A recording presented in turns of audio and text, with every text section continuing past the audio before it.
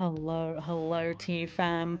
How are you doing? How was your weekend? I want to hear all about it. I hope you're all doing super well, and as usual, if not, I hope it can be a nice, cozy place for you guys to come and relax and vibe with us.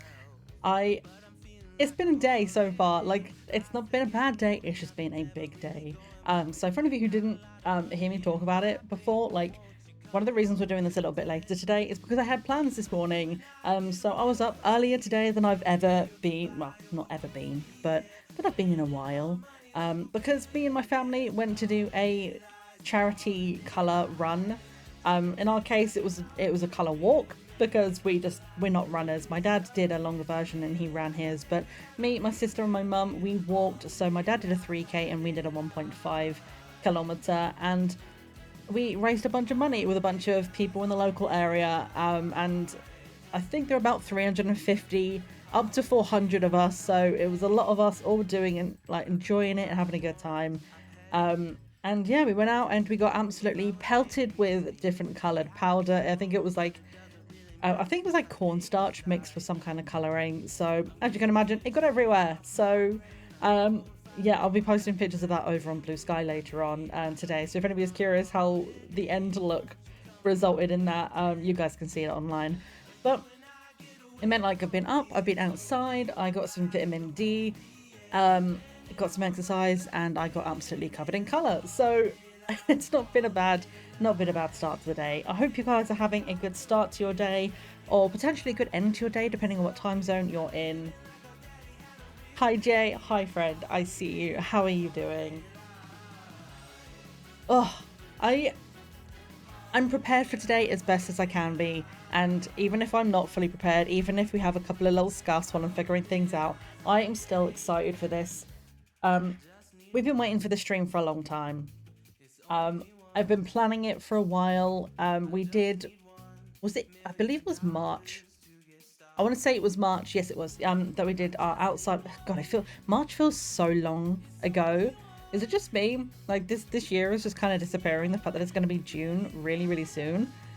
It's wild to me to think that March was only a couple of months ago, but that's when we got the stream unlocked for today. Oh, it's wild. You good? Ready to chill? I hope we can be some good chill vibes today.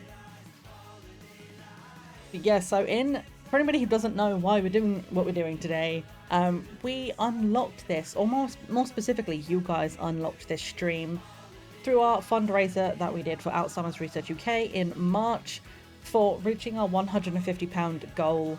We unlocked a stream where I try to teach you guys how to knit. And that's where we are today. So I have jerry-rigged my webcam on a phone stand because it doesn't actually attach to it and it doesn't attach to anything. So I've just taken a piece of yarn and I've just tied it at a very precarious angle to my phone stand. So we'll see if it stays where it stays today. It seems to be behaving so far, but if you notice my camera moving like it's going to fall over, yell at me in chat and I'll try and save it. But hopefully we are Gucci today. I'm excited though. I've been making some sample squares this week. So we have three things which I'm going to be able to show you, which will be basically the kind of things we're going to be making today. Our last piece is going to it'll look a little different to what we'll actually make here today, because I made a more exaggerated version so we'll be able to see it a little bit better when I'm explaining things. But hopefully you guys are excited for this. I know I am. Like, I've been kind of nervous about it because I'm not a teacher. I've never been very good at teaching. But I'm also a big fan of knitting and I think it can be really cathartic. So if I can convert even one person into being a knitter today, then I've done my job. To be honest, even if nobody ever knits again, and you just sit like you're here to vibe, I've still done my job because we're here to chill. So it's gonna be great, it's gonna be fine. I'm looking forward to it.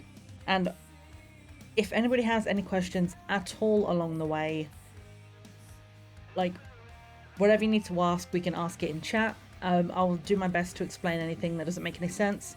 I've made a little graphic of some of the terms we'll use today, so we'll be able to like explain some things a little bit better, hopefully. Prepped your lesson and materials sounds like a good teacher to me. Yay! Getting like validation from an actual teacher to be like, yes, you've done a good job. You be a good teacher today. Like, yay! It feels good. Oh, what have you guys been up to this weekend? Before we get into it, like, how's your weekend been? What have you got planned for the rest of it? I think pretty much for me, it's going to be this. We're going to finish this about 7 p.m. my time, and then I need to go and have a proper shower. I kind of had like a little bit of a general wash when we got back because obviously I had like color all over me, but most of it was on my clothes. So I'm like, okay, I'll get the worst of it off. We'll do the stream, and then I'll go and have a shower and get into some comfy PJs tonight after stream. So that's basically my plan for today: is hang out with you guys for a little bit, and then go like get myself completely completely just cozy and hopefully have a really nice big sleep today. Graphics more than I've done for some lessons. Oh, gardening, yeah. Oh, gardening's so good. I've been really upset with my garden recently, actually, because nature's been doing really weird things. My dad found like content warning for graphical images of dead animals here. Like, it's going to be a very brief thing, but he basically, apparently, he found in his trough where we've got like some various different like veggies planted. Apparently, he found like a dead bird half buried in the soil, and we have no idea how he got there. So that's a bit weird and a bit, ugh, you know, bit gross. Not sure what that's about. Um, Also, one of my peppers got smashed by a slug the other day, and my squash, one of the only squash which actually like came up from seed, was completely snapped the other day. It wasn't even eaten. Like, it hadn't come along and gone, oh, that's a tasty snack, I'm gonna munch on that. Something just snapped it on the stem and left it in there, and I'm like, you asshole, they're out there to ruin me. They know I'm doing too good at my gardening, couldn't possibly let me have a win for once. Hopefully your gardening goes a little bit smoother than that, Jay. Hopefully you won't find any rogue animals, and hopefully it's just a nice fun time in the garden. Doing the things is actually just really fun. Getting your hands dirty and making it look nice. It's the aftermath when you leave it alone for a while and then you realize that you've been attracting the wildlife, and then the wildlife love it. It's like, okay, well, like, it's nice to have more bees in the garden, and yay for getting more birds, but like, hey birds, you've got a suet feeder in that in that tree. Can you go and eat the suet and not like dig up all of my sunflower seeds? Thanks. Thank you for the like, Mia, and also hi live. I appreciate you. Hi friend. You're a lucky turkey today, trying to decorate the house in Contractville. I heard you talking about that game the other day. Is it kind of like a, like, I'm gonna say this knowing that there are lots of other type of games like it, but it's the only comparison I can make. Is it kind of like The Sims? Sort of like building a house and then like doing it up, or like House Flipper. House Flipper-ish, nice. I do like a good bit of House Flipper. I didn't get a chance to check out the demo for House Flipper 2, like when it was available for that short time, or I don't know if it was a demo or if it was the full game that was available. But they had like a free week or something and I didn't get a chance to do it, and I'm so sad. More in depth, ooh. Just cleaning out the garden today, then going to buy some perennials. Ooh, love a good perennial. Thing is, annuals are nice, but then once they die, they're done. Like my friend bought me some fuchsias for when we moved in, and they were really nice last season. We got them planted out into big pots, and they never came back. And I'm like, but we had a big fuchsia in the side part of the garden, and that one seemed to come back, so I thought they were perennials, and they just never grew. So, yay. Oh, they're driving in the game. That's both exciting and dangerous. I am a danger on the road, both in real life and in video games, so that's great. But I hope it's fun, though. It sounds like it's been fun for you. Yeah, if you're willing to share some photos later, Jay, of how your garden turns out, I'd love to see them. Ugh. I'm hoping the rest of our garden's going to be fine, but I do have to go and deal with an issue where suddenly my greenhouse plants, not the ones outside, everything's got the exact same mulch, the exact same compost, but the ones in the greenhouse suddenly have like this white mold all over the surface of the soil, and I'm very concerned about, like, I don't know where it's come from. I don't know why it's only on those plants. My thought is maybe too humid, not enough airflow. So I don't know. I'm gonna go and see whether or not I can find anything to spray on it. I heard one source said that making chamomile tea and then just diluting it is supposed to be a good natural way of doing stuff. I also did see a lot of things about neem oil, and I have no idea what neem oil is. I've never heard of it before, so I might Google it, see whether or not it's something I can get hold of, maybe see if that's gonna help. But it's a situation I probably have to deal with sooner than later, because mold can be like, I don't know if the word was contagious, infectious, whatever it is, it spreads. And although all of my big planters in the garden, in the greenhouse have it, the little ones on top, the little seedlings, don't.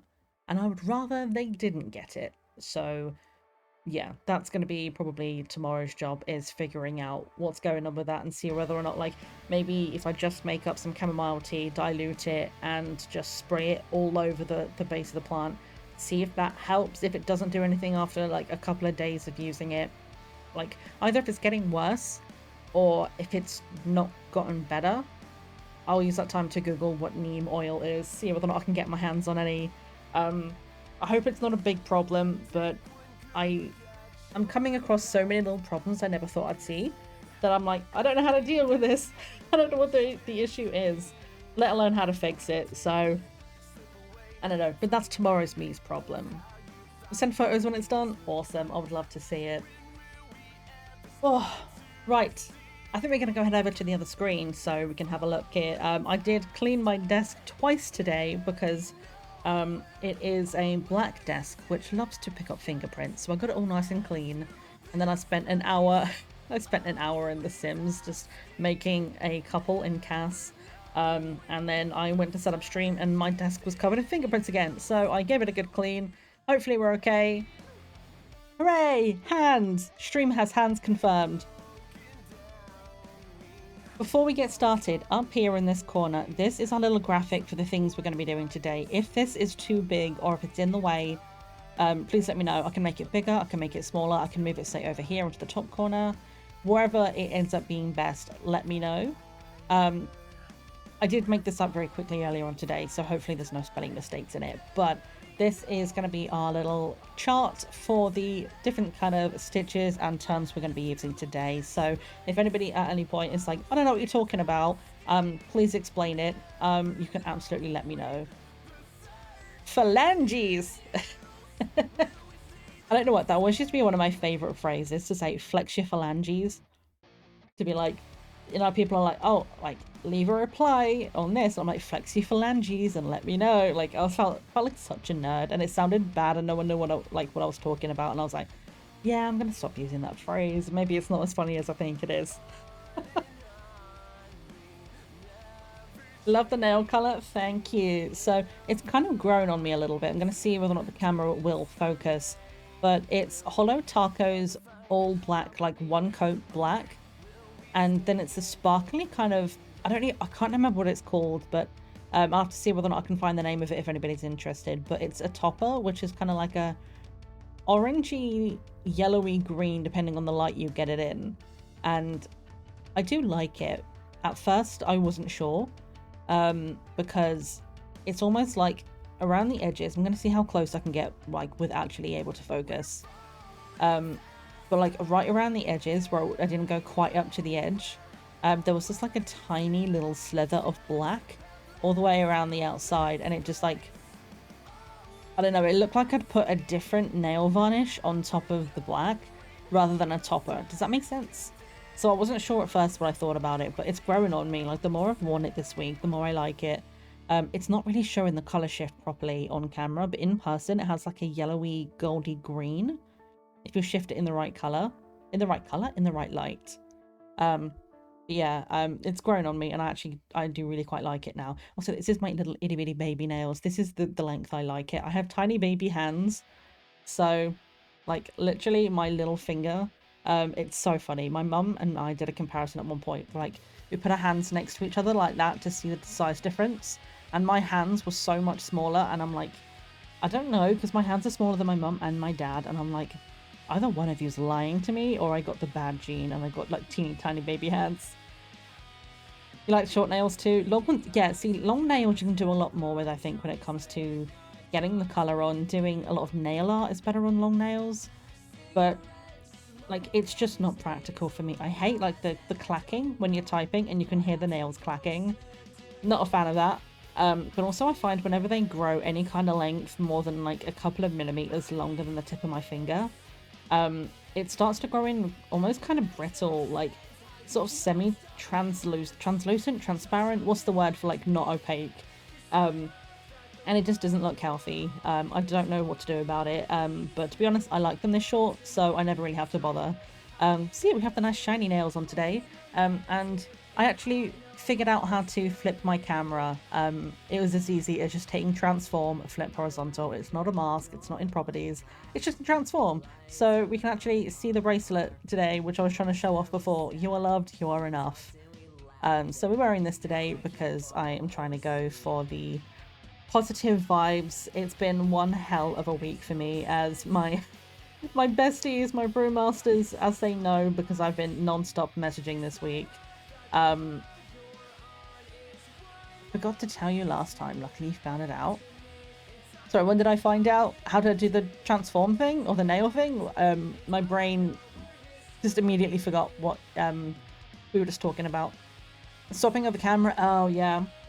Fair enough, yeah. It was one of those things like I could see a way to flip it vertically, but I couldn't find the way to flip it horizontally, and I was really struggling to be like, I want it to go the other way so that when I have words on like the hand cam, you can actually see it. So I guess we'll find out whether or not that still works when I turn my camera around to face me, but we'll have to see. That's a problem for a different day. But so yes, we are here. Yeah, you will not cry. I will not cry. You could cry if you want to. That's fine. I've been crying a lot this week. It's okay. But this is very true to everybody who can see this right now. You are loved, and you very much are enough. I appreciate everyone for just being you. Honestly, this world is a hard place to be in right now. So just know that you're doing your best. I trust you. I believe you, and yeah, you deserve some peace in this life. So yeah, good vibes to you guys. Right, and with the end of that song comes a perfect moment for us to get started, I think. So we're going to start with a little brief outline of what I want to do today. I like going over the sample pieces and having a look at like the very basic terminology and stuff like that we're going to use today. And then we will. Where did I get my ed degree from? Something you would do. I'm so glad in a way that actually makes me feel much better about myself. The reason I kind of wanted to put it there is because when it I'll explain it properly later, but actually no, let's explain it now. Let's start with this. We're going to start with this chart up here, and we'll begin by explaining the kind of the terms that are on it, because we are going to be doing this lot all today. So if you've never seen a knitting pattern before, when you first take a look at it, it looks like you're basically reading like binary or like code or something. It's wild when you don't know how to read a knitting pattern. It looks absolutely just the worst thing. It looks like a complete like cryptic whatever. But once you start learning these kind of terms up here, you will start to eventually figure out like how to read it. So some of the basic things we're going to be doing today is knit and purl stitches. Those are the only type of stitches we're really going to be doing, but there's a lot of different things you can do with them. So a knit stitch is K and a purl stitch is P. Those are the two things you're going to find most often, because those are the various different stitches you're going to mostly that's going to be like the very basic stitches when it comes to knitting is knit and purl. I actually might need to get this graphic open myself on a separate page because it's so small on my OBS screen. I actually can't read it properly, but let me just open it so I can see what you're seeing. There it is, over here. So, yes, so knitting and purling are the two main stitches we're going to do. A purl stitch is, in essence, a knit stitch backwards. So, if you're doing, say, like a knit, when you want all knit stitches on one side of the work, the back is all going to be purl stitches. So essentially a purl stitch is just doing a knit stitch backwards. And then what you can do with those is what's called a rib, which you see most often on things like the tops of socks. A lot of hats like beanies will have a rib, and it's basically where it's like little ridges of different stitches, and it's basically a knit and a purl stitch done in sequence. So like a 1x1 rib would be knit purl, 2x2 rib, for example, would be knit knit purl purl, and you would do that in pattern for like however many stitches it tells you in the pattern you're doing is what you want to do. So we're going to be doing some rib stitches today. We'll be doing a 2x2 rib so we can kind of get an idea of what that looks like. And again, like I say, that is literally just knit and purl stitches alternated. Then we're also going to be doing some increasing and decreasing today. So we'll be using terms like SSK, which is slip, slip, knit.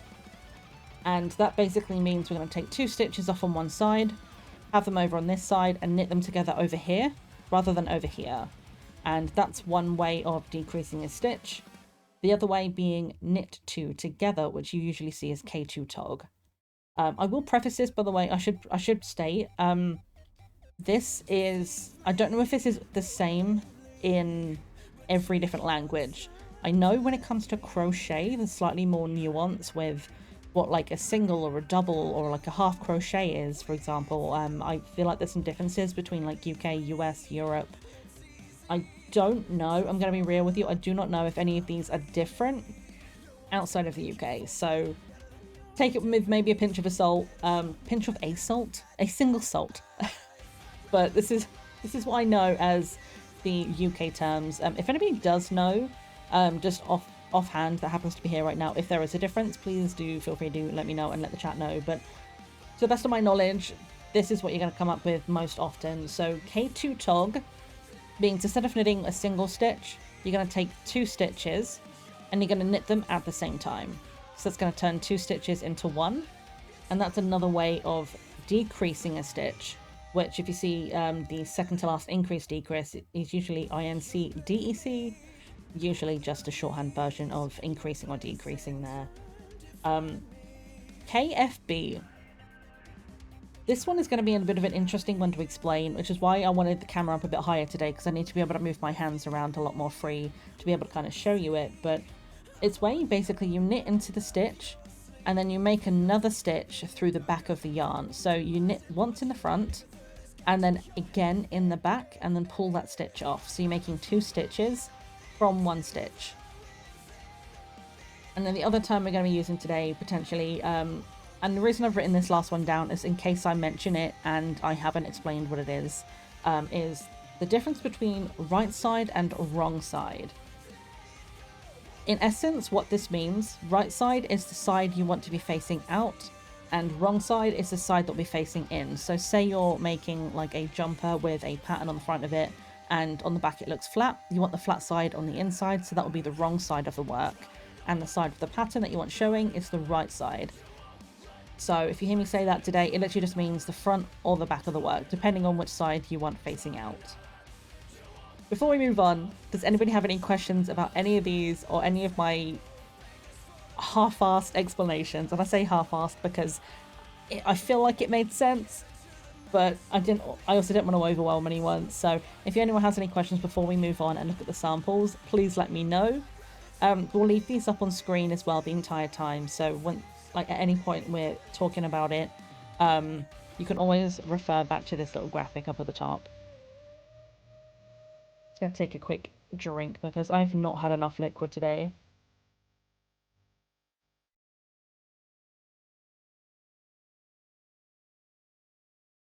Furiously taking notes.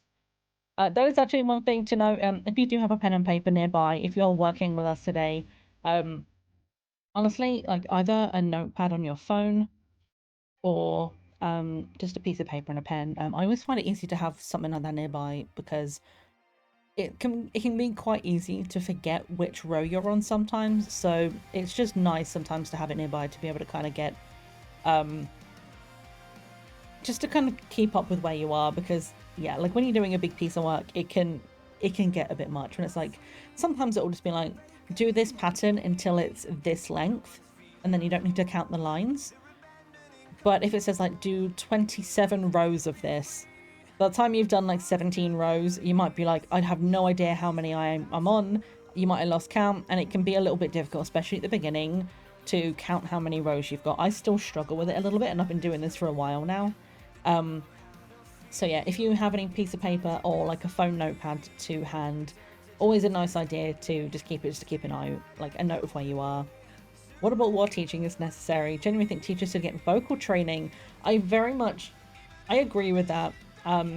Because I mean, even just being a streamer, it's so weird, right? Because I've had conversations with people, like I've been like on voice calls with friends every day and spoken to my family every day, and my voice doesn't get tired.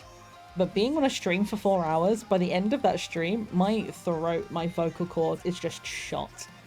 And it's wild how different it is when you're like speaking to somebody like this as opposed to just having a conversation. I don't know what the difference actually is, if there is a technical difference, but I mean, I'm already feeling it right now that my voice it feels like it's getting crunchy. Like, it's like a good crunch because it's like kind of deep and like rattly, and I kind of like it. But the fact that I can already notice it, and like I've said words today, you know, I've not said that many words because people don't really want to talk to me, but I have said stuff today, and not felt this. So the fact that I'm actually just chatting away now and my voice is already starting to hurt.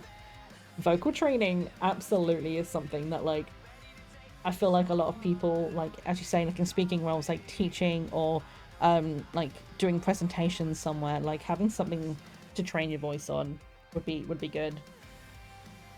So let me get my sample squares out here. So we've got 3 to show you, and they might look a little bit wild at first, but I'll explain them. I'll go through them one at a time, and hopefully they'll make more sense by the time we get to the end of the explanation, and hopefully by the end of the stream you'll have something kind of similar to this.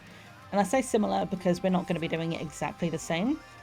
This one we will be doing basically the same. This is the one we're going to start with, but we're going to make it smaller because this one took me almost an hour, and this is me knowing how to knit. Admittedly, I was distracted watching YouTube at the time, but the fact is we only have 4 hours here today, and I do want to try and get through as much as I can for you guys for the basics. So one thing I forgot to look up, by the way, was the difference between garter and stocking stitch.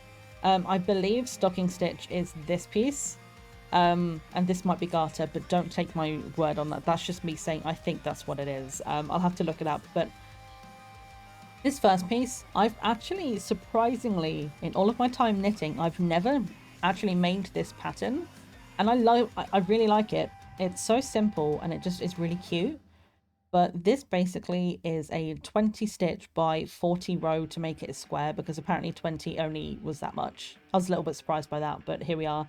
So it's 20 stitches cast on, 40 rows. So we're going to be doing a smaller version of this today. And the first half is just knit stitches. So you knit, you turn the work, you knit, and then we're going to keep doing that. Just knit all the way until we're halfway up the piece. And then we get to here, we look at the top half. If I can fold it in half properly, there we go.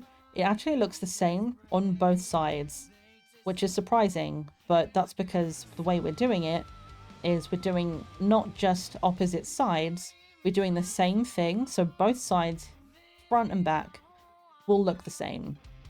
And the only reason why there's a little ridge here and on this side, it's a little trench. You see this little trench in here? That's because I swapped from doing knit stitches to purl stitches. So the purl side and the knit side looks basically the same. And this little trench in here is because I swapped. We'll be able to see this properly later, but these stitches in here look a little bit different, and that's because that's a knit into a purl stitch. So this is the first piece we're going to be making today. Is we'll just learn how to do casting on, knit stitches, purl stitches, and casting off. That's the absolute basics that you will basically need for every single pattern you'll do. This one is actually a square, but you have to pull it out, but because it's ribbed, it will pull it in tighter. But this is, instead of doing knit, turning and doing knit, you see how the stitches are actually different on this side. This is the side with the purl stitches, and in this is the knit. So the knit stitches look like little V's, compared to the purl stitches, which are like little bumps. So the difference between these two is, instead of doing a knit stitch and turning and then doing another knit stitch, we do a knit stitch and then we turn and we do a purl stitch. And then this is the one I think is stocking stitch. And this is often this is what you'll see is the basis for a lot of different patterns. Is it'll be knit purl as opposed to knit, if that makes any sense. So you'll see a lot where it will be like the front facing, the right side of the work will be knit stitches. A lot of like socks and hat patterns will do this kind of thing. And then the wrong side of the work will be the purl stitches. And again, obviously this depends on the pattern you're doing. Some of them might say that you want the purl stitches facing out. Like the jellyfish that I was doing has like a slightly different version of doing this, where like sometimes you want different stitches to show. So this is just basically you do knit one side, you flip it, you do a purl stitch, and then you flip it again. And now this one at the top is what we call our rib. You're bumping into lanterns and fences so much because you're trying to look at stream. Hopefully you don't like walk off the edge of something. Good luck. And luckily I know you mean like in game as well. Like imagine if you're doing that in real life. You're just like, I'm like walking around, but I'm also watching stream and walking into lampposts. Like please don't do that. Be safe. Although actually that reminds me, if you are like unable to join the stream, but you do want to do this later on, this VOD will be available on Twitch for a couple of weeks. I will put the VOD onto our VOD YouTube channel, and I'm going to be editing this down as soon as I have the energy for it, for a long form video where we're going to cut out all of the other like chat in between. And we're going to be putting this onto our long form main YouTube as well. So if you don't have time and you would like to catch up on it, be it on Twitch or on YouTube, you will have an opportunity to do so. If somebody wouldn't mind popping the socials command for me, so if anybody like wants to go and find the YouTube or the VOD channel, you can go and do so from the socials command. Thank you very much, both of you. I appreciate you. And also in there, I'm just going to do a little thing. We have Blue Sky as well. If you want to go and follow me somewhere that's not Twitter, please feel free to go and follow me on Blue Sky. You'll see a lot more posts from me.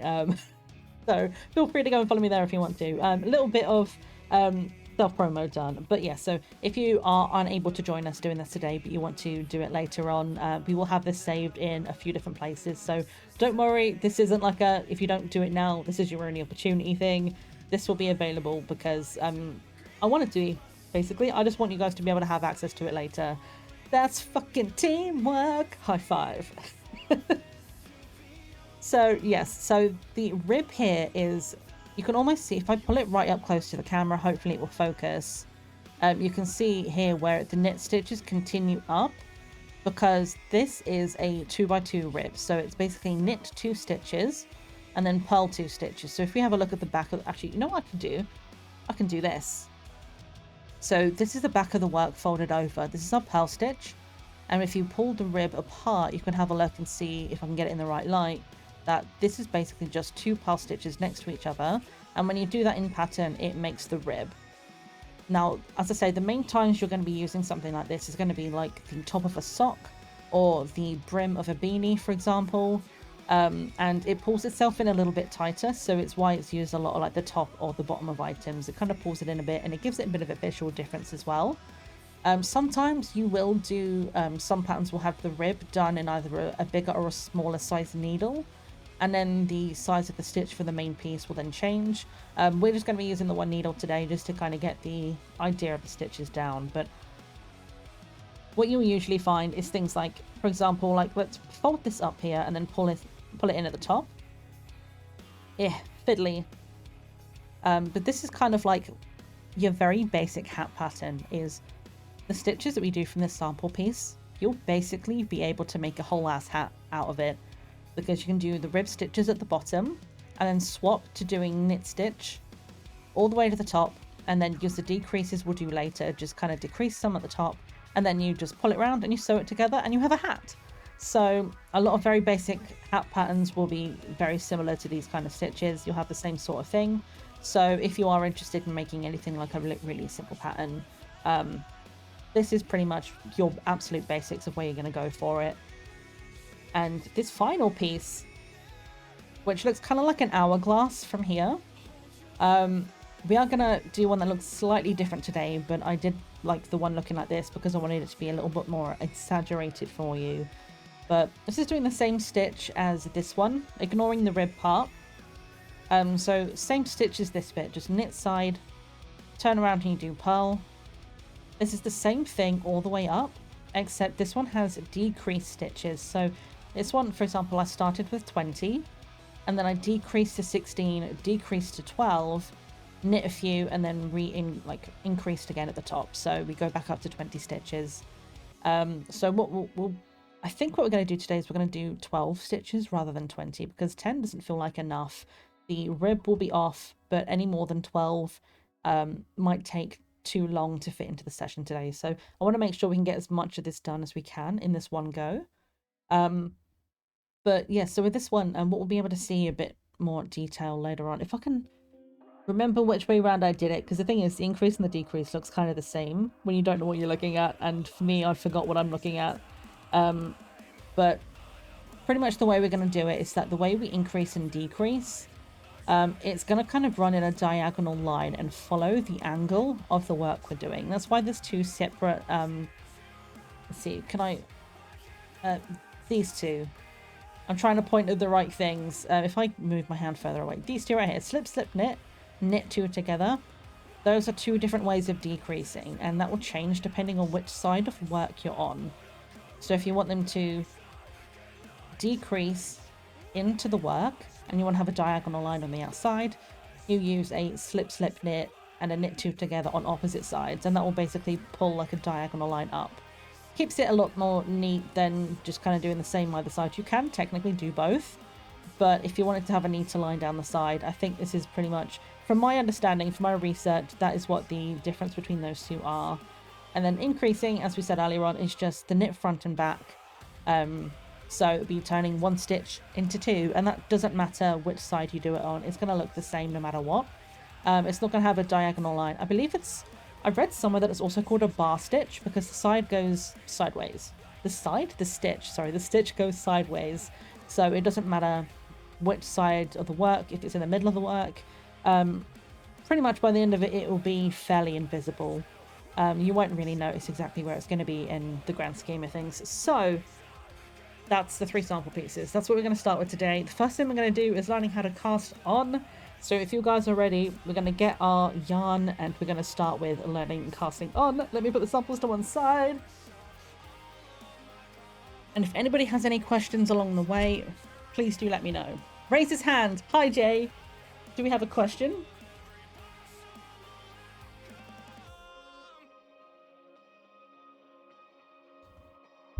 I have tasty juice today. Will all 3 knits be on the final exam? Lucky for you, there is no final exam. It's coursework only. Hooray! I always hated exams. I have such exam phobia. Literally, like, to the point where my friend wanted to go for a dyslexia test, and she was too scared to go alone. So I was like, okay, if you want to go and do it to check, I will go with you and I'll do the test as well. And it was so funny because I got the results back at the end of all of the tests of like, here's an image and like a set of patterns of dots, which is the next one in a sequence and stuff like that. A lot of like word association stuff. I scored either high or very high in every part of the test. But then the last test was, you have 10 minutes, here's a piece of paper, write anything. And I wrote nothing. I didn't even write my name. I heard the time limit and I just panicked. And I was like, my friend ended up coming out of that session diagnosed with dyslexia, and I came out diagnosed with exam phobia. Where it's literally like, I could have literally written, my name is Maddie. I am doing a test right now. This is a piece of paper. The ink of this pen is black. I could have done anything like that, like looked at the wall, and I could have word for word copied one of the posters. But no, I wrote nothing because I immediately just, I don't know, something in my brain just checked out and went, I don't like this, I'm scared, I don't know what I'm doing. So I made sure when I went to university, I was looking at courses which were coursework only. Like, I might have left them to the final 2 weeks to do them, but I had time to research, to write a little bit, to come back later and write a bit more, take some breaks. Put me in a room and say you have 3 hours to answer all of these questions, and then that's it, you're done. I'm like, no, thank you, I don't like it. So don't worry, we have no exams today. So if you guys were able to get the stuff to do this along with us today, it'll be 4mm needles. The reason I used millimeters, by the way, instead of sizes is because oops, sorry, I'm gonna have to like be really careful about my desk, like spatial awareness, because right here, like you can't see it, I'm pointing, like I'm like an inch away from my cable. It's literally right here. So I'm gonna have to be careful when I'm moving my needles, not to knock my camera, but it'll be fine. We'll be okay. We'll get used to it. But yes, we're using 4mm, and I believe, I don't know again if European sizes are different, but I know, for example, a US and a UK, say like a 6 in a needle, is different in millimeters. So millimeters is more of like a universal kind of sizing.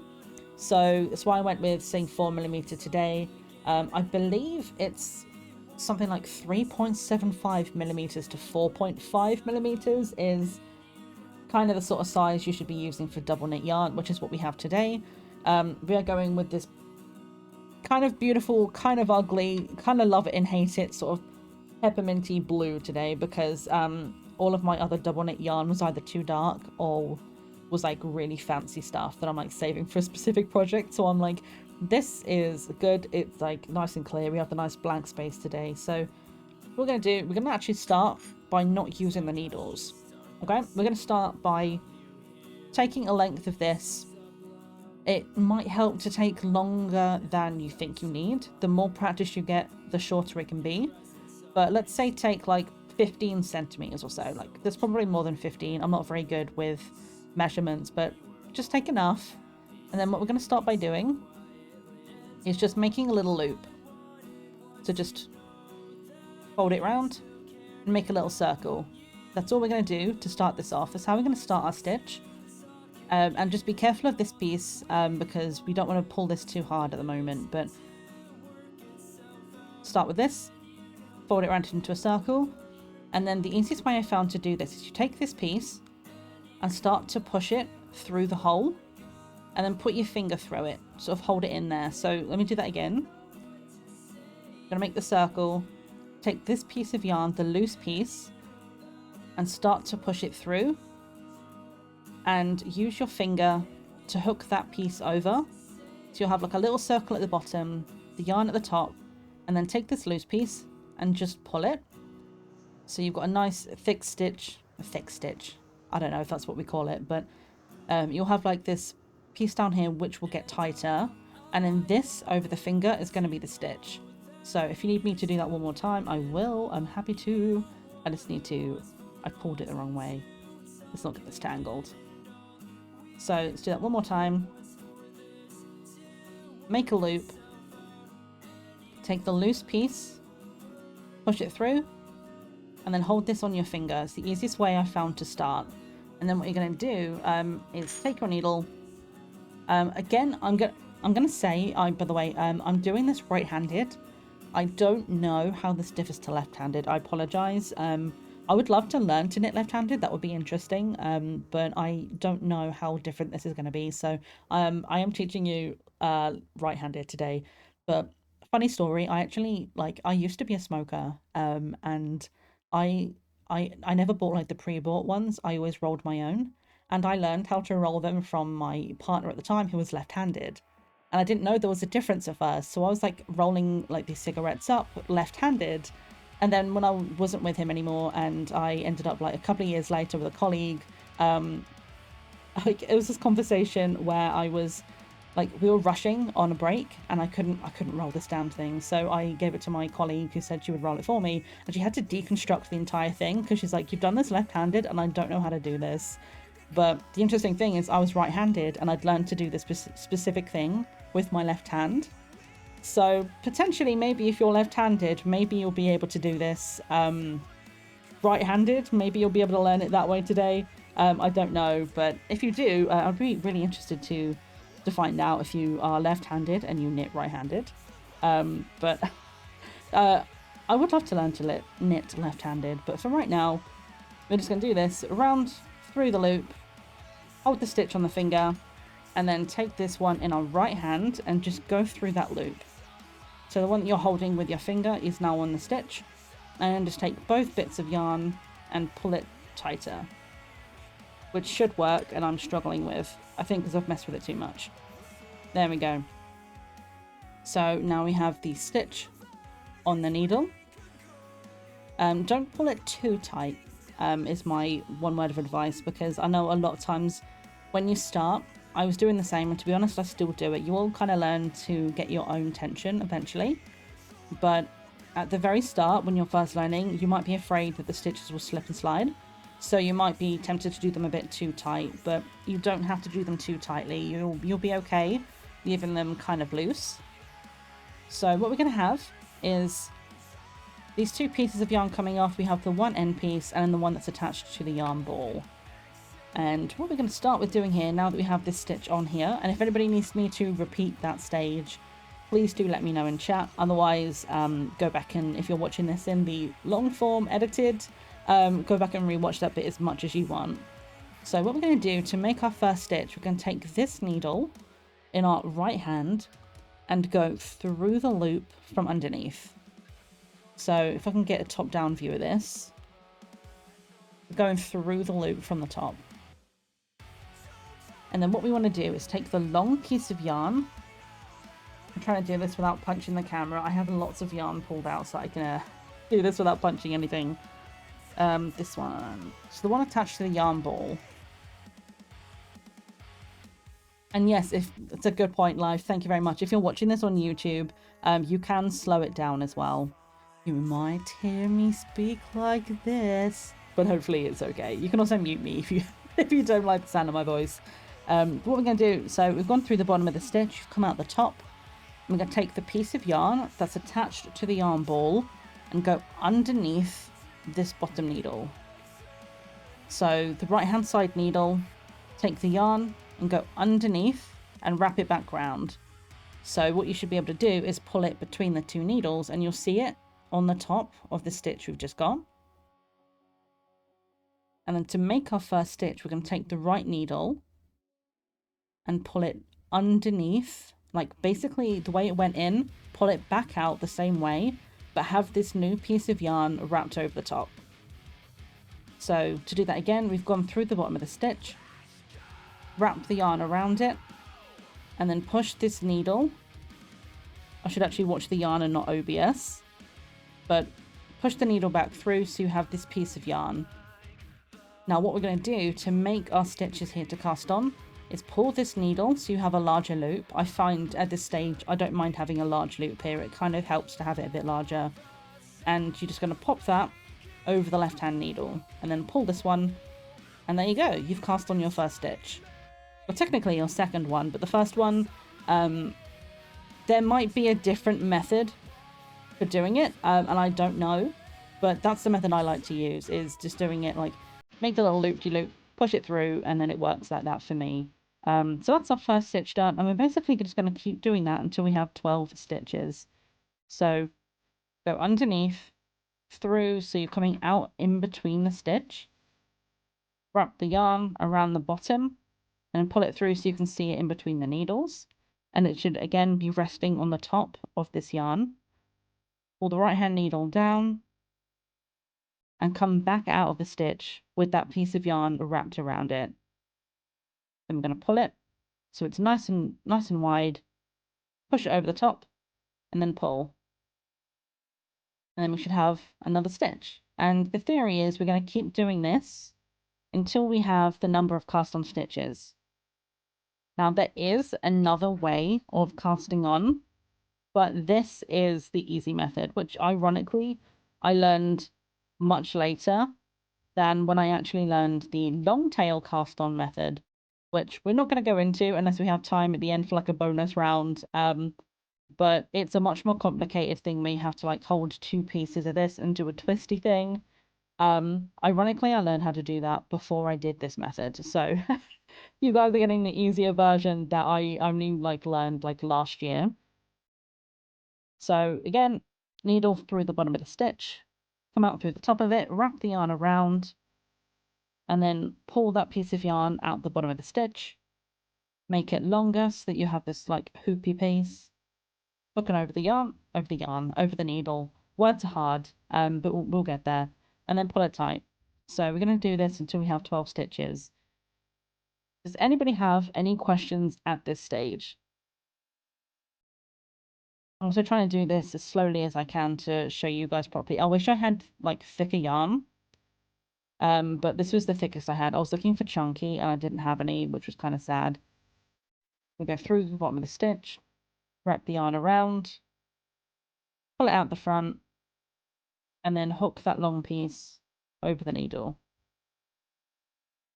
And because we're only doing 12 stitches, we don't need to have anything specific. But if you're doing a long, like a big piece, like a jumper or something, which needs you to do a lot of stitches, you can get stitch markers, which you can just like hook over, say like, this is the point that you want a new, like, you're like, okay, this is our 10 stitches. You can hook it through there and it will just tell you where you are. We have ads incoming in 5, no problem. Hopefully we'll be able to get the 12 cast on before the end of the ads. So reminder, up through the bottom of the stitch, come out the middle of it, wrap the yarn around the right hand needle, pull it out through the front, make a big loop, and then hook it over the left hand needle. Pull it tight, and then you've got your stitches. 1, 2, 3, 4, 5, 6, 7, 8, 9. So we need to do 3 more of these. And if you are not finished on the Twitch side and you need a little bit longer, we are going to be going into ads in a few minutes time. So you have plenty of time to finish off your stitches here. But I'm going to go through the bottom, wrap the yarn around, pull it through the front, make a loop, and then hook it over. You weren't able to get the stuff but lurking for the vibes? No problem at all, Johnny. It's good to see you. I hope you're doing well. I hope Wifey's doing well. As we were saying earlier on, the VOD will be available on Twitch for a couple of weeks. I don't know exactly how long it's available for affiliates. It's like 2 to 3 weeks or something. But it'll be available for a couple of weeks on Twitch. I will put it over on the VOD channel as well. And we will get this edited into a long form video for the main YouTube as well. So this will be available after today. So anybody who like hasn't had a chance to do it live will have plenty of other opportunities to. 1, 2, 3, 4, 5, 6, 7, 8, 9, 10, 11, 12. Perfect. So you should have something a little bit like this if I can get the camera to focus. How do the pros do it? They cover it up. Is it looking at my keys? Hello? Camera. It's fine. You get the gist, hopefully. So you have your 12 stitches. I'm really actually quite annoyed that it's not focusing because like I want to be able to show you this up close, but it's fine. So yeah, once you have your 12 on like this, just keep going the same method until you have your 12, and you'll have the end we used at the beginning will be on the left hand side with the piece we're working with on the right hand side. Thank you so much for the shout out to Johnny Life. I appreciate you. Yeah, I hope you're doing well, Johnny. Okay, so we're going to like pause-ish here for the ads. But if anybody's still going and you want me to show it again, I don't mind showing it like one more time. So you got your stitches here. You're going to go through the bottom and you're going up through the middle of the hoop. Wrap the yarn around underneath and pull it up so it's like laying over the top of this yarn. Push the right hand needle back, pull the yarn out the middle, make a loop, and then hook it over. And if at any point you're like, oh, I don't like that, I didn't do that right, I need to get rid of it, just remove the right hand needle and pull this side, and there you go. And then you'll just be back to where you were before. So I'm going to grab a quick sip of blackcurrant juice. It's like blackcurrant and apple. It's I used to drink Robinson's, but it got way too sweet for me. So not Robinson, sorry, Ribena. Ribena was way too sweet, so now I have Robinson's, and it's like double strength, and it's so funny. My dad and I could not be more different to the way we like it. This is the color of mine. My dad's is basically just like water that like was waved in front of the bottle to be like, yeah, your blackcurrant squash now. For me, I need to have it like thick, like it's got to be tasty.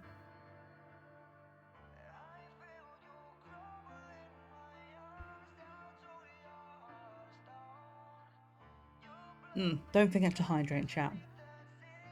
This is your PSA. If you have a hot drink, don't forget about it, take a sip. If you have a cold drink, also take a sip, because it's starting to get into the warmer months for us on the Northern Hemisphere, and I don't know about you guys, but I am forgetting to hydrate very often. So remember to have yourself a drink. If you have meds to take, don't forget to take them whenever you need to. And if ever at any point you need a break, feel free. If you're watching this on YouTube, you can pause the video and walk away at any moment and come back and watch it another time. But for right now, we're going to go to the bareback screen. We're going to watch some shorts. I got the timing wrong on that, so I'm a little bit delayed, but we're going to put the shorts playlist on, and I will be back here in 3 minutes time.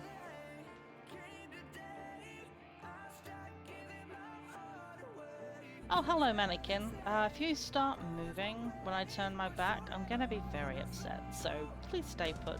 A few moments later. Okay, well, I'm a little afraid to leave this room, but we have no choice. Let's go. Oh, I f***ing knew you were gonna be here. As soon as I saw you upstairs. Miss Lady, you are not allowed to do that. Oh, look at us. We look so cool.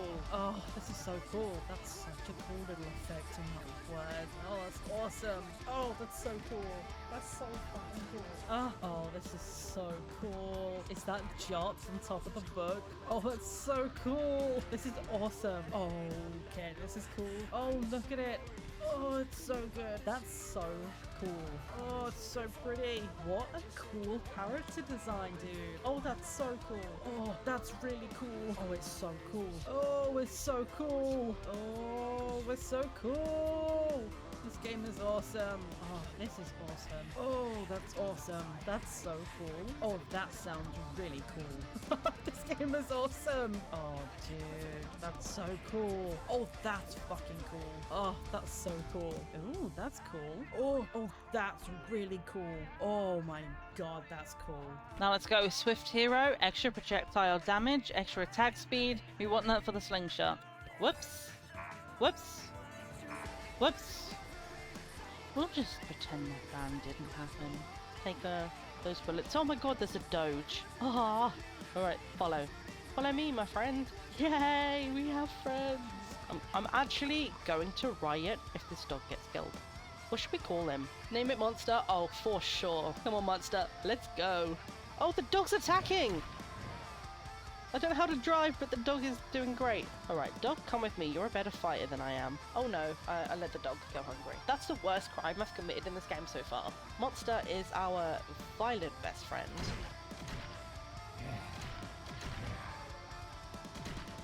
Okay, I'm out of bullets. Fine, we have a handbag and a dog. Okay, this game is amazing.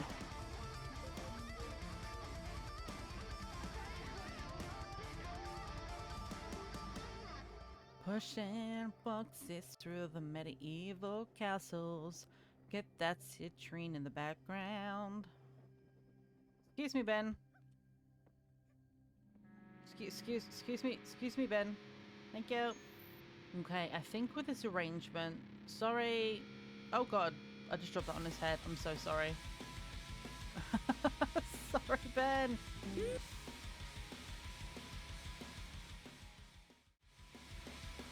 Hello, welcome back, friends. How are we doing? I hope we are chilling and ready to move on. If you are at this point in the video and you have not finished casting on, feel free to watch that first bit as often as you want to. Hopefully here in Twitch, anybody who's doing this live with us, hopefully you have your 12 stitches. If you have any questions about casting on, now is the time to ask them. We'll do our best to answer the questions as best as I can. But what we're going to be doing next, so let me bring the sample piece back out.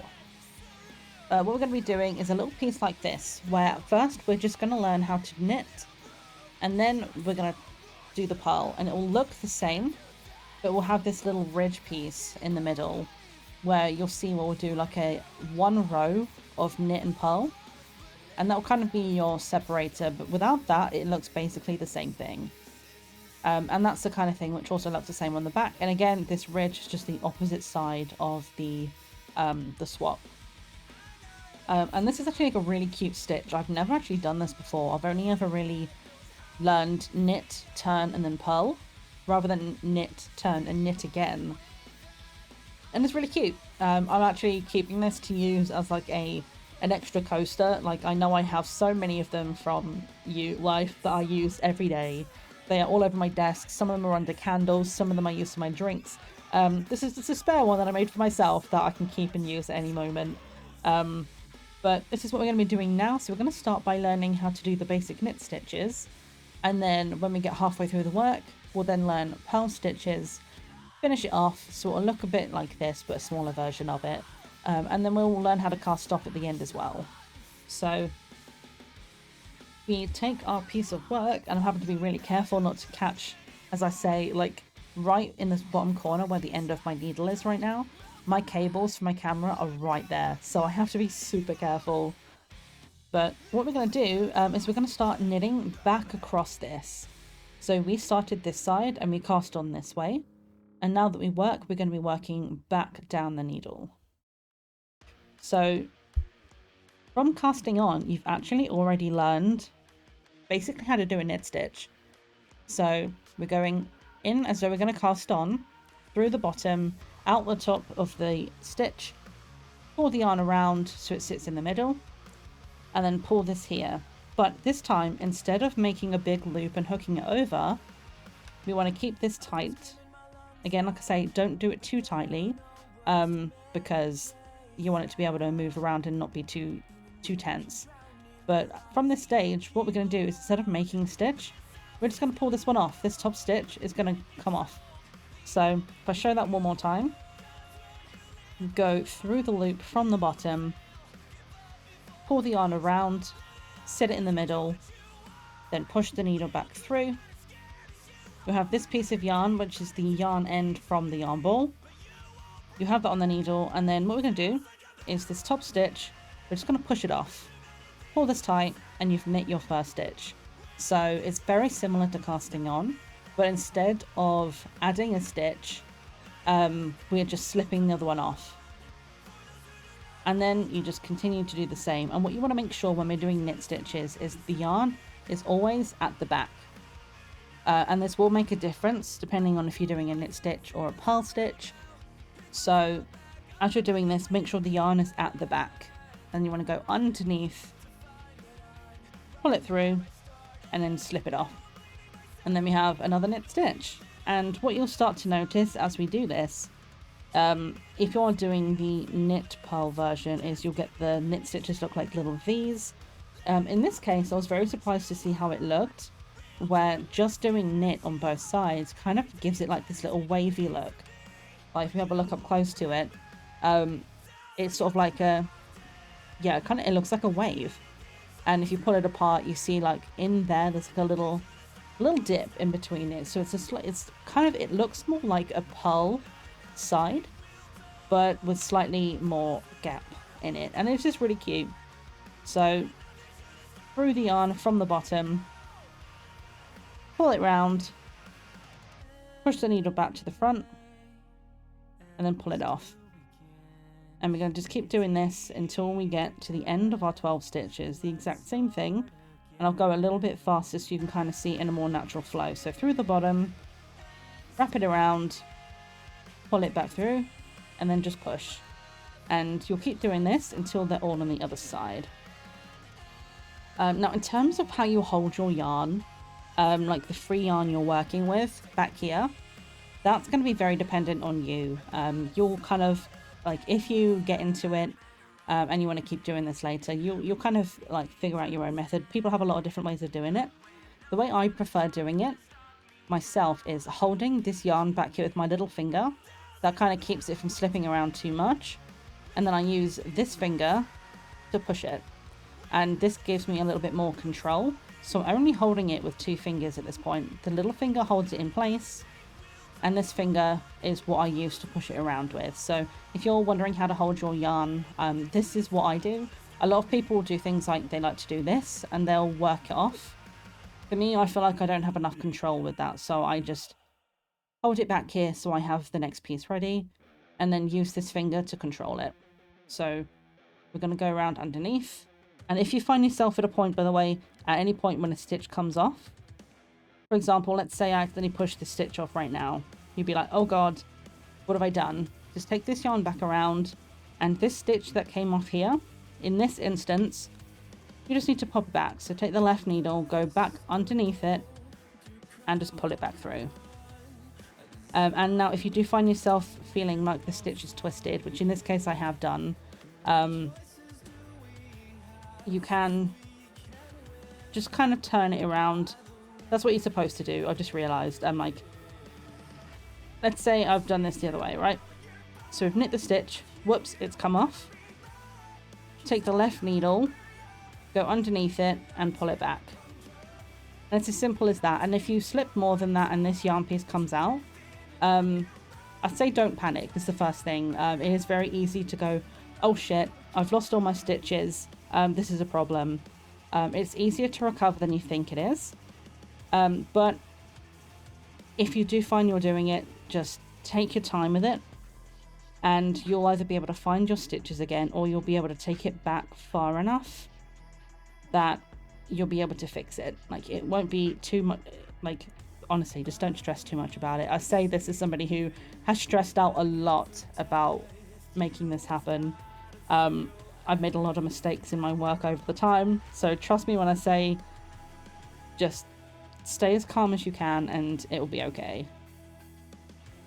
So last stitch on this one, we're going to go up through the bottom, wrap the yarn around, pull it back through, and push off. So now the left needle is empty, the right needle has these stitches on it, and both of these are on the same side now. So you have your first knit row. So congratulations if you made it this far. We have our first row of knits, and what we're basically going to do is do this 12 times. So this is where I say if you have a piece of paper or something nearby, it's a lot easier to keep track of what you're doing if you have a piece of paper or a notepad. And what I like to do in this case, we're just going to put a K for knit, and we're going to count the rows. So we've done 1, and we're going to do this 12 times. Now I'm going to go a little bit faster here on the second row, but I'll explain it as I'm doing it so we can go hopefully fast enough that we are like not taking too much time with this, because I want to try and get as much as I can in today, but slow enough that you can still follow. And if I can actually get the camera to focus now, I say if, because it's having a tough time looking at stuff that's close up. Let me see, do I have... I'm trying to see if there's any way where I can block everything out so we just see this. It was focusing in practice, and now that I'm actually here on stream, it won't do it. Of course it won't, but hopefully you can see it enough. The little... There it is. Right, okay, if I leave it right here, you can see it. But you'll see we have these little bumps. That's how you can tell that that's a purl stitch. What you'll see from the other side, and we'll see it's a little clearer once we get a bit further in as well, but on the side, which is the knit stitches, it will just be vertical lines. And it will be kind of like the letter V, where the stitch you've done is coming out of the V. Whereas on the other side, the purl stitches look like little horizontal bumps. So if you're doing a pattern and you're like, I don't remember if the stitch I need to do in this pattern is a purl or a knit, and you don't know whereabouts in the row you are, especially if you're doing rib and you forget where you are, you know it's a 2x2. The easiest way to identify it is the purl is this little bumpy one here. So what we would be doing if we were doing a stocking stitch, at least that's what I think it's called. I might be a liar, but if we were doing this one, where you see it's all lines on one side, all the V's on the other, what we do is we see these purl stitches, you do purls, but what we're actually going to do is we're going to keep doing knit stitches, which is what's going to give us a little like bumpy wavy pattern instead. So underneath the stitch, and you will notice when you start, you might get a little bit of a gap here. So just keep this one, the bit you cast on with, just kind of keep hold of this for a little bit while you start, just to make sure it's not too loose. And you want to wrap this one round and make the stitch. The farther in you get, the least of a problem this is going to be. It will get out of your way soon enough. So we're going to go underneath it, wrap it round, push the needle to the side, and pull it off.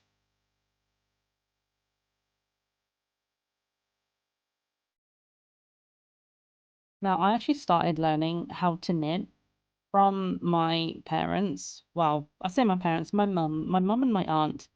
I would always, sorry, I just accidentally dropped my needle and hit the stand. My apologies. But I would see them knitting, like when I was a kid. They, like, my aunt used to make a lot of things, like she'd make teddy bears and cardigans and stuff, and she did a lot of that kind of stuff. She still makes cards now, so she's always been very crafty. And my mum loves cross stitch. She's done a lot of cross stitch, but I would always see them knitting together, and I was always like, I want to be involved in this. So I learned how to do it from them, but I never knew how to cast on. So I'd always be like, okay, can you cast on for me? And then I'll just knit. But now that I know how to do it myself, hooray! It's like so freeing being able to like make something that like it's like done from your own hands, you know?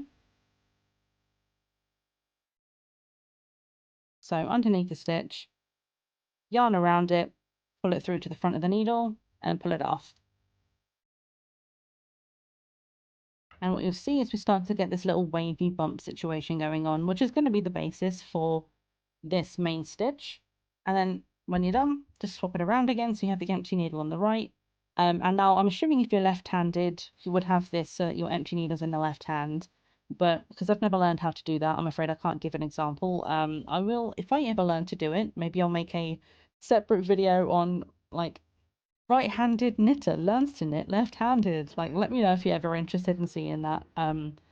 But for now, what we're going to do is going back across.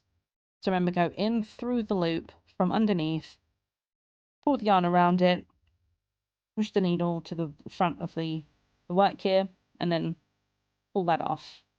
Pull this one tight so you have your stitch nice and tight there, and then just keep going.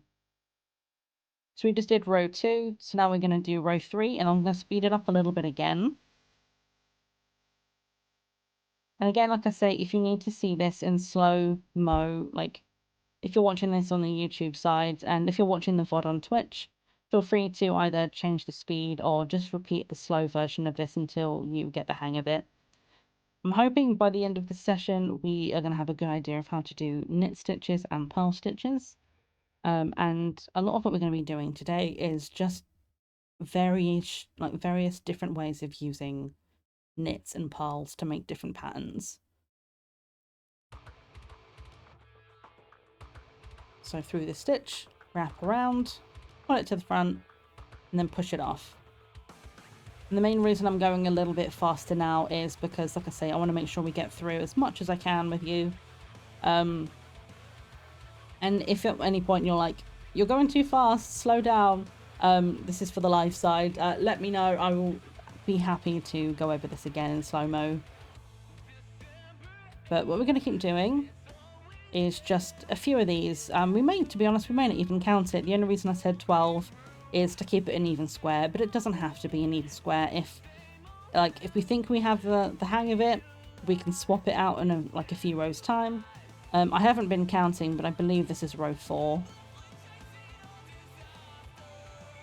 This is so weird for me as well, like getting used to holding still when I knit. The reason I've had face cam whenever I've done knitting on stream before is because I move around so much. Like, some people can just keep their hands in one spot and just knit constantly.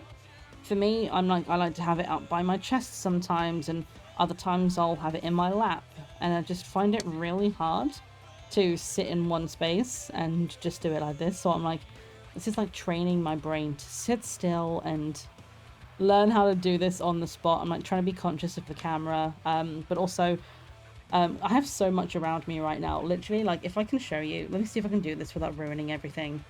But my microphone is right here, and these cables here are my camera cables. So, like, everything is very close to it, like everything else. So, I'm trying to be very, very careful, conscious of my space to not, like, punch you in the face by mistake. I'll only do that if you've pissed me off or if you've asked really nicely. So, hopefully I won't do it on accident. So what we're going to start seeing is this bumpy, wavy pattern come up, which again, now it's not going to focus now, is it? If I hold it like so it covers up the keyboard, hello? It's fine, you've seen it before, you know what it looks like, and In the edited version of this, I'll probably put some pictures up on screen so it's easier to see. But we're going to keep going on this for a few more rows, I think. So through the bottom of the stitch, wrap around, push to the front, and pull it off.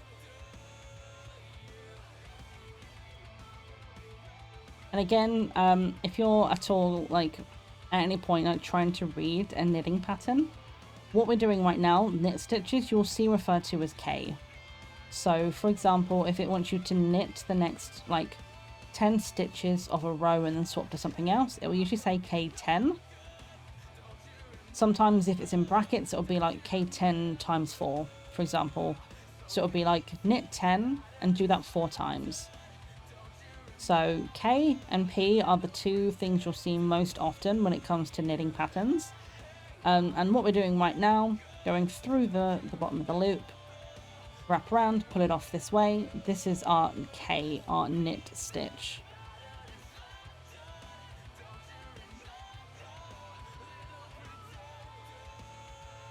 It can be super therapeutic once you get the hang of it.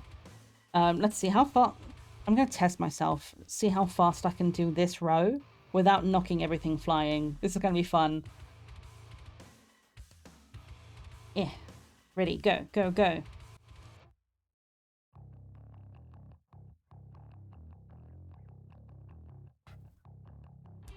I am a little bit faster than this usually, but that's because I've also got cables in my way and I'm like trying to be super careful. But eventually you can get to a point where it just becomes second nature.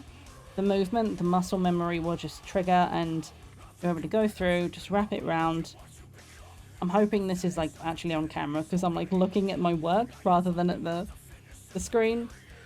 But eventually you'll just get to a point where your hands just know what they're doing. And my aunt and my mom used to be really good at it. They would used to be able to like watch TV and knit without looking away from the TV, without making any mistakes. I can do like a few stitches and then I have to look down and check. But generally it's like, I like to look at what I'm doing and I like have something to listen to that I can look up to, and like, I like to like, especially like James Turner. If anybody here is a fan of Sims, I love to put James's videos on when I'm doing anything, and I've been rewatching his Get to Work, Lady Big Wallet, the OG Big Wallet series. I've been watching that a lot recently and doing a lot of like knitting work when you just have someone on that you just vibe with. Just find a stream that you enjoy, like an audiobook, and just zone out. It's so therapeutic. And also, it's very tactile as well. If you're somebody who loves a lot of like tactile things, where you can like, you have the feeling of the yarn in your hands, the movement of your hands itself. And if you like the audio as well, like, see if I can get this in the microphone. Like, you have like the nice clinking sound of the needles if you get the metal ones. It's one of my favorite sounds, is when I'm knitting really quickly and you just hear the clanking of the metal. Oh, you see, now I've made a mistake here, but it's easily fixable. For example, you go through here. This is not the right loop. I'm trying to make it focus so you can actually see what I'm doing here, but I've actually put the needle into the work rather than into the stitch itself, which you can tell because if I use my pen as a pointer here, like this piece here, this is attached to the work and it's not this stitch. I've gone into the work. So what you want to do, if you ever make a mistake like that, just literally just pull the needle back and you'll be okay. So you can see I actually went through a loop here rather than the stitch itself. And it's so easy to just gently move the needle out and then repair.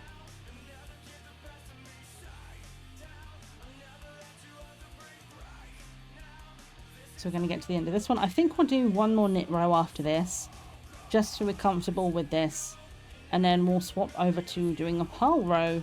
I actually haven't counted the lines we've been doing, the rows we've done, but honestly at this point, like, I don't think I'm going to bother counting. We're just going to work on the stitches. If you want to keep going, if you're watching this on YouTube and you want to, or like you're doing it again, if you want to keep going, feel free. We are casting on 12. So if you want it to be a perfect square, you would knit 12 rows. And each row is every time you complete all of these. You turn it around, you're doing the next row. So if you want to keep going, you would do, to make it a perfect square, would be knit 12 and then purl 12. What we're going to do right now though, this is the final knit row. If anybody has any questions about this before we move on, feel free to let me know in the chat. And then after this, what we're going to do is we're going to do the purl stitch, which, as I was saying earlier on, is basically a backwards knit stitch. So again, just to show you again the difference of what the purl and a knit stitch would look like. The purl stitches have this bumpy look on them. If you've just done the stitch and you want to know what did I just do, you're looking at the piece which is closest to the needle. So in this case, because it's got a bump and this is the wrong side of the work, that's a purl stitch, which means you just did a knit stitch. And you see on the other side, it'll be easier to see on the other piece we do, but you'll be able to see the difference between the knit and the purl depending on if it's got a bump or if it's a line. You'll be able to see either a V or a little horizontal bump. So I'm going to grab a drink, and if anybody has any questions on this before we move on, feel free to ask in chat. And if you are watching this on YouTube, if you have any questions, leave it in the comments down below. We will answer as many of them as I can. I'm saying we like somebody else is answering the questions for me. It's just me. I am a total amateur, but I enjoy it. So any questions you have so far, please let me know in the comments and I'll do my best to answer them. For now, I need to hydrate.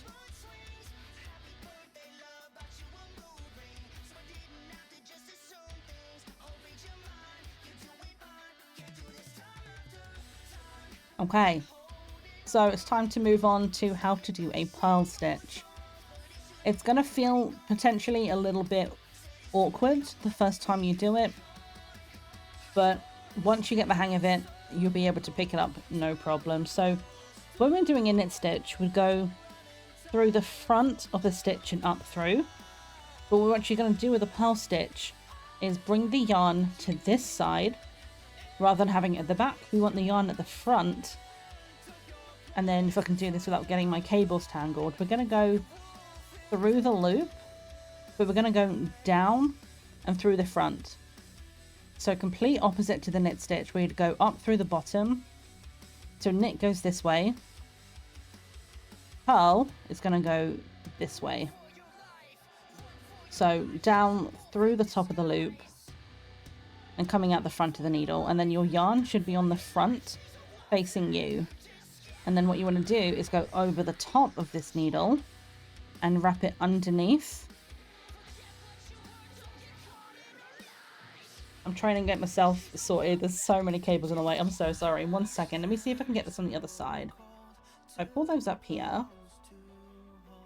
Like I say, this is all completely rigged up with I'm trying to turn it by hand here. I'm literally, it's tied by a piece of yarn to my phone stand, so it's all a little precarious at the moment, but if I put that on that side, that should be okay. So through the needle, words, take the needle through the stitch from the top, go through the loop and push it to the front, and then the yarn will be at the front. And we're going to wrap that around the back of the needle we're working with. Also, like, the working needle is what you'll hear it called. The empty needle that you want to be doing all the work with is called the working needle. So wrap the yarn. Let me show you that again. We're going to go underneath this one, pull it to the front. And then when you pull this needle back, you're going to hook that piece of yarn behind this one. So you've got your stitch like you would with the knit, and then we're going to pull it off, but it'll be around the back of the needle instead. And then what that's going to do is going to make a little bump rather than a V. So we'll do it again. Down through the stitch from the top. If I move my arm this way and say, when I'm saying the top of the stitch, it's actually the top. So take your right hand needle, go down through the stitch, come out through the front, wrap this piece of yarn underneath, and pull it around this side. Push the needle back, grab that yarn around the back of this needle and pull it off. And we're just going to keep doing that. So slowly does it on this one. You'll understand basically when you come to see it later. It's like a backwards knit stitch, in the sense that if you're wanting all knit stitches on the front, you do all purl stitches on the back. So down through the front of the yarn, wrap it around, and then slide the needle to the back and pull the stitch off.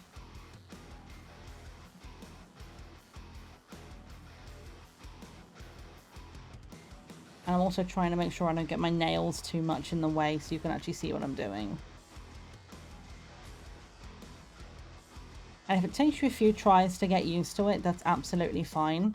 It took me a long time to get used to these stitches as well. My mum had to show me these over and over again, and she'd try and show it to me, like looking at me, and it was all backwards, so I didn't quite understand what to do. So I literally would have to have her do it and then stand over her shoulder and look down, which is why I've got the camera the way I have today, so you can see it as you're looking at it. So you want to go down through the loop, wrap this around, pull it through so you have the stitch at the back, and then pull it off. And then what we'll be able to see is, because we've done a switch here, we'll get that little like trench bump that we had on the sample piece. So wrap it around from the top. So remember, you're going between these two needles. Go underneath this yarn, underneath this needle, sorry. Pull the yarn around here, and then that's going to make our stitch. So pull the needle back and push it off. Now you know how to do a purl stitch. And you can already kind of see it in here, but it'll be more obvious once we get the next one in. We have our little V's here, so this is what our knit stitch will look like. And once we do the rest of the purl stitches, and it will look like this, exactly the same on the top, but it will have this little trench in the middle because we've done a slightly different stitch in there. So I'm going to go back and do it again. Hype! Thank you, Jay, for the hype. So down through the stitch, remember, yarn at the front of the work, go underneath that needle, so it'll be underneath at the bottom here, pull the needle through, and then slide it off.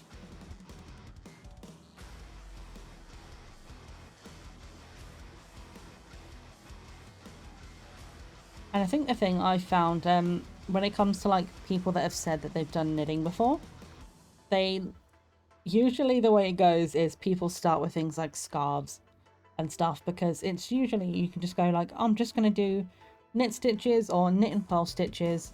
I'm going to do the same number of stitches and I'm going to keep going until I have a really long piece of thing.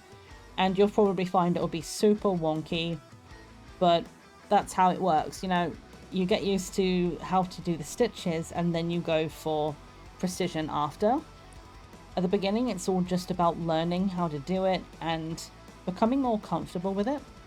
So the first thing I ever made, like properly made myself, was a tri-colour scarf. Don't ask me why I went for the most difficult thing first, but I tried to use 3 different yarn colours, and anybody who knows me by now knows that when I'm learning something new, I don't go, I'm going to do something that has like a little bit of this thing. I go in deep, because I'm like, I want to learn how to do it. Throw me in at the deep end, and then I get really stressed. But then I end up with something cool at the end of it. So sometimes you have to go with it. There's our little gap now, our little trench. You see the little V's, cute little knit V's in there. But with the basic stitches we're learning today, you can make a lot of different wearables. So with this knit stitch, just knit, turn it around, knit, or purl, turn it around, purl. You'll be able to get something really cute like this. You can get some really nice scarves like that. Changing colours is something I'm not going to cover today, but you can get lots of other really good tutorials online of how to do it. But using these same basic stitches, you can make good scarves. With the rib stitch we'll do later on, you can make a lot of hats and stuff, and with the increase and decrease, hats as well will be easier, because it's basically you do a rib stitch, you do whatever stitch you want for the main hat, you decrease a little bit to make it smaller at the top, and then you sew all the way down and you just reconnect the edges so that it's like a loop.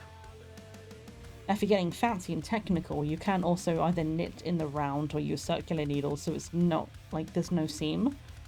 But that's a whole thing which you have to get used to doing. So we're not gonna do any of that today, but if you find you enjoy it, again, plenty of good tutorials online, and I'd be more than happy to make some more tutorial videos if you guys are enjoying the vibe of this, and you like the way we're doing it.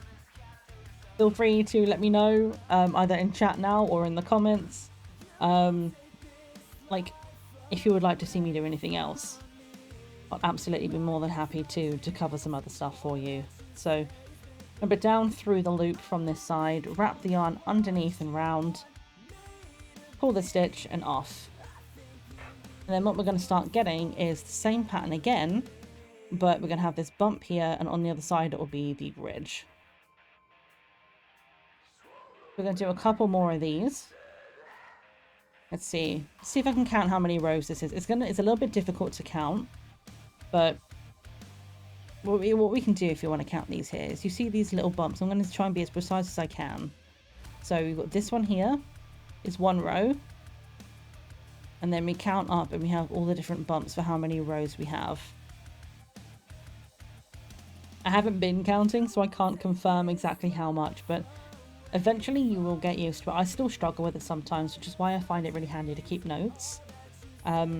Sometimes, like if you're doing a piece of work that's like, especially if you're doing something with small stitches, like making a sock with like 4-ply yarn where it's like super thin, your stitches are going to be really small and it might be really hard, or if using a dark yarn, it might be hard to count how many rows you've done. So always a good idea to just keep a book next to you, or like I say, like a notepad on your phone.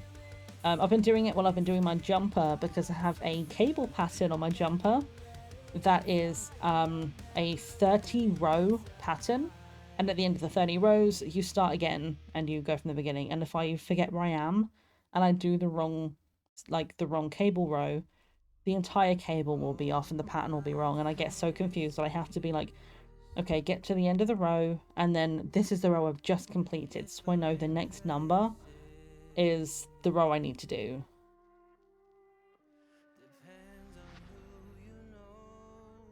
So remember, down through, wrap the yarn around over the top, pull the stitch to the back, and then pull it off. And sorry, I just punched them. I just punched you in the face. I'm so sorry. Hi. Look, for putting foods together, but you're still listening. No problem, Jay. I've got a nice easy food for dinner tonight, because I bought stuff to be good and to cook proper meals this week, but I knew that because today was going to be a late finish, I wanted something really easy today. So I have nuggies today. Nuggies in fajita wraps. Oh, I'm looking forward to it so much. It's so just simple, and it's such a good comfort food for me. Like, corn nuggies are just the best. So I think let's do 2 more rows of purl, and then we'll learn to cast off, and hopefully we'll be able to get that done before the next set of adverts. So remember, you've got your left hand needle on this side, use your right needle, go down through the stitch, come out the front, and if at any point it doesn't feel right because your yarn is at the back, you'll try and wrap it around, and it will feel a bit clunky and it won't quite be right. So just make sure, if you're doing a purl row, ooh, I've got myself tangled. If you're doing purl, just keep the yarn at the front and then go through the stitch, and then you won't be able to go wrong then, because your yarn will be on the correct side of the work.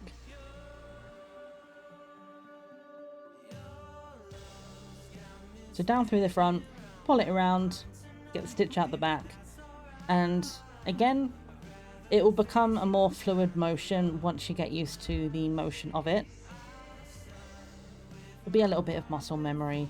The thing that will take a little bit more concentration once you get used to it is either if you've been doing the same thing for a while and then you swap to doing something else, or if you're doing a pattern that needs you to keep changing, it takes a little bit extra brain power to make sure that you're like really focused on getting the right things, because especially if you do like a 2x2 rib and you miss a rib, you'll end up with like a little trench or a little bumpy piece which won't quite fit the rest.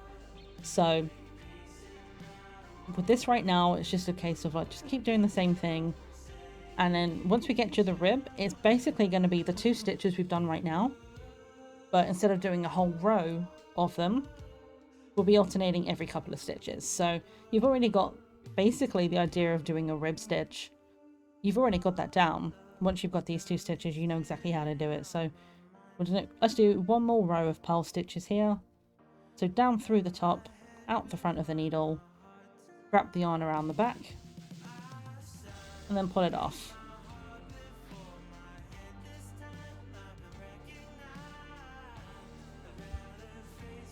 And it's such a nice feeling having this in my hands. But again, like, it feels so different to when I've tried the rare occasions I've tried to crochet, where you would essentially, you'd hold the fabric itself. In this case, you're holding the needles, and it's such a wild feeling. Like, I'm owing you guys a stream where I learn how to crochet.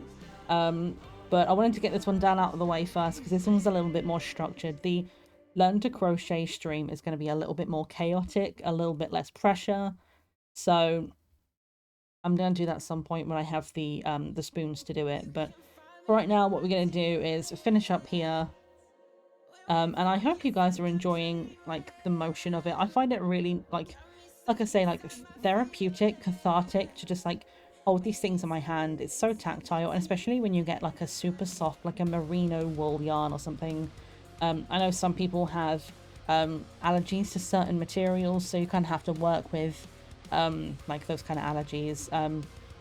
Like, I've done some stuff with cotton because I've made stuff for friends who have allergies before, and working with something like cotton feels so different to working with, say, acrylic, which is again going to be different to working with, like, mohair and, like, llama wool, alpaca yarn and stuff like that. Like, it's all going to feel a little bit different.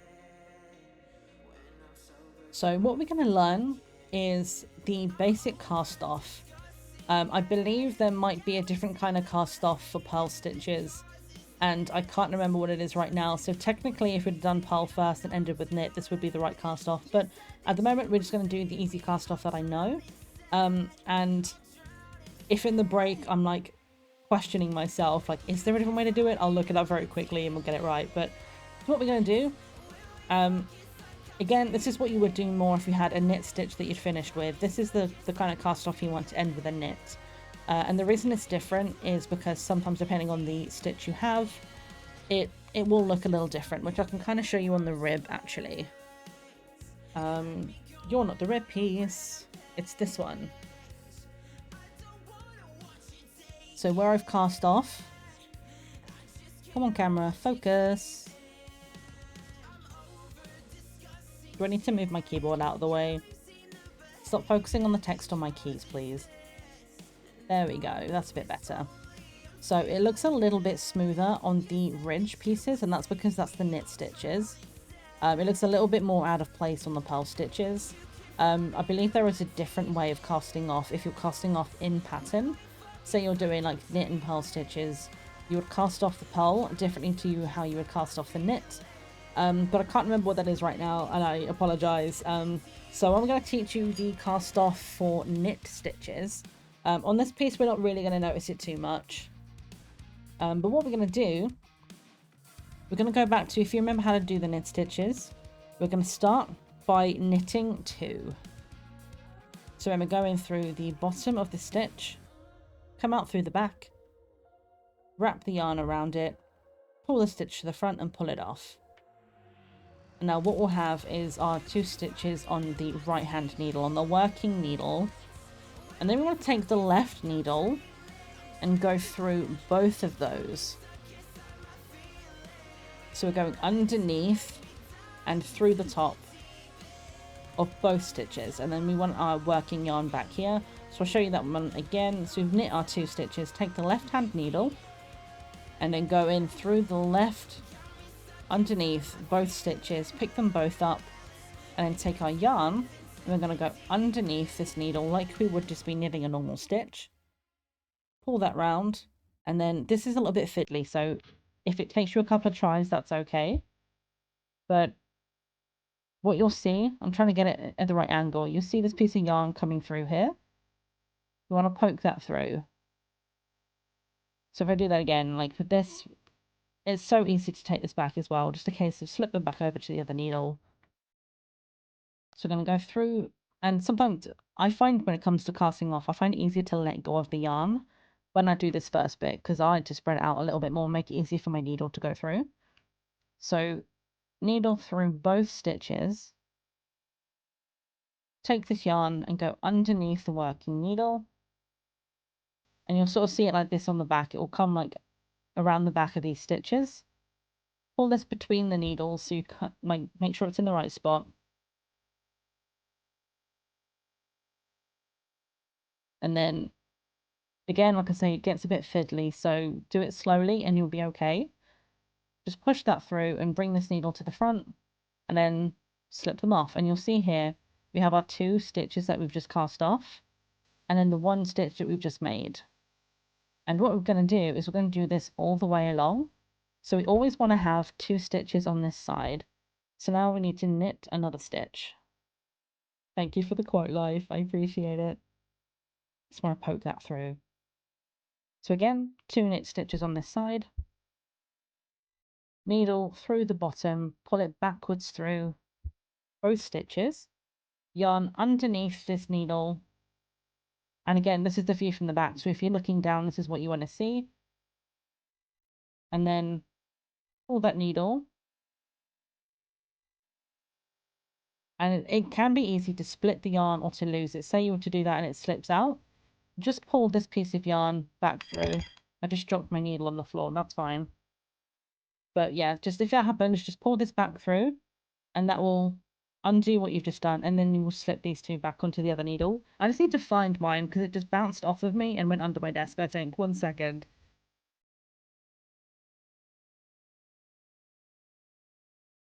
It went under my chair. We're here. We're fine. So if you do have to take it back, like I say, you'll see this here, like both of these stitches, you just want those back on this side. So just pull them back over here and you'll be golden, you'll be good. So through both of those, yarn underneath, and then pull it through that side. So you have this 1 stitch that comes through the front, and then pull both the knits off. And we're going to keep doing this until the end. So knit another stitch. Always have 2 on this needle before you start casting off. And then we're just going to knit them together.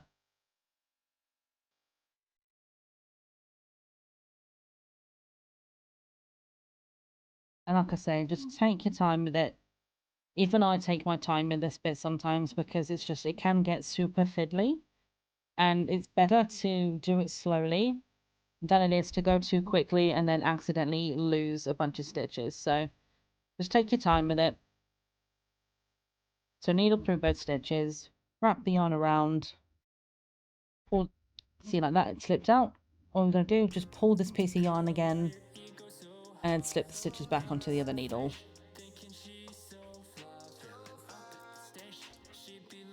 Oh my god, not this song.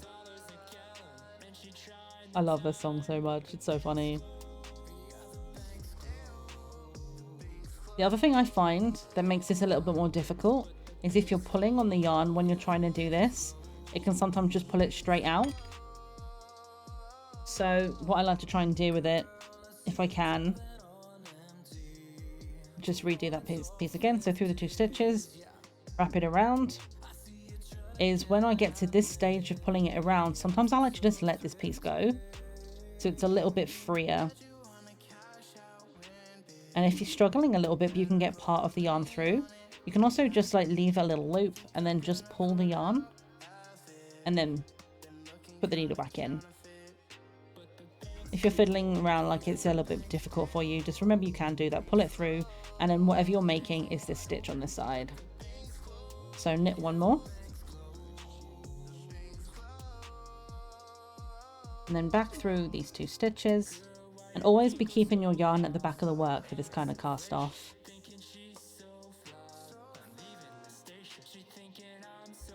See now, even I'm struggling with this right now.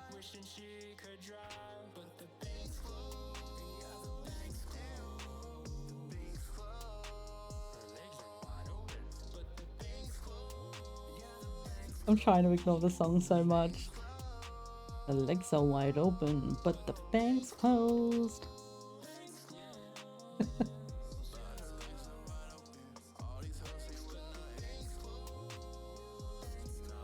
If anybody has any questions about this cast off before we get to the end, let me know. If you want me to slow it down and do it again, I will.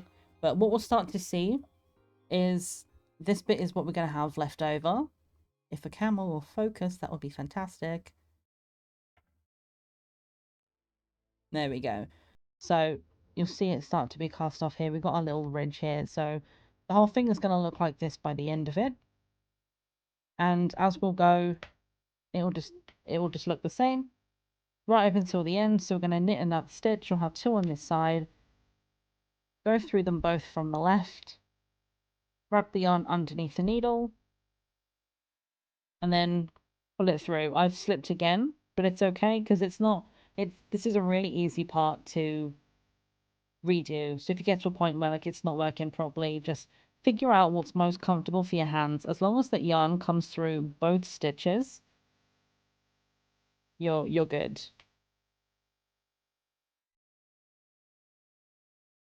Knitting to this music is making me think, has anybody ever seen the extreme knitting competition? It's so funny. If ever I can find a way of watching it without getting DMCA'd for any of the music, I would love to watch it with you guys. It's so good. I've made a bit of a mistake here. So I've tried to pull it through, but only part of the yarn has come through. Some of it got split. So if you feel like the yarn is split or it's not coming through, just again, take this piece and pull it backwards and just redo it.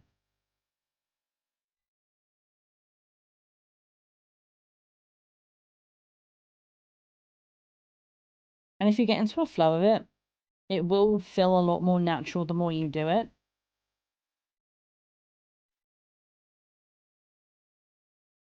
I'm trying to do this with like minimal space at the moment, so I'm sort of struggling a little bit, but we'll get there in the end. So I'm just going to do these last ones here and get us down to when we have our last stitch, because as you'll notice, we are doing this with 2 stitches, but there's going to be a point where we only have 1 stitch left. And the way we do the last stitch is so simple, so easy. So we're just going to keep going, knit this one, knit them together.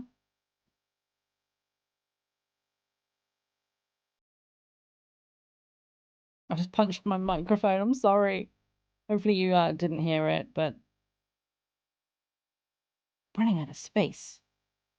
Maybe if I move back a little bit, maybe that'll be better. So go through these 2, wrap it underneath, pull a stitch out the front. Then we have 1 stitch left to knit, so we're going to do the same here. Use now the same empty needle to go through and do the same thing with the final 2 stitches, which is going to leave us with 1 stitch, if I can do it correctly.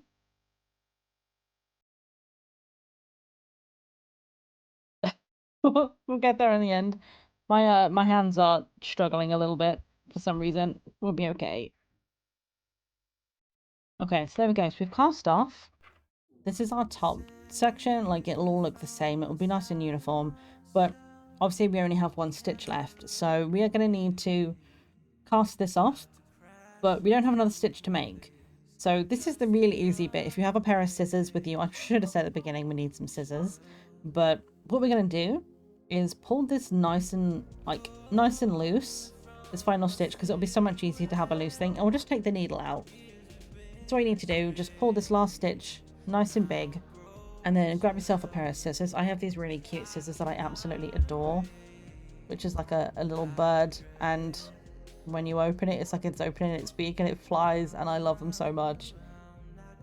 But what we're going to do is take probably about the same amount as you have left over at the beginning, whatever you're comfortable with. Say like another 10-15 centimeters here, just so we've got plenty of stuff to work with, and just cut it.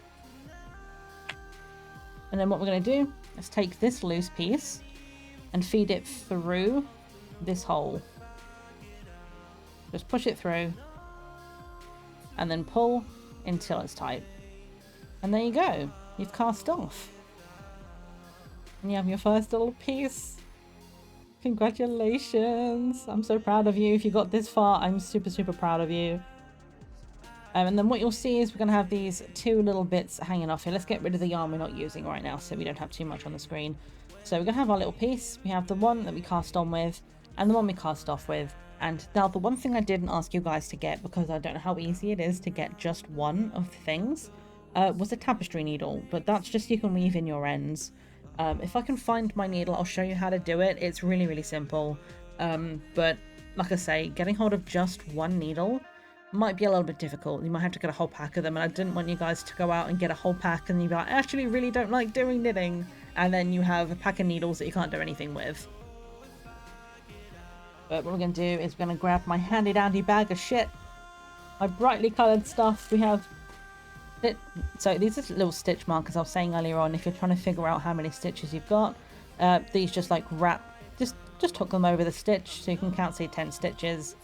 Put a coloured one in there. That's just to help you keep a note of where you are. Have some little things just go on the end of your needle so you don't get poked. Like if you're leaving it in your knitting bag, don't get yourself stabbed. But what we need right now is this. I think it's also called a darning needle. So tapestry or a darning needle. And you can get the plastic ones, something that's nice and thick. You don't want something that's like a sewing needle, which is going to have a really small eye to it. So if I move this out of the way so you can see, like, this is like quite thick. And what we want to do when it comes to weaving in the ends, which is usually what you do right at the very end, just to kind of get rid of all of these loose bits of yarn, it's literally just push it through the needle, and you're just going to go through some of these stitches a few times. Just pull it through, and all it's going to do is just keep that in nice and tight so that it's like, I think what we'll do is we'll go in through this way. Doesn't really matter how you do it. And this just will just keep the end from coming out later. So pull it through a few times, take it back off, and then just cut the loose bit off. Here I am looking for my scissors and it's right in front of me. And then we're going to do the same on the other end. Just feed it through the needle and then just weave it through.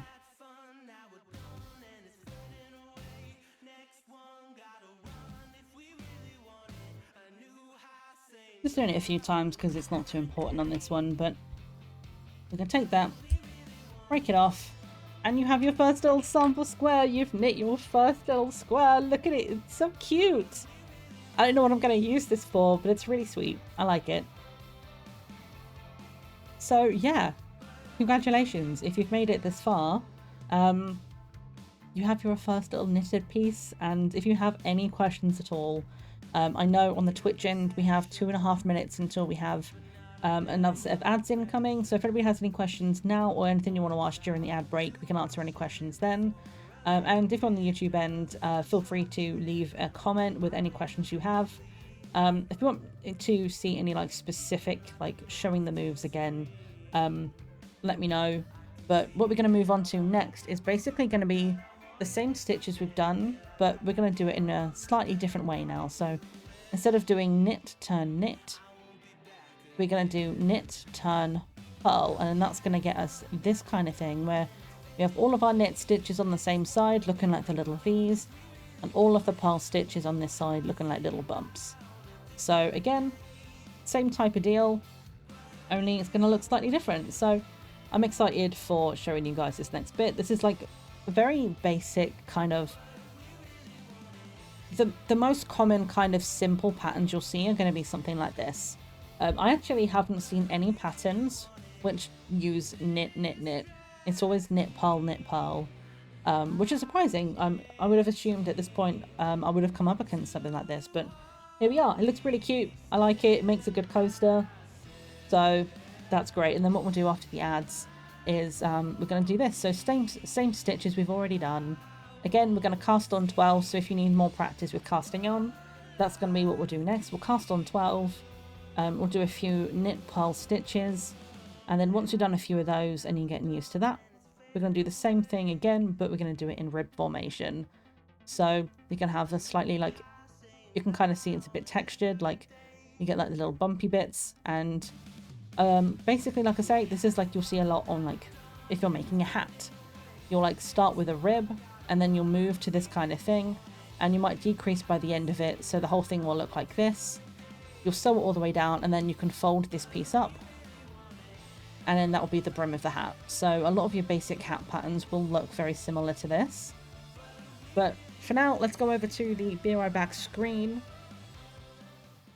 And I think I'm feeling the shorts today. We're just going to play shorts rather than the Twitch clips. Because, I don't know, I'm just feeling the vibe for it today. So if you need to go and get a drink, do a stretch and do the things, I will be back here in 3 minutes. Go and do what you need to do, and I will see you on the other side. I'm Hermes. I knew it was going to be Hermes. This is not at all what I thought Hermes would look like, and I'm so here for it. Mance is just out here with literally just like a sweatband and a nappy, like living his best life. Oh, someone's light fell through or something. Oh, that's not a light. That's a fucking missile. The dormant missile is active, and I want to run around to find out. Nope. Moving on. What do you think the next one is? A dog? A husky, poodle, corgi, labrador. Ooh, I don't know which ones came through already. Oh, corgo. I want to see a corgo butt. Corgi. Aw, come here, buddy. No, it's a poodle. And it's gone. What do you think the next one is? Well, we just had a poodle and it wasn't a corgi, so maybe it's a labrador. Labrador. Yay! Yay, we got one right. Come on, we're nice. We promise. What do you think the next one is? Maybe this one's gonna be a corgo. Corgi. Aw, Doggy, doggy, doggy. No, Come husky. on. 17,000 dogs come here every day, and none of them want anything to do with us, Cass. I just want to pet one. That's it. Just to see what it feels like. I would want to pet him too. Hey, look. We have less than an hour to live. Oh shit, you are from the future. All right, Angel, here's my secret. Oh man, but it's so... Come on. You're stressing me out, Cassio. Okay, But fine. the whole fate of heaven depends upon it. Isn't that what you said? Who Yes. cares about my silly little secret when heaven is on the brink of destruction? I need your secret so that you'll give me the Holy Ghost Dan. Here's my secret. I'm gonna say it now. My secret is... My secret is... Bro. I can't. I just can't. Pull yourself together, Peter. It's just the most embarrassing secret ever, that's all. Peter. Suck it up and just say it. All right. Here it is. Here it comes. I'm about to say Dude. it. Peter. This is so goddamn embarrassing. I can't do it. Okay. I'm over it. I'm totally... We don't have time for this. Bro, It's please. just that... Oh, God damn it, how do I say this? But here's the thing. Well, the thing is here, so... Yeah, about the thing... Oh, I can't believe I'm saying this. You're not saying anything, Peter. No, you're just My staring real at me. name is actually... Simon. Oh. Not Peter. That's your goddamn secret. The timing.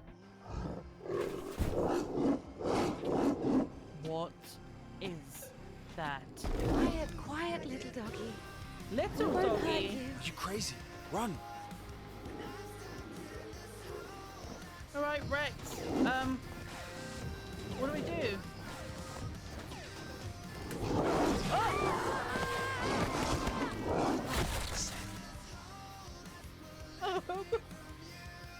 Apparently we don't go that way. Whoops. Let's try this again. Quiet, little doggy.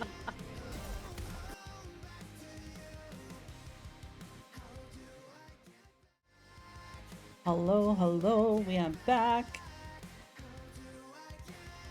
I've got such a pain in my neck.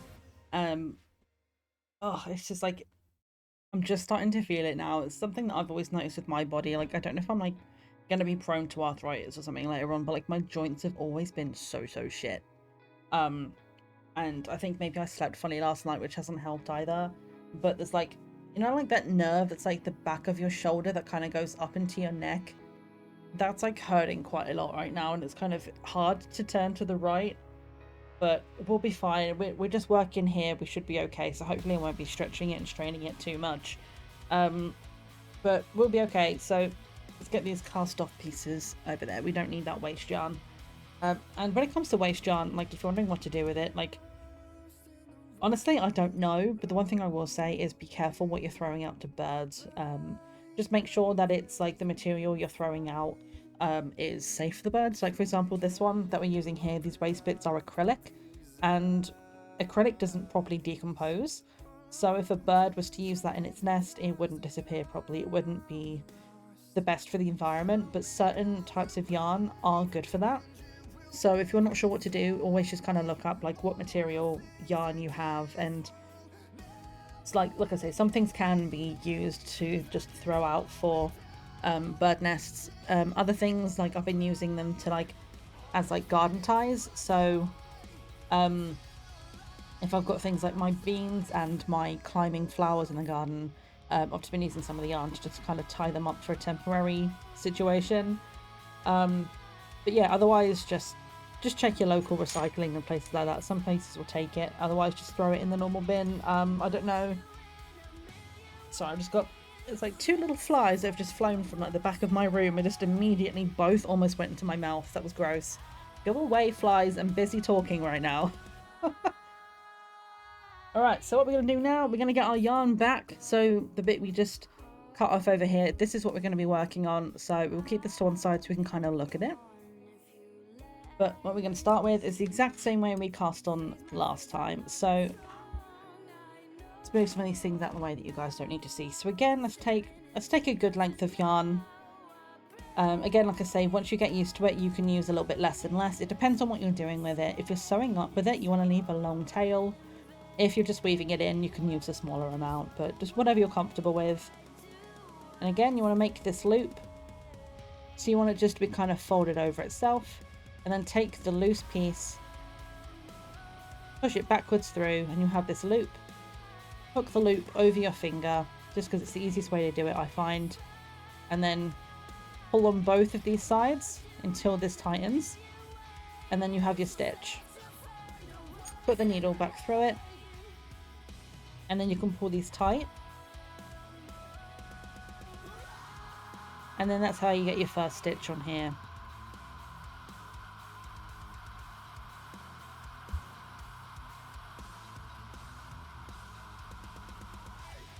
Just getting some extra yarn out so we have something to work with here. Now one thing which I don't know if it makes a difference with this particular type of cast on, but I know with long tail it does matter. A little bit extra tidbit, you can skip this if you're not interested in it, but if I can make it focus here, because I do need it to be focused for you to be able to see what I'm talking about. What you can see is where you have this stitch, you'll kind of notice what the front piece is, which in this case is the loose one. You'll sort of see that that sits in front of the other piece here. And by front, I mean when we have the tip up this end, the one we're working with. The one that's facing you at the time is what's considered the front piece of yarn. Now I know when you're doing long tail, you want this piece at the front. So when we're working on our normal cast on, we're using this piece. This is currently at the back. I don't know if it makes a difference for this particular cast on, but what you can do if you want to have that bit at the front is just slide it off and literally just turn it and put it back on. And now you'll have this one is at the front, and now this is your working one. I am actually going to work with it like this and see if it feels any different. The reason why I feel like you would do this is because when it comes to doing the long tail version, you have the one at the front. The one at the front is what you're making the stitches with. So it would make sense if we do this as well. So we're just doing it so just turn. So we have on the top is the piece we're working with, but it's not essential. I've been able to cast on easy enough without doing that. So again, if we're doing a quick refresher on the cast on, you want to take your right hand needle or your working needle and go through the loop from the bottom, poke to the back, and then take the piece of yarn that's attached to the yarn ball, go underneath and wrap it round so it comes in between these two needles. Pull back and then hook this piece like we're doing a knit stitch, but instead of slipping it off, you're going to take this piece of yarn and hook it over. And we're going to do that until we have another 12. So again, wrap it around, pull it as a big loop, hook it over and pull it tight. And as you're going, just kind of like, if you want to just fiddle around with this and just tighten this up a little bit, you can. Again, it is an idea to try and leave these a little bit on the looser side, but I also know it's quite difficult to do that. Like, I always find my cast on stitches are quite tight. You eventually, if you like do this often enough, if you find you are enjoying it and you want to do it a little bit more, you want to actually kind of find your own style. And then you can just kind of adjust to it from there. Like, I know my cast on stitches tend to be a little bit tight, so what I can try and do is adjust it. So instead of pulling it too tight, say we're doing this here, we're putting a new stitch on, rather than pulling it all the way until like this is taut, we can leave it a little bit on the looser side. So just kind of wiggle it around so it's on the looser end, and just kind of play around with it really. So I'm going to go cast on, pull this around, and if you get like this, for example, like this won't pull through now. I'm not going to pull it too hard, but it's like it's resisting. So potentially what you might have done if you're finding resistance is you might have snagged a little bit of the yarn from a different part of the stitch. So if you're having trouble and it's not coming through, just pull this needle out, pull that yarn back, and start again. Especially when you're using thicker and thicker yarn, it becomes easier to accidentally split it. In this case, I am struggling, and I'm not sure if it's because I've split it or because of something else. So what you can also do to kind of test it, if you get this situation where you've got this part, like part of the stitch has come through, just give it a little tug and see if it's going to come through. Sometimes it will, sometimes it won't. If it does, it might just be a little bit stubborn. If it doesn't, then there might be a snag. So just kind of go in just carefully. Again, it might help to loosen the stitch up a little bit. And just make sure you're not going into this yarn. You can see, for example, if I go in there, I'm going into the individual threads. You want to go through the loop instead. And then wrap it back. And eventually, if you're doing it right, it should be smooth. And again, like depending on the kind of material you've got as well, this might feel a little easier, a little bit more difficult. I've had some really hard yarn to work with before where it's like it feels like it's tugging when in actual fact it's just a really rough material. But if you're working with like basic cotton or acrylic or something, like it will feel more natural. Like the sliding movement will just feel better. 1, 2, 3, 4, 5, 6, 7, 8, 9. So we need to cast on 3 more. And a reminder, go in through the bottom of the stitch, come out the top in the middle of it. Take this yarn and wrap it underneath, pull it in between the two, grab the yarn, pull it to the front, make a loop, and then hook the loop over. I'm going to go until we have 12.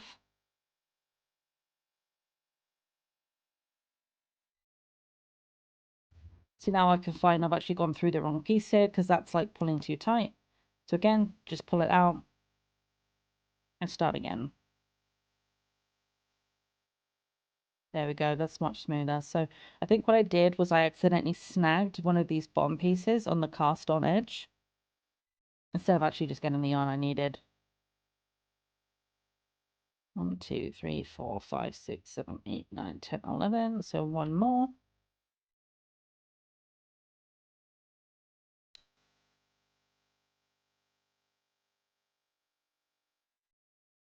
My issue is sometimes I'll snag a piece of yarn by mistake and somehow I'll make the mistake 2, 3, 4 times in a row and then I won't do it again for ages. It's just something my hands do where it's like, this is wrong, and I keep making the same mistake.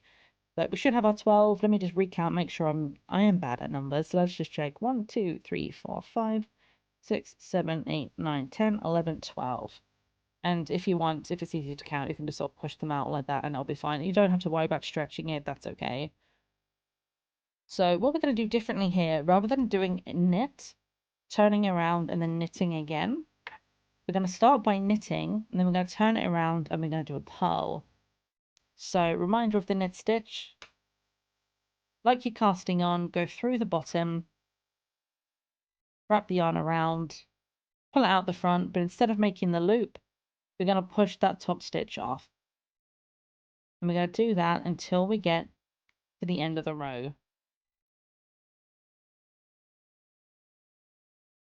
And like I say, this stitch, doing what we're doing now, this pattern I should say, rather than this stitch, doing the knit, then the turn and purl, and doing that in repeat is honestly one of the most common stitched pattern types you'll see.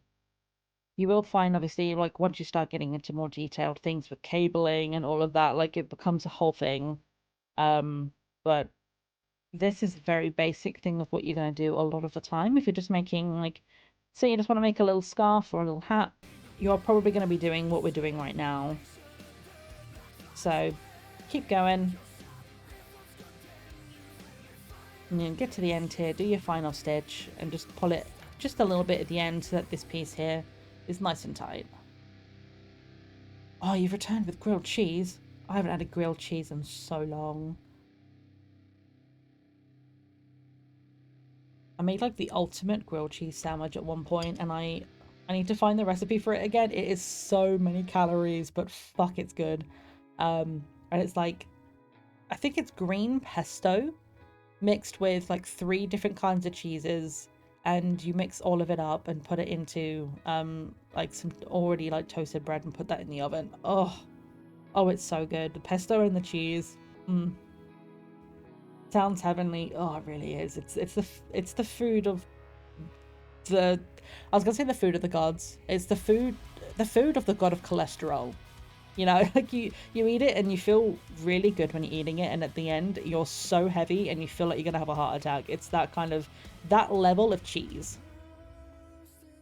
I feel like you have the grilled cheese. Oh my god, the grilled cheese aspiration.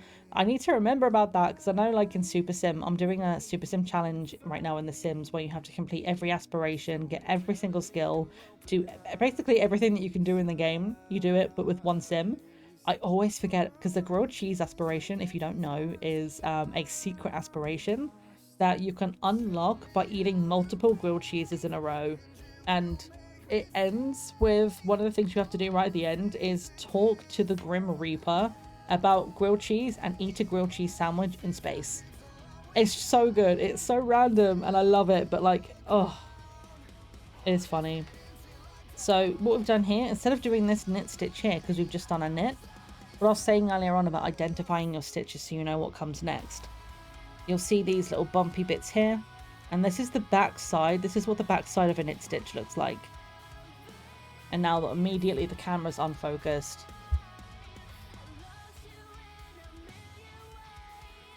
Come on. I want you guys to be able to see properly what I'm talking about. Let's go. Come on, camera. I mean, hopefully that's good enough for you to see it, but like we'll have the little bump. So if you're doing knit stitch and purl stitch, which is what we're going to be doing right now, if you can't remember which one you've just done, for example, and you're like, you've just been working away like without thinking, and you're like, shit, what do I need to do next? When you turn your work the other way, it will show you which is the one you need to do next. So we've just finished doing knit stitches, and now we've turned it around to do the next line, and we have these bumps. So that tells us we need to do purl stitches next. So if you remember how to do the purl stitch, we're going to go down through the stitch. We're going to go into the middle of it from the top and come out of the front. Remember to keep your yarn at the front for purl stitches. Wrap it up and over the needle, and then we're going to push the needle back through the middle to get this stitch, and then pull that off. And if this gets really loose, that's okay. Just pull it tight again, and then you've got your stitch, and you're fine. This bit here might feel a little bit loose when you start, but by the time you weave it in at the end, like everything will be okay. It will sort of pull itself in together. So back in through, pull the yarn around, and pull it off. And we're going to keep doing these purl stitches. I'm like getting in the way of my cables again. I apologize. I'm like trying to find a good spot for this. And the other thing as well is just occasionally just make sure that this is like facing the same way, because it shouldn't make a difference. If you're knitting in the round, you do not want to get this twisted. On a straight needle, it's okay. If it like spins around, you see like where it's like doing a little twist right now.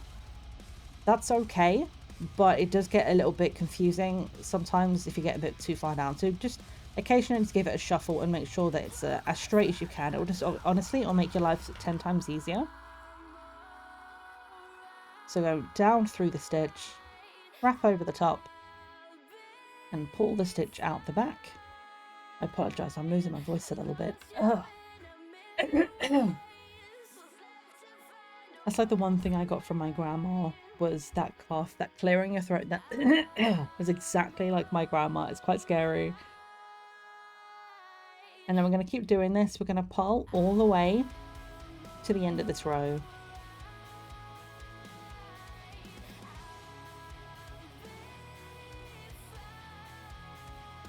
I'm going to get a drink in a minute. It's like the weather when we were doing this colour on today, it was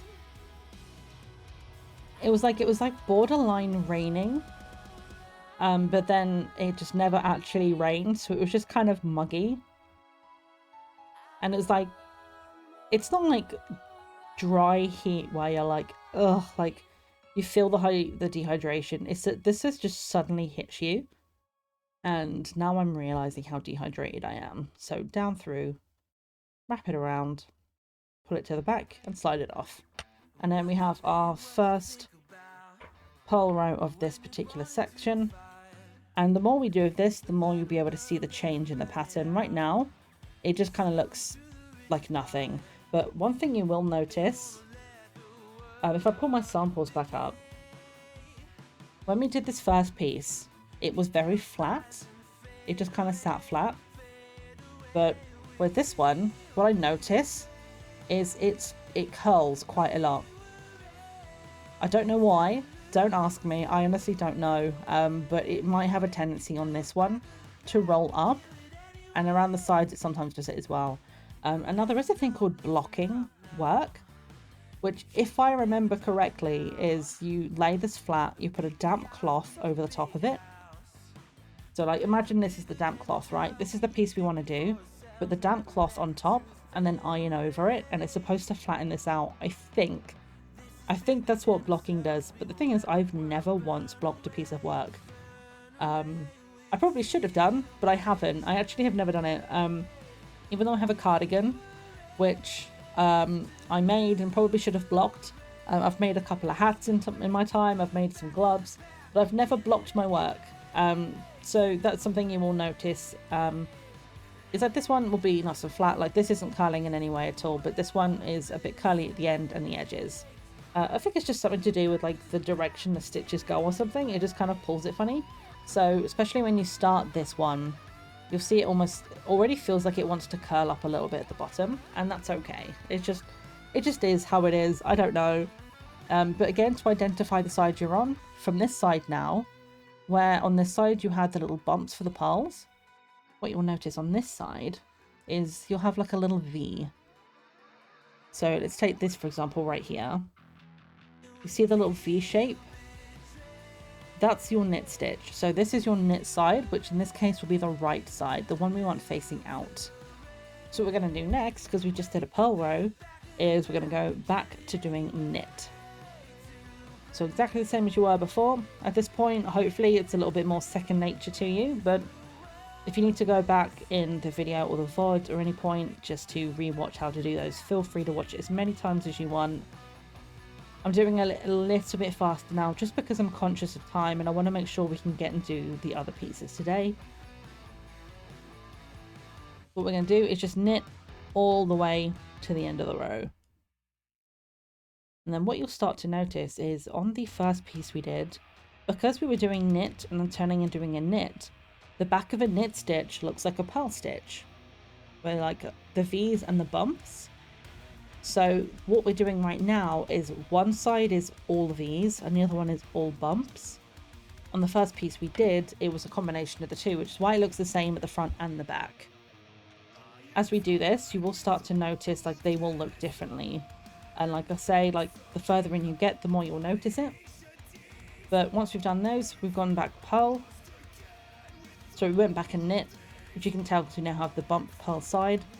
Now we want to go back into a purl, and we want to just keep doing this. When you get to the end of the purl row and you turn it around, do another knit row. And we're going to just do a few of those rows until we have like a piece that we can see the pattern obviously on. So we'll go through again, and if you want me to explain any of this as we're going through, like want me to do the stitches slower again, let me know.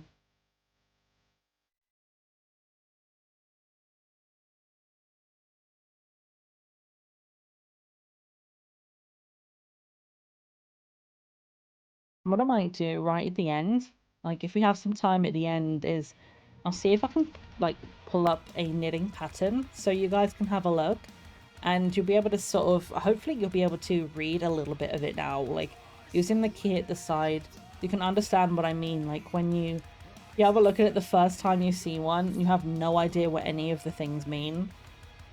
It looks like absolute gibberish. Like it might as well just be a foreign language or binary code at that point.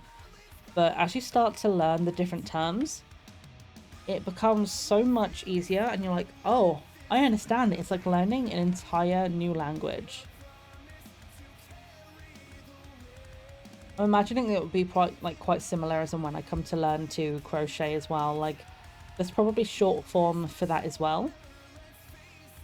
And don't forget, once you switch each side, change your stitch as well. So finish the purl row, so now we swap and we do another knit row.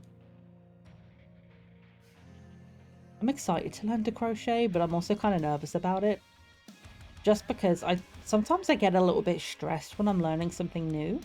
I don't know about you guys, and hopefully if you are stressed right now, like you feel comfortable enough to ask some questions or take a breather and come back to it later. But I know when I'm like learning something new for the first time, I can get a little bit stressed out. So it's why I wanted to kind of make it a little bit more fun, a little bit less structured when it comes to the stream where I'm going to try and learn to crochet. But I've never really been able to do it. Like knitting, my hands make sense. Like they know how to do it, but that's because I've watched my aunt and my mum do it for years. I've done it for years. Like it just knows how to do it. But yeah, like crochet, I don't know if I could do it now, but at one point the best I could do was, I knew how to do a chain. I could do one single basic chain, but then the second I tried to go back to do a second row, all of my stitches ended up going in the same spot. So instead of going back in a line, I just made like a big ball at the end, and I didn't know what I was doing wrong. So I'm hoping I'll be able to figure that out as and when we do the Learn to Crochet stream, which will be as and whenever I have the energy to do it. I have one single crochet hook. I'm not sure exactly where it is right now, but if I can learn some of the basic stuff, I do from my sister. She had a set that was gifted to her that she didn't want to do, which was like how to crochet a turtle. There's this cute little amigurumi turtle, but it's crochet, so it has the pattern there, it has all of the yarn and stuff you need for it. But because I don't know how to do it, I've been really reluctant to, but maybe if I can learn it and we're having fun and we figure it out on stream, maybe we can make a crochet turtle together. But for now, we're focusing on this, so if you just pull this bit flat a bit, because like I say, it will curl up a little bit, this is where you'll start to notice the difference, where the knit stitches are going to be these little V's, and you turn it around and the purl stitches are the little bumpy bits. So that's how you're going to be able to tell the difference with this particular type of stitch, with what's the right side and what's the wrong side of this. So what I actually want to do, I'm going to do it as quick as I can. I'm going to do a couple more rows just because I want to get a little bit more of a visual difference. So if you want to do any extra rows, feel free to, but what we're going to make sure we do is we end on a purl row. And then we're going to have the right side facing us and figure out from there, like, about doing the rib. But what we're going to make sure is, because the purl is the wrong side, the side that's going to be facing in, we want to make sure that we end with a purl row before we begin our rib. So I think what I'll do another knit, we'll do another purl, and if we think that's enough, we'll do that and move on to the rib. If not, I can do another couple of rows real quick. I'll sort of figure out at the end of this one, see how it feels. Just grabbing some extra yarn.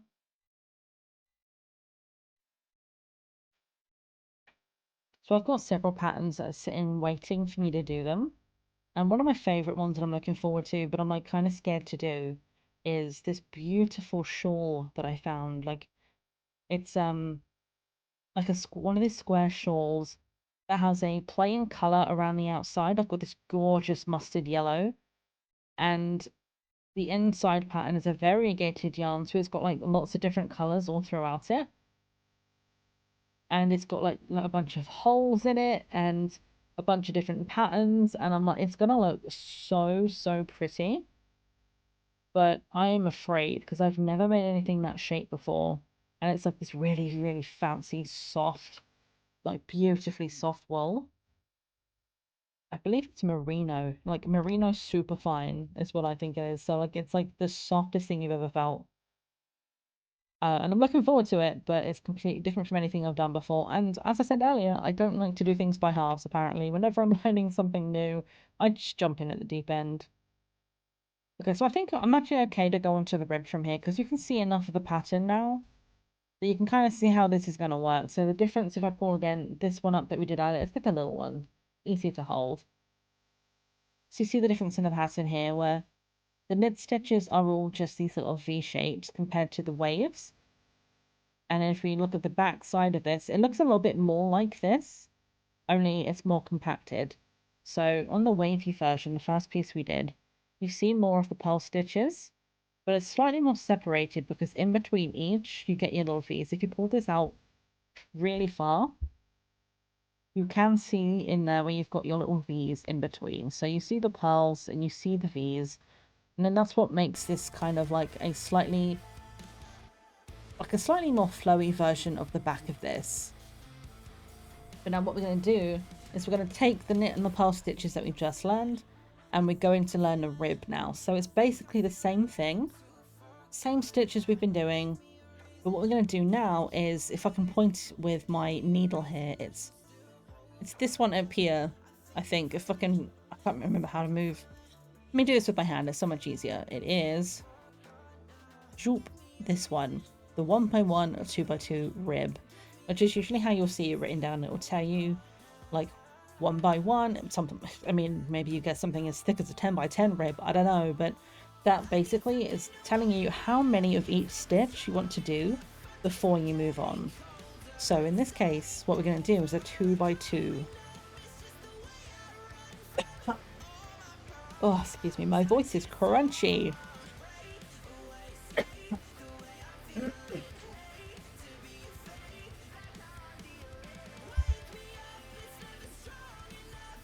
Oh, I need to hydrate. All goes back to what you're saying earlier on, Jay, about the vocal training. Definitely need to like look into that. I did do it like once before stream, and I felt so silly. But it was like doing that like la la la la la la la la la me. And I was like, oh, I feel so weird doing this on my own in my room that I just never did it again. But maybe I should. Maybe I need to. But so basically what we're going to do now, the reason we've done 12 stitches rather than like 14 or like another number that doesn't divide into an even number. Words are hard, but the reason why I wanted to do it like this is because when we come to do this rib, it's basically it's gonna work out that you can kind of go round and round and be fine. So what we're gonna do, we're gonna start by doing 2 knit stitches, exactly as we've been doing. And then when you have your 2 stitches here, this yarn, which would be at the back, pull it now round the front. So you'll see it kind of hook over the work. So if I just show you that one more time. So we've got the 2 knit stitches. Yarn will be at the back of the work. If I can turn it around so you can see it at a different angle here. It will be back here. And then you want to pull it around the needle to the front of the work. And the reason we want to do that is because, as you say, like as we've learned, always have the yarn at the front of the work for a purl stitch. So now that the yarn's at the front, we're going to go into this stitch and we're going to do the purl stitches we've already learned. And we'll do 2 of those. So we should have this now. And then what we'll do is this yarn that's at the front, just pull it back to the back again. And then we're going to keep doing that. Every 2 stitches, move it to the front or the back, depending on which stitch we're on. So in this case, we now want to knit another 2.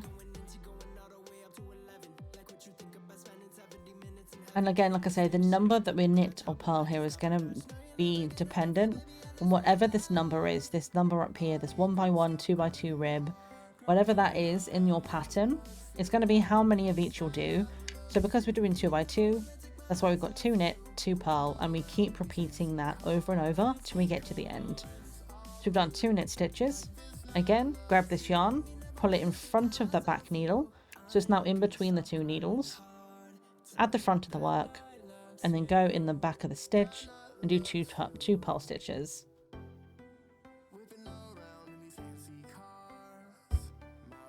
And this is why I say for this one, sometimes it takes a little more concentration.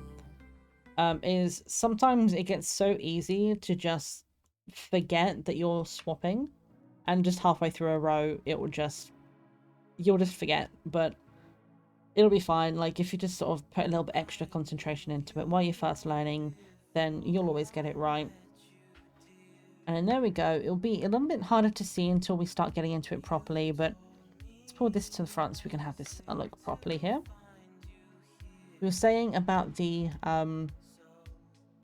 like the bumpy bits for the knit stitch, the V's for, sorry, the bump for the purl stitches and the V's vertically for the knit stitch. This is where you're going to start to see that come into play. You'll start seeing the differences there, where some of it looks like it flows all the way to the top, and some of it now stops with a little bumpy ridge. That's going to be the beginning of our rib. So you see here where it looks like the knits flow all the way up. That's because the way we're doing it, the purls are now creating a little trench, essentially. So when you look at the back, it'll look slightly flatter, or like it will suddenly go from being the bumpy bit to that side. Whereas here, you start seeing on the right side as we look at it, is where your bumps will begin. This knit is oddly satisfying, to be honest. To be honest, I didn't see there was a spelling mistake. Sastifying. I mean, sastifying sounds like its own thing, right? It sounds like a word that they would invent for RuPaul's Drag Race. Like, that look was so sastifying.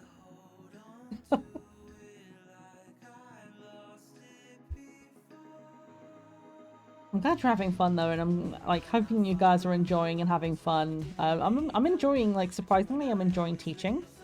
I don't think I could ever do this full time, but like as a one-off thing to just have fun with you guys and like show you something that I enjoy doing daily. It's so fun to kind of break it down and be like, you know what, I actually do understand something. Like, I know how to do this, and hopefully, anybody who's done this, if you're watching this on the YouTube side, leave a comment down below. If you're watching this on the Twitch end, let me know in chat, like, if you're working with us. But hopefully by the end of this video / stream, you will have learned something. So let me know one thing you've learned. Obviously we're doing this in the middle of the stream. I'm asking this question, so if you want to wait until the end of stream to answer, feel free. But if you've learned anything at all, like, let me know.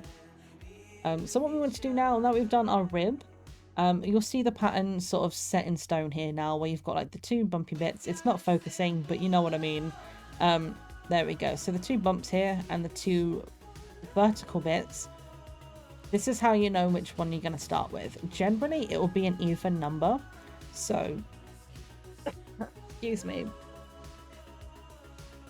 So like, if you start with a knit, when you turn it around, you'll also start with a knit.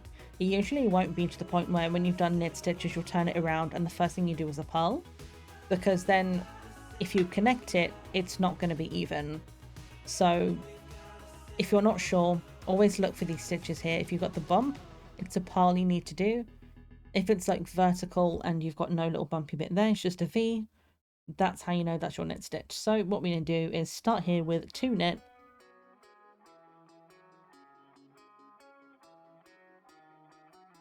And then again, pull the yarn to the front of the work between the needles. And then do your 2 purl stitches. And then this is going to set the rib for the rest of it.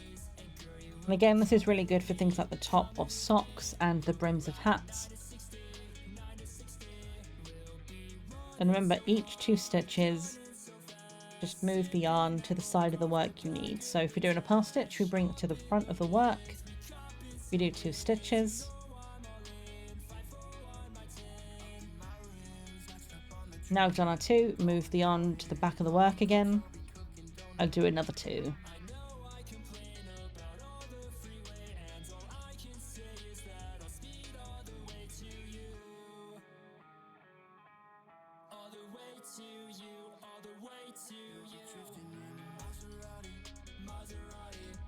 Now we turn it back around and we're looking at the front of the work again, and you'll see like we've got the...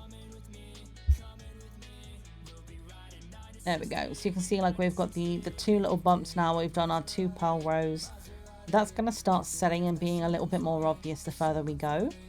And then the knit stitches here, that's going to set our rib for the rest of it. And then that's basically just do that for as many as we want to do. And then once we're at the end, we're going to get to our cast off, which is where I'm going to have to redo some research, because I need to remember there is a way of casting off in pattern, which, if I remember correctly, means casting off dependent on what type of stitch you've done. So the cast off I showed you before was for knit stitches. So what we might want to do is I'm going to have a quick look and just check if casting off a purl stitch is separate.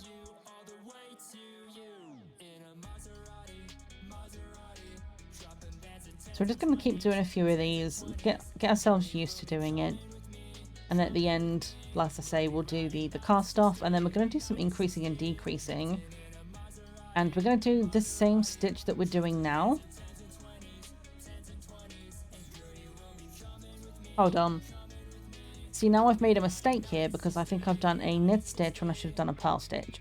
So if you want to take a stitch back, this is a good time to do this.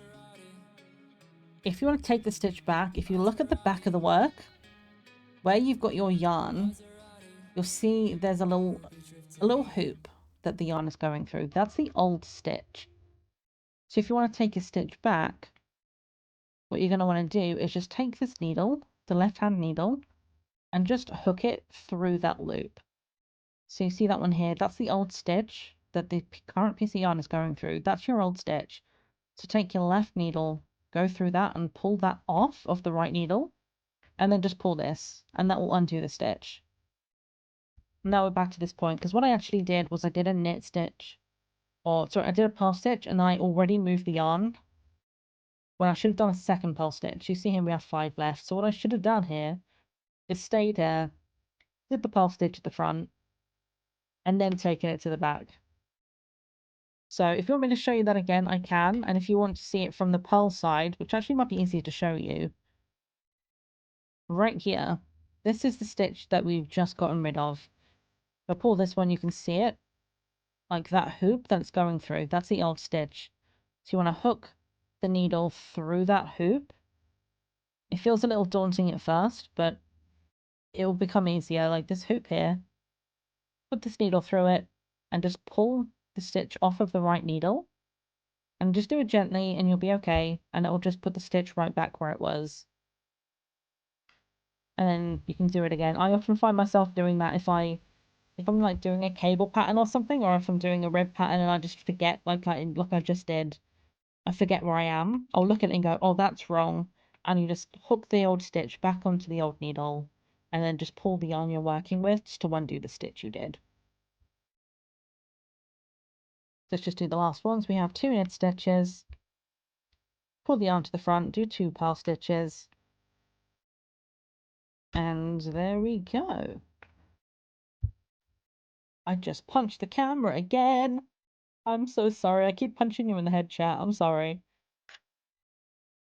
Honestly, I didn't know how different the front and back of a knit pattern can be, and how useful that can be to help you know which pattern you're doing. Absolutely. Like, especially when it comes to cabling. Let me actually go and grab something. I can show you something that's like much more obvious to kind of explain it, but give me 1 second. I'll see if I can find where it is.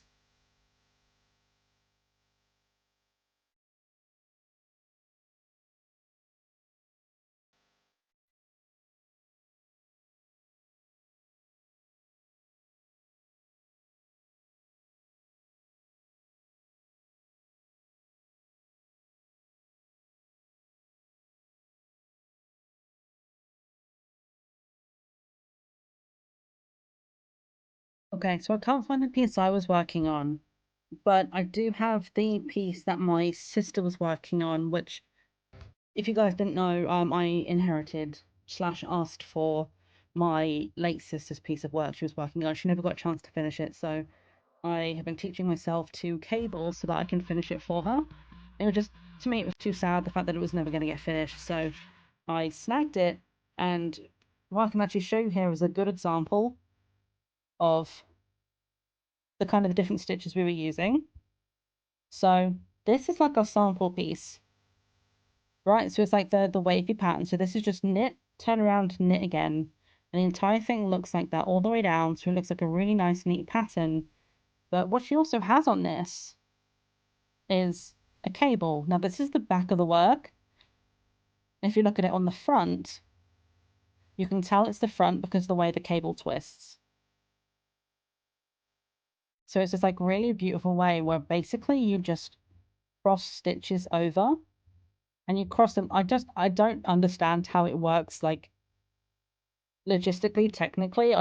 It's almost like magic to me. Like even though I know how to physically make it happen, but the way it works is like a weird science to me that's just so interesting.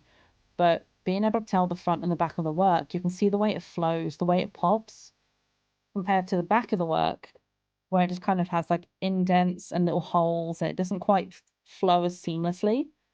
On the back of it, you can definitely tell the difference. So although the main stitch is the same, the way the cable goes, because it's pulling it in a specific direction, you can see that it looks different on the front to how it does on the back. And it's the same with the jumper I'm working on. I'm doing a mixture of like diamonds.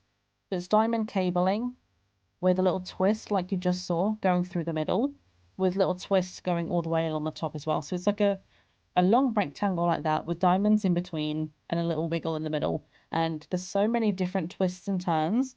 And when you look at the back of the work, it almost looks just like a flat piece of work or like with some little dents in it. You turn it around and suddenly the pattern looks so different. See, I'm excited to do that at some point. Like I say, I wanted to learn how to do cabling first because I did not want to mess up her work. She got so far on it. And like, so I'm just detangling myself. There we go. And yeah, I just wanted to make sure I got finished at some point for her. So I'm doing my own work first, my own jumper with much more complicated cabling, so that I can understand how to do that kind of thing. So when it comes to finishing her piece, hopefully we'll be able to make it look good. So, and again, what you can see like here, like all of these like bumpy bits here versus the V's. The V's the knit stitch, and that's the side generally you will have facing out. But again, it's all pattern dependent. It will tell you which is the right side and which is the wrong side. So in this case, this would be the back end of it. You can also sometimes tell if you're not sure, depending on where the end of the yarn is where you cast on. Like the wrong side, it will be facing the same direction as your work. Once we go back, you'll see it'll be on opposite corners. So if they're on opposite corners like that, if you're doing normal cast on, that will be the right way around. Words are hard, but hopefully that made sense. I kind of forgot what I was saying halfway through the sentence. So we're going to do a couple more of these. So we're going to start 2 knit stitches. Pull the yarn to the front of the work between the needles. And then do 2 purl stitches. And keep going all the way to the end of the row. Pull it around to the front, also to the back. Do 2 knit stitches. Pull it to the front again. And just keep going.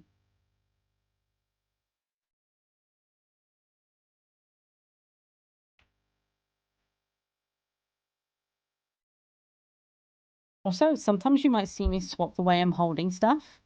Sometimes I'll have my hand like this. Again, this will be something you'll be able to pick up on what you're personally comfortable with. I like to start holding it like this, like in between my thumb and my finger. But it gets to a point, especially when you've got a lot of stitches, but you can't hold it like this anymore because it'll get so like pushed up towards your hand that you just can't work. So I like to start this way for more control. But then I often move my thumb over the top and I hold it like this. So like I'm holding it with my fingers at the back as opposed to holding it with my thumb in the crook. I'll swap and I'll start holding it this way. And I find this a lot more comfortable once I'm already like starting working. Like when you start getting a bit further through, I always find I can be a little smoother this way, a little bit more control. But again, just find what's more comfortable for you. And if you are like struggling to hold the yarn, try holding it in a different way. Again, as I said earlier on, I like to hold it like little finger here and then use the top finger, like index finger, to control. But some people will wind it all the way around and then they'll like unhook it piece by piece as they're knitting. Some people like to wrap their entire hand around it. It really depends on how you feel most comfortable.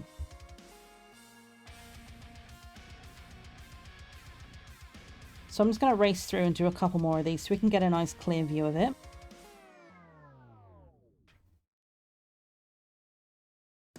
And what I'll do is, somewhere, it's behind me somewhere, I need to find the right bag, but I do have the beanie hat that my sister made for me, which was very similar to the one that I made for her and her partner, only the one she made for me was mustard yellow, and I love it, I wear it all the time, so I'll grab that out as well, so you can kind of see the way that the different stitches look on a worked piece as well. Because obviously this right now is just a flat piece and it looks a little bit weird. But I'll be able to show you something like in a wearable format.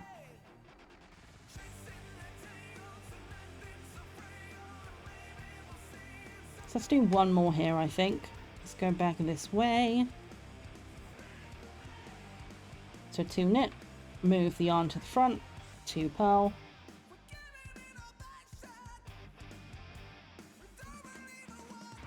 And then go to the back again and keep going. But this to me is so calming.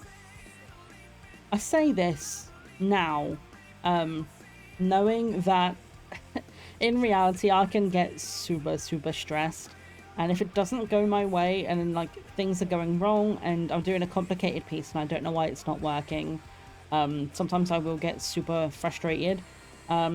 And the one thing I will say is if it's frustrating, put it down and try it later, because it's much easier to make mistakes when you're coming at it in a bad mood.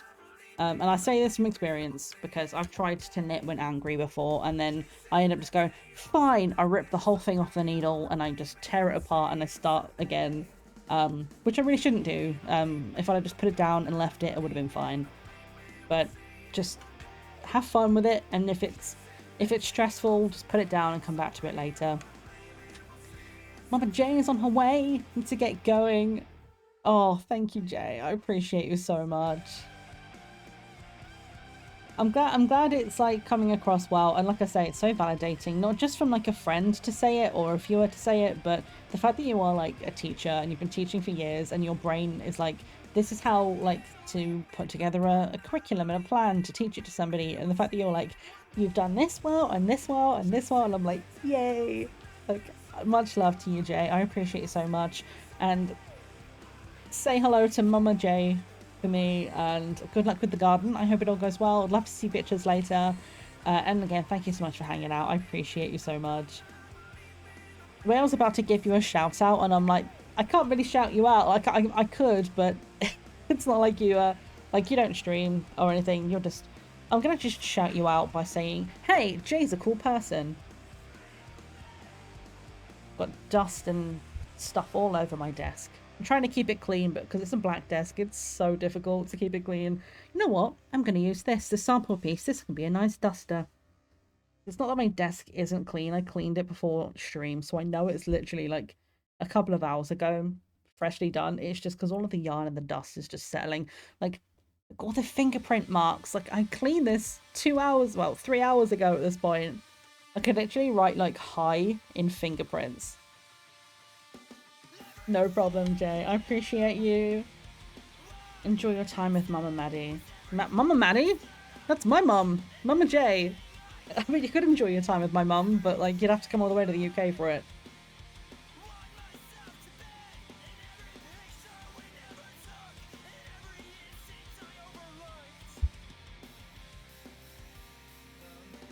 Okay, I'm just going to do a really quick bit of research before I steer you wrong here. I want to make sure that I'm doing the correct cast off for purl stitches. So let me just check. And I'll take talk amongst yourselves, but if you're watching on YouTube, you can't really talk. So I'll just cut this bit out of the YouTube video. For you guys on Twitch, just vibe to the music, I guess. We have Ads incoming in a bit. I don't have the countdown yet, but it's probably within the next 5-10 minutes we'll get the countdown. So I'm going to look this up as quick as I can. We are looking for how to cast off purl-wise. And again, that's different terms you might hear. Purl-wise and knit-wise. That basically just means relating to the way you do a purl stitch or a knit stitch. Like if it's like slip a stitch knit-wise, it'll be slip it as though you're going to do a knit stitch. And same if it says slip it purl-wise, it will be, imagine you're doing a purl stitch, but then just slip it off and don't actually purl the stitch.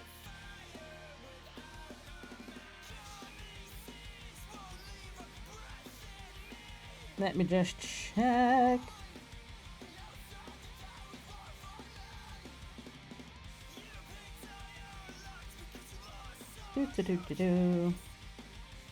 Reading.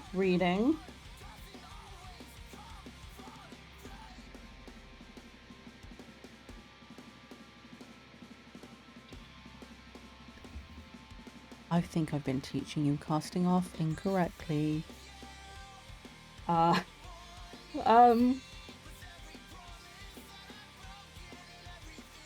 Okay, well technically you can cast off the way I've been casting off, but there is a different way of doing it, and I always forget it. I always do a different cast off, which is why I've said it wrong. I can teach you a different kind of cast off now, which is technically the way you're supposed to do it, but the way I showed you does also work, so it's not like you're like gonna totally mess up. Some of the patterns I've had have told me to cast off the way that I've done it, which I think is where it's coming from in my like natural instinct to do it. But I'm going to show you something else, which is a different way of casting off. But I'm just going to double check that I'm doing the purl side version the same. So the knit version is you knit 2 and then you pull, like slip 1 stitch over the other. And then purl wise, bring the yarn to the front, purl the first stitch, pass the first stitch over the second. Okay, so I think it's basically the same, slipping the stitch over, but it depends. You have to do a purl or do a knit stitch. Okay, I think we're okay. We'll figure it out. We do have ads in 3 minutes, but that's enough time to show you this. So what we're going to do is the other kind of cast off now. So we're going to start by knitting 2 stitches, the same as we did for the other cast off. So we knit 2 stitches. We have them over here now. But instead of knitting them together, which to be honest, I probably showed you a more difficult version. So if you learned that one, good job for learning a more difficult one. But this is the way it actually is teaching me to do it. So take this stitch, the back stitch, ignore the front one, go in through the back stitch, and we're going to pull that over. So basically what we want is this stitch on the other side of this one at the front. So pull this needle, the right hand needle, all the way back. Hook that first stitch and then pull it off. And then basically what that's going to do is just, you're passing the first stitch over the second one and hooking it over. And now what we want to do is, because we're doing purl-wise, swap it back, do the purl stitch,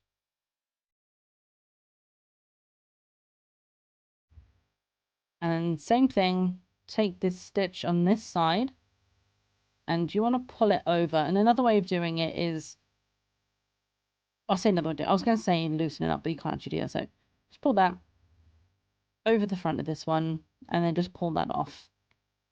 And then what we're going to do is just follow the pattern all the way. So the next one is a purl stitch. So we want the yarn at the front of the work. Do a purl stitch. You have 2 purl stitches on it. And then grab this stitch at the back. So you completely ignore this front stitch for now. Go underneath and up through this back stitch. And then just pull it over and pull it off. And we're going to keep doing that in pattern. So whatever your next knit stitch or purl stitch is, which again, as I say, you can tell depending on whether you have the bumps or the vertical V's. If you see it's a V, it's a knit stitch. So we'll want to knit this next stitch, take this one at the back and pull it over. Careful not to split the yarn here. And then we're just going to keep doing this all the way to the end. So knit the next stitch, take this back stitch and pull it up and over. And then there we go. And we're going to keep doing that until the end. We have ads in 17 seconds. So what I'll actually do is I'll finish doing this after the ad break. We're going to go over to the back screen. In theory, this should be the last ad break, but it depends how long it takes me to do the next section with you guys. I want to make sure we finish the piece before we leave here. So we're going to go and do another set of the shorts. I'll see you guys back in 3 minutes. And if you can stick around through the ads, I would really appreciate it. It does help the channel out. So thank you so much. I will see you back here in a few.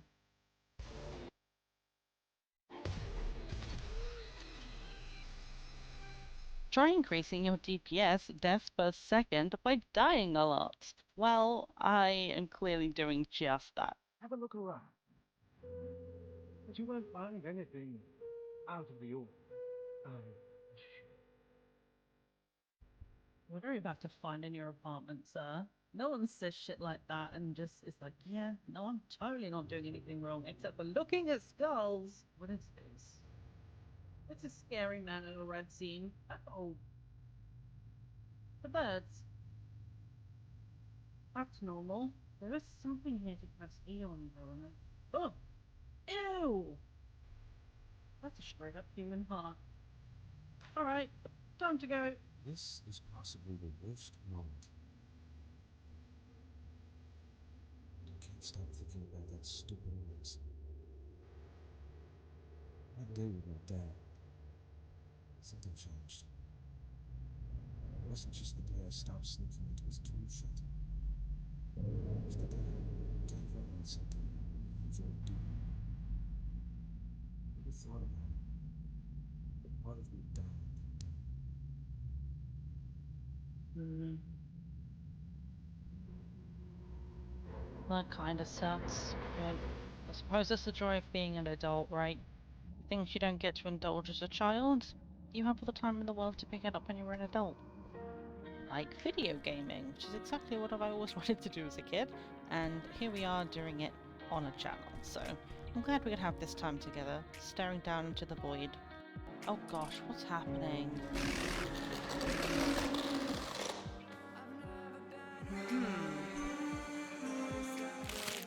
Here's me trying to actually figure out which of these is the correct one from the sound, and they're literally color coded, so... Red, blue, green,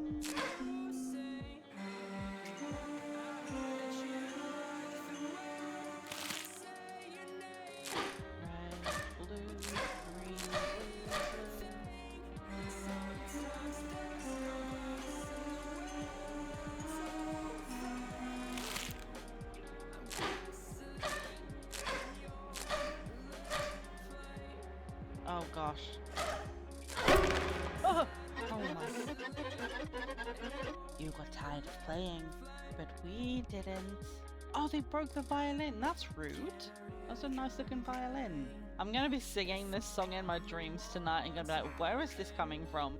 Do do do do do do do do do.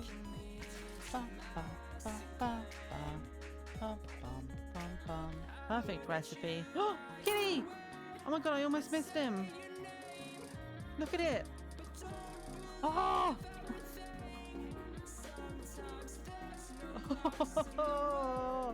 I'm sorry, that was the most aggressive. You can click on it multiple times and it goes. Was that Brian? That is Brian.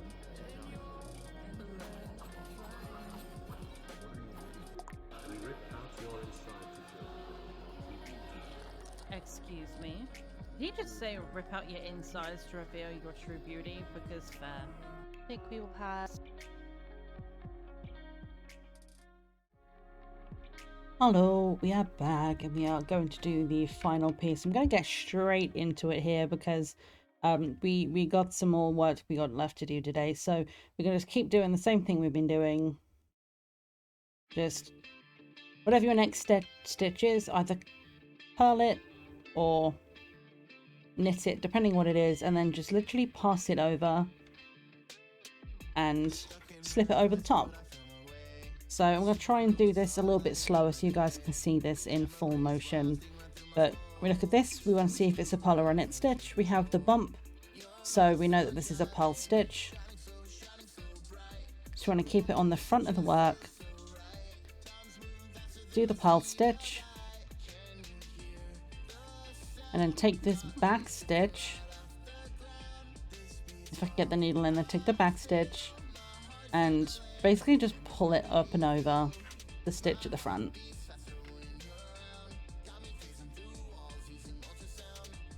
So technically the first method that I showed you, it does work to cast off, but technically I'm showing you like not quite slip knit or knit two together. It's kind of like somewhere between, I think, but it works. Either way, you're turning one stitch or turning two stitches into one.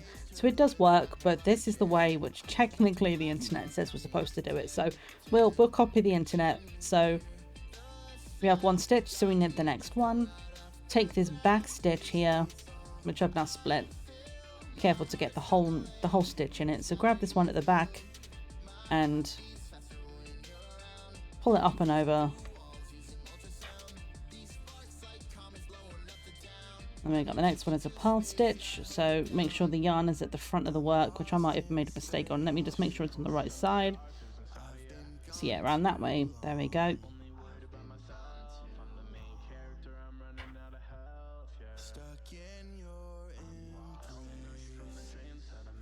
Oh, see, now I've made a mistake here. So what I'm going to do, the easiest way to do this is very, very gently. Just take the needles off. Move this yarn out of the way. And then just put the needle back through the holes. Sometimes it'll be hard to fix it if that happens, if you've accidentally pulled it and the stitches have gone. That's a whole other thing, which, to be honest, I would need to cover in its own tutorial. But in a situation like that where you can see like it's not quite gone right and it's easy enough to just remove the needle, you can kind of just untwist them, figure out where it's supposed to be, and start again. So let me try that one again. Make sure I pull that yarn a little bit tighter. There we go. And then do the final purl stitch here.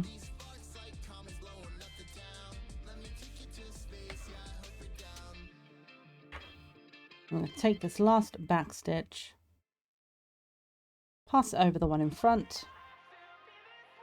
And the same as the other way I taught you, you now only have one stitch left. So we just want to pull it loose. Get yourself a nice big loop. It'll just make your life easier if it's a bigger loop, honestly. Take a nice long piece of yarn. If I can pick my scissors up, I'm struggling. Then we're just going to take a nice long piece and just cut it off. And then take this end that you just cut and put it through that loop. And then just pull. That's what you're going to do. And then it closes that off. And again, we're not going to do the cast off, sorry, not the cast, we're not going to weave in the ends for this one because I already showed you that before, but that's basically what we're going to end up with. You see, now we have all of our V's at the bottom, which is where we have our knit stitches, and on the knit part of the rib, it looks like it flows all the way up. I think this is one of the reasons why some patterns will have you do the rib in a bigger or smaller needle, just to make it a slightly more obvious change between where the rib section is and where the main section is. But essentially this is what it will be like the basis for a lot of your simple hats and things. I'll see if I can find the hat that my sister made. I believe that one has she made that with a rib. So let me go and find that real quick. It should be right behind me.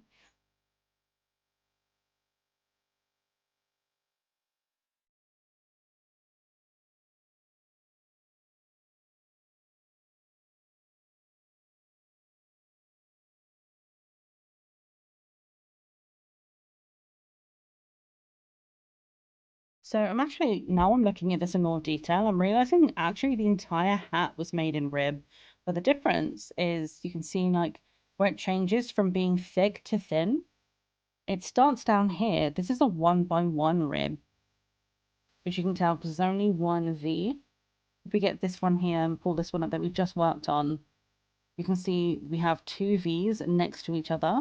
That's how you can tell it's a 2x2 rib. You'll notice that there's two V's. It's the easiest way for us to tell.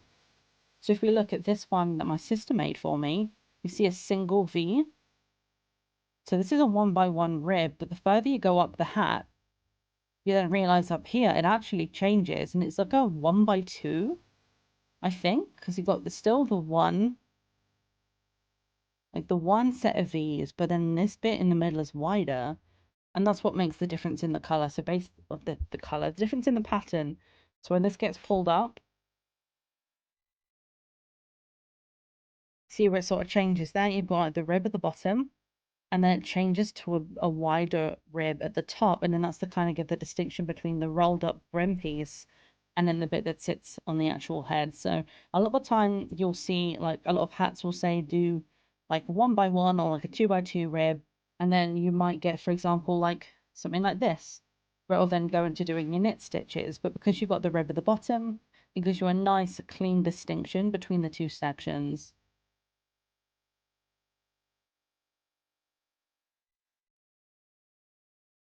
But that was sample number 2. So in theory, we'll have a couple of little bits like this now, and hopefully they're big enough for you that you can see like enough of a difference. For anyone doing it live with us, you might hit a smaller piece. But for anybody who's watching the VOD or taking some time with the YouTube video to do a little bit more of this, feel free to make this as big as you like, cast on as many stitches as you want, and just keep going with as many rows as you want until you're done. And whenever you feel like you're finished, then you just do the cast off. And again, just get your tapestry needle if you have one. If you're taking this up, I'd say it's easier to get a whole pack. And then you just weave that in, just go in and out of some of the stitches and then pull it tight, and it will just make this like a lot more difficult for it to come out and just unravel the whole thing. So I'm going to put those to one side. And now what we're going to move on to is a slightly adjusted version of this, because we're now going to show you how to increase and decrease. So if I'm getting it correctly on where it is on the screen, let me use my stream to actually point in the right direction. One of these over here, let me move away. So we're currently looking at the slip knit 2 together and then knit front and back. This section here where it says increase decrease, this is what we're going to be focusing on right now, is these 4 pieces. So increase and decrease, we'll start with that. That's the easy one for us to get out of the way. Decreasing literally means decreasing the number of stitches you have in your row. So for example, this one I started with 20 and I did a few rows of 20 stitches, and then I decreased, so reduced the number of stitches by like combining 2 stitches into one on either side, and I went down all the way down to 12 in the middle. So you can see that's why it sort of like has this like kind of a curve to it. And then I did a few of those, and then increasing is just doing the exact same thing in reverse, just adding the stitches back in. And a lot of the times you'll do this for certain things like the heels of a sock. You might decrease to make it like a tighter shape for the heel. For hats, the same thing as we showed earlier on. Like say we have this piece here, instead of this being a complete square, what we could do is decrease this at the top so that it pulls itself in, and having less stitches there means that when you come to turn it all the way around and then you sew your seams up, that's how you're then going to get your shape, instead of it just being a square. It's like that's like it would be a square like that. If you decreased, both of those would be a little bit less, and that's where you get your shape from. So that's what we're going to show you right now, is how to basically make that shape. So we're going to work the same. I reckon we'll do this in, yeah, I think we'll do it in this version. I was going to say maybe we just knit, but I think we do knit purl. Then we're practicing all of the skills we've used so far on this final piece. So let's start by casting on another 12 stitches. Hopefully by this point you can remember how to cast on. If not, if you're watching the VOD or you're watching the edited version, you can go back and feel free to watch that as many times as you want. I actually want that a little bit smaller for me, but make this bit as long as you're comfortable making it. But very quick reminder, make the loop. You'll see it sitting on top of each other. Take this end piece, push it through, and then just pull it tight enough. Take that, and then that's your stitch. I'm just going to get some extra yarn out so I'm not like accidentally pulling things off in a bit.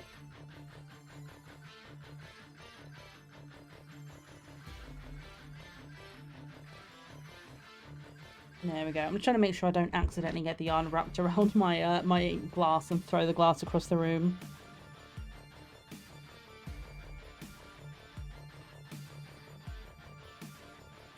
So, quick reminder as we're casting on, I'm going to do this as quick as I can right now, but like I say, go back and rewatch it if you would like to for a reminder of how to do it. If you're casting on, you want to go into the first stitch that you just made as though you're going to knit it.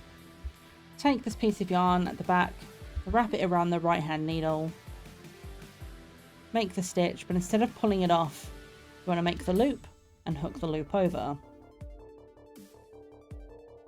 And we're just going to do that until we have 12.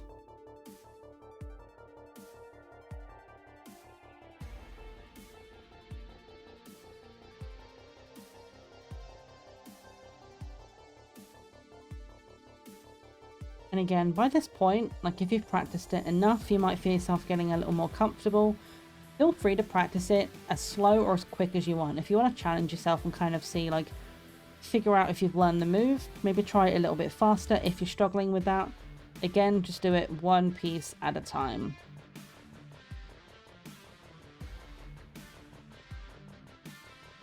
If you do end up taking this up as a hobby, I'll be so curious. If anybody's like watching this and gone away and gone, I actually really enjoyed that, I want to do more of this, I would love to hear like what your first project is that you want to make. If you've already like made a project after watching this, like I would love to hear how it went for you.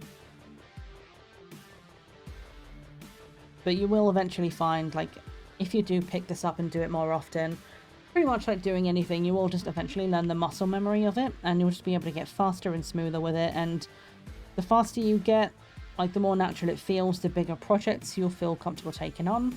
And I'm going to take this moment to take a real quick shout out to Ravelry. If anybody has not heard of Ravelry, they are a website that does a lot of things for both knitting and crochet. I think they maybe also do embroidery. I'm not sure on that one, but they basically have a bunch of different patterns and stuff online. So if you're looking for patterns, it's a great place to go to find it. They'll have links to everything, like all the different kind of yarns they use and patterns they use. They link all of their creators. They are absolutely fabulous for that kind of thing. And you can create your own account and upload photos of the stuff you've worked on. You can put in there like how long it took you to do the project, your start and end point, whether you found the pattern you were using easy or difficult or medium. So many different things that you can mention on there and customize. And I am on Ravelry, so if anybody is curious and wants to go find me there, it should just be the same nickname, the same username, Mad Melina over on Ravelry. I have a couple of projects on there. I haven't put all of my projects on because honestly I just keep forgetting to do it, but bonus pet pics if anybody wants to see a photo of my eldest puppa who loves the yarn of my cardigan. There is a photo of her on my Ravelry page. So if anybody wants to like get into any more of this and like share some of the things they're doing or see some of the things other people are working on, definitely go and check out Ravelry, and I can get you a link in a moment. Actually, you know what, I'm going to get you a link right now because otherwise I'm going to forget. Googling.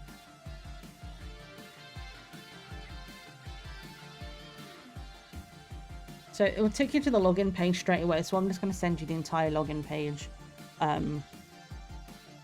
Literally it's just ravelry.com, but in case you wanted to get the spelling, that's what you want, ravelry.com. I'll leave it in the description of the YouTube version of this video. So if you want to go and check it out over there, feel free to. And just if you want to go find me on there, have a look at the projects I've done or share any of the projects you've been working on, definitely it's a good place to go and do it. Otherwise, feel free to let me know in the YouTube comments or even over on Blue Sky. Feel free to go and like tag me in something and be like, hey, I watched your thing and I made a thing. Like, I did it. Because I'm so proud of anybody who's giving this a go today. Like, if you're watching this, like, live with us, or if you're watching this, like, I don't know, like maybe someone finds this video like 2 years down the line and it's like, hey, I was able to knit something. I'm proud of you for giving it a shot. Learning a new skill it can be really daunting, but it's also like so freeing. Realizing you can still learn new things at any point and being able to have a new creative craft. It's just such a nice thing to have. So I'm proud of you guys for trying and for succeeding in anything that you do, but especially just for giving it a shot. All right, 1, 2, 3, 4, 5, 6, 7, 8, 9, 10, 11. Oh, I'm one short. So you need to cast on one more. Yeah, there we go. All right, so we have our 12 stitches. Now what we're going to want to do, we're just going to sort of set the pattern in place a little bit. So let's just do some knit purl stitches, the same as we were just doing. Let's just do those all over again. And we'll do maybe like 4 of each kind of row, depending how much you feel you want to do. But let's just kind of make it obvious. So we have sort of like something to look at so we can see it getting bigger and smaller.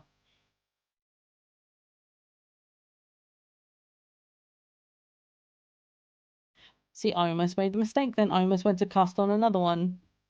Not what we want to do. We want to actually knit this one. So we've made the stitch and we're going to slide it off.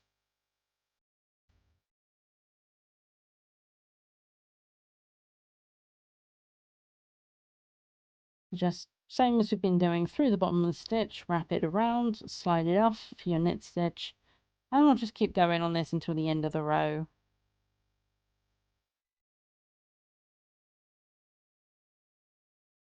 And if I am going too fast for you, but you're watching this in the future and you're like watching past Maddie, feel free to pause it while I'm doing these quick bits to catch up. Go back and watch any bits you need to rewatch. I will set chapters on the YouTube version so that anybody who's like, I can't remember where that is and I need to rewatch it, like you'll be able to go back and see it in segments. But for right now, I'm just going a little bit faster just so we are within the time limit here, because we're getting towards the end of stream. Like, I'd say at most we can go for another hour or so, and that's a bit of a push. So what I want to try and do is get as much of this done as we can. So I'm going a little bit faster and I hope you're okay with it. But if you are watching this live with me and you're like, whoa, whoa, whoa, slow down, like, chill out, let me know. Just quickly drop a message in the chat and I will slow down and I'll re-explain anything that you need to know.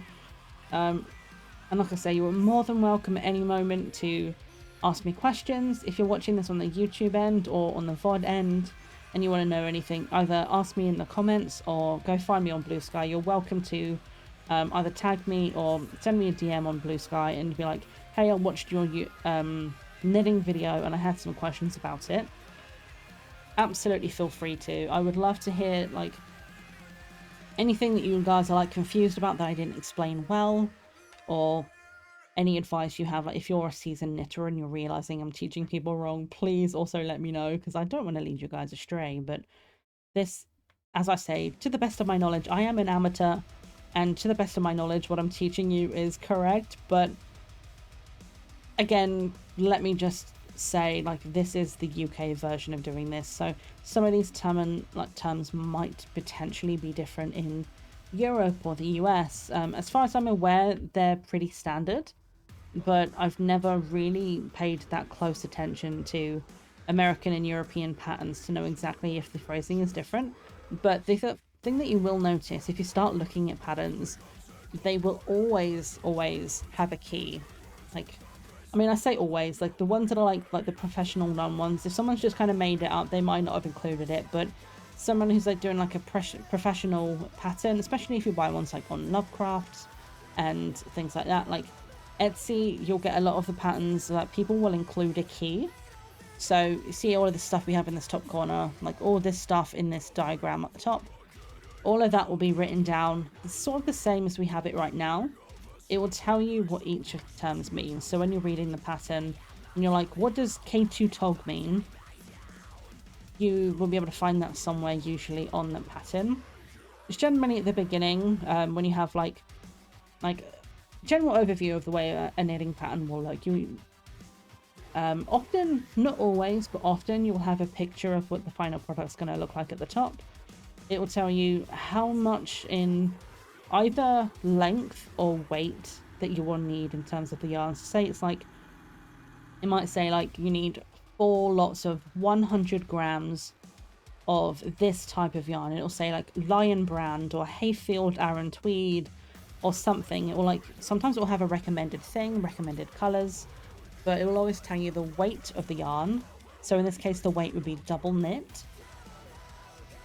It will always tell you the weight that you need and how much you need to buy to complete the pattern. And if it has it in different sizes, say you're making a jumper that's got 4 or 5 different sizes, it generally will tell you how much you need for each size. So obviously if you're making like an extra small jumper versus a 2XL, you're going to use a different amount of yarn. So it, more often than not, that will be the very first thing you'll see. It will tell you the gauge, which is kind of getting an idea, like if you made a sample square like this, that's what it's gonna, like the average size and length it's gonna be. And underneath all that information at the beginning, where it tells you what kind of yarn, how much you need, what kind of needles you need, will always be at the beginning as well. Around there somewhere at the beginning, it will usually be around there, is where it will have all this information, which will tell you your key. So it will be like any knit, purl, KP, any of those things, almost always at the beginning. So the first page of the pattern, if you're ever looking for it and you don't know if there's discrepancies, the pattern should usually say what they use. So if they're using something else, say like some of the cables I've done, just as an example, not to confuse you, but as an example, like some of the cables I have is like TC4F, for example, which will be like a specific type of cable move. That might not be necessarily the same like wording as a different pattern, but it'll be the same move.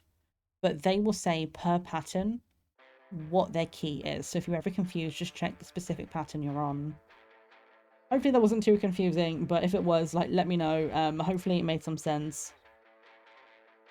But what we're going to do, we're going to just do a couple more here. I think what I'm going to do, I'm actually going to get us to make a inverted version of what I did for my sample piece, because I think it'll be easier to increase and then decrease, because decreasing is 2 different kinds of stitches, whereas increase is just 1. So I think what we're going to do is we're going to make almost like a little diamond that gets bigger, as opposed to like a little hourglass, which is what I made. So we're just going to go do a few more of these. Hopefully we've been working along and making some more as we've been chatting away. And like I say, if you need to pause it to have more time to make some more rows, make as many as you're comfortable with. You're welcome to skip ahead. You're welcome to pause and go back and rewatch whenever. But for right now, we're just going to do maybe, I think we'll leave this as the last one I'll do for right now. So I think this is going to be enough to be able to show what it is that I want to show you.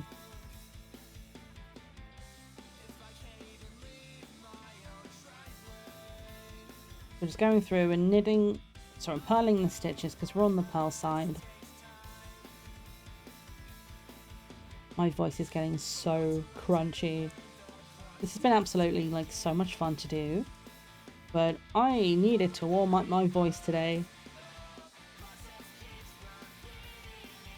It seems like years ago since I did this colour run, and it's literally only hours. Like, I'm gonna go out there and realise all of like we bought new white shirts for this colour run. We washed them and they're all pink. So I have a new pink shirt now. Only the second ever pink item of clothing I've ever owned as an adult, but here we are. So we're going to have the same sort of thing as we had on our second piece we made. It's going to be exactly the same as this starting, but what we're going to do now is we're going to make this bigger. So we're going to be doing, see if I, this one, knit front and back, KFB. So to break down what that's going to do before we show it, basically we're going to be making 2 stitches out of 1 stitch. So show it the first time, I'll show it and then I'll take it back and we can break it down. But what you're going to do is basically you're going to go like you're going to knit. So go in through the bottom of the stitch, wrap the yarn around, And when you pull it to the front, we're not going to pull it off like we do for a knit stitch, and we're not going to make it long like we do for a cast on. We're going to go from this position, and if I can get a good angle on it, I'll try and get a different angle. We want to go down into the stitch from the top. There we go, that's the angle I wanted. So you want to go down into the stitch and come out the back. So let me show you that one more time. Alright, so we're going to start back fresh. Go into the stitch like you're going to knit it. Wrap around and make your stitch. And then move your needle to the back. With the needle at the back, you want to go down into that same stitch and come out the back of it underneath. So it's going to be around this way. So you'll have one stitch on it. But what you're going to do is you're now going to go through and make another stitch. And this one might be a little bit more fiddly. You're going to pull it through from the back. And then you're going to take that stitch off. So I'm going to redo that one more time so you can see that without taking the stitch off. And if you want to undo it, just pull it out. That's all you need to do. Just pull the yarn and you're fine. So one more time. Go in like you're going to knit from the bottom to the top. Wrap the yarn around and make the stitch at the front. Then move your needle to the back. Go down through the stitch and come out the back. So that's what it means by knit front and back. You've knit you've made a knit stitch in the front, and now we're going to make a knit stitch in the back. So you've come out the back of this knit stitch, wrapped around, so now it should be around the back here, and then we're going to pull that stitch through there and have two stitches, and then we're going to pull this off. So now we've turned one stitch into two by knitting into the front of the stitch and also the back of the stitch without taking it off in between. So we'll do another one of those at the end of this, but what we're going to do for right now, just knit all the way to the end. We'll do this a few times so we can kind of get used to it, but just knit all the way to the end except for the last stitch, okay? Knit everything but the final stitch.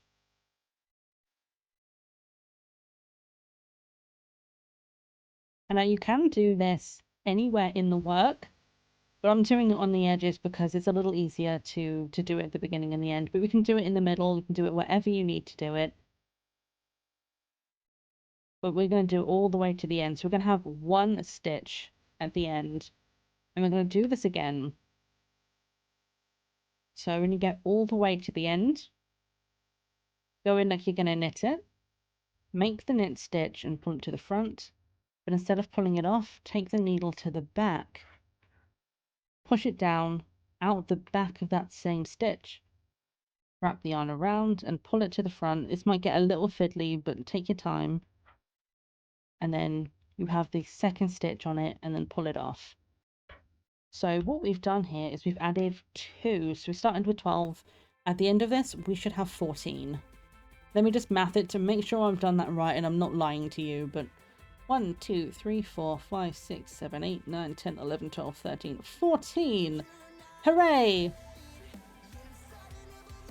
So you won't necessarily be able to see the difference right now, but the more you do, the more obvious it will be. But what we're going to do is we're only going to increase on the right side. We're going back down here to... Oh, where is it? These two right here, the very bottom where it says right side, wrong side.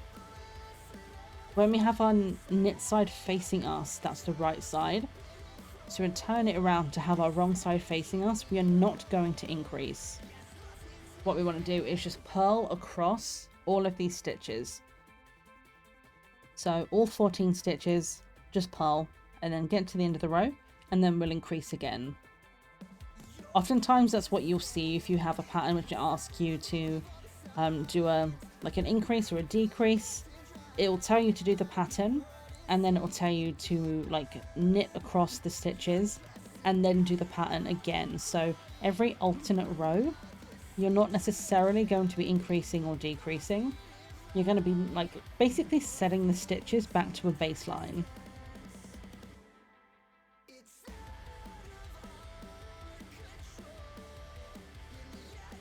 So all 14, all the way to the end.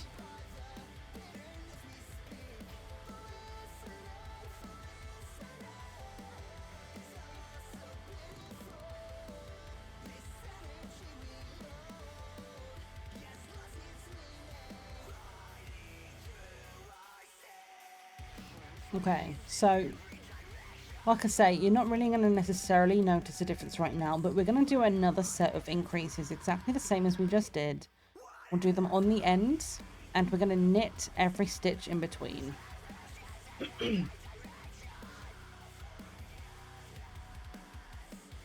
So let's do it one more time together.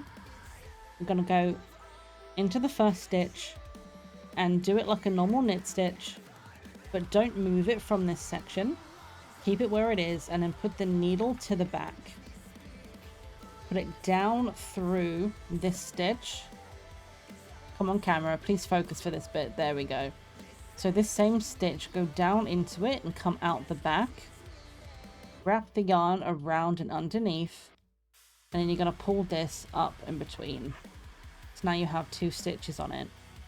And then we're just going to pull that off and pull it tight, and then knit across all of the rest of these. We're going to do that one more time at the end of this row as well, so don't worry, you're going to have plenty of other opportunities to see it.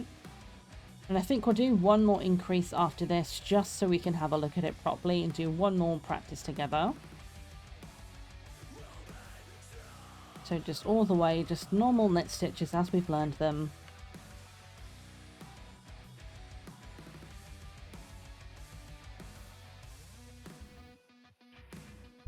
It's been changing my hand structure again, the way I'm holding the needles, but sometimes it's just more comfortable this way.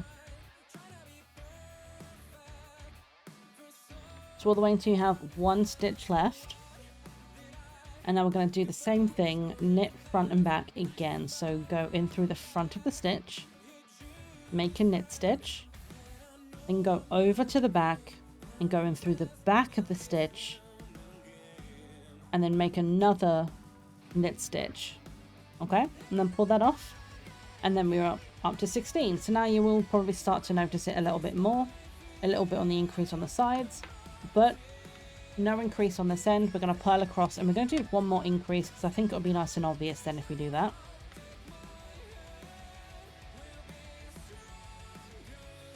And then again with this, with increasing, you'll probably do this a lot more when it comes to things like wearables, or if you're making little amigurumi creatures. Like I had to do a few different things like increasing and decreasing when I made my jellyfish, because the head was round, and to make it smaller at the top you need less stitches. So I'd start with, I think it was like 6 stitches, and every other row I would increase by doing the same thing, knitting front and back, making 2 stitches out of 1, and then each other row would get more and more and more until we reached a point where it was wide enough, and then it would just go straight down. And then to taper off for the little wiggly bits on the jellyfish, I can actually show you one in a minute if you guys want to see it. To kind of give it to like a tapered point, we did some decreasing to make it less and have this little pointy bit on the end of it. So the time you'll most usually use like decreasing and stuff is like hats and things, or if you start at the top of the hat, you might be increasing to get to that point. But it's usually to shape something. I have messed up here, so what I'm going to do is just reverse that move and take that back. The reason I messed that up, I've just noticed, is my yarn is at the back. I need to bring that forward. I forgot what I was doing, and I accidentally put it to the back of the work, but that's fine. Just reverse the move you did, and then bring it to the front of the work and continue. So we're starting to get to a point now where you can kind of see it getting wider, right?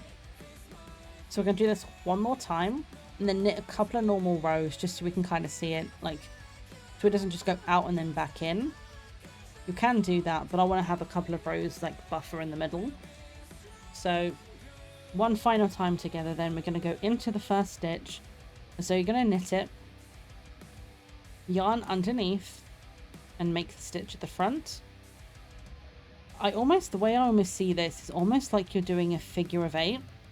And I can show it to you faster later, but major stitch, go out the back, go down through the stitch and come out the back of it, wrap the yarn around, and then pull it out the front. So if I do that one more time, the reason I say it's a figure of 8 is sort of because that's how it feels, where it's like You have the needle at the back currently. You want to go down and do the first figure of 8. Come back around and then go the opposite direction, bottom to top. So that's kind of why I say it feels like it. You're going like, trying to get it from the front view where you're like, go into the stitch, up and over, swap to the other side kind of thing. So it kind of like, it does this loop-de-loopy thing, and the more you do it, the more you'll sort of like feel it be more natural. Let's see, can I do this from a different angle with the camera where it is? So you've gone in like you're going to knit it. And you're going to come out the front, pull it over the back, go down through that same stitch, and pull it out the back end, wrap around again, and then pull it round, and you have your 2 stitches. And I'm going to knit again, like we did, all the way across to the end, except for the final stitch.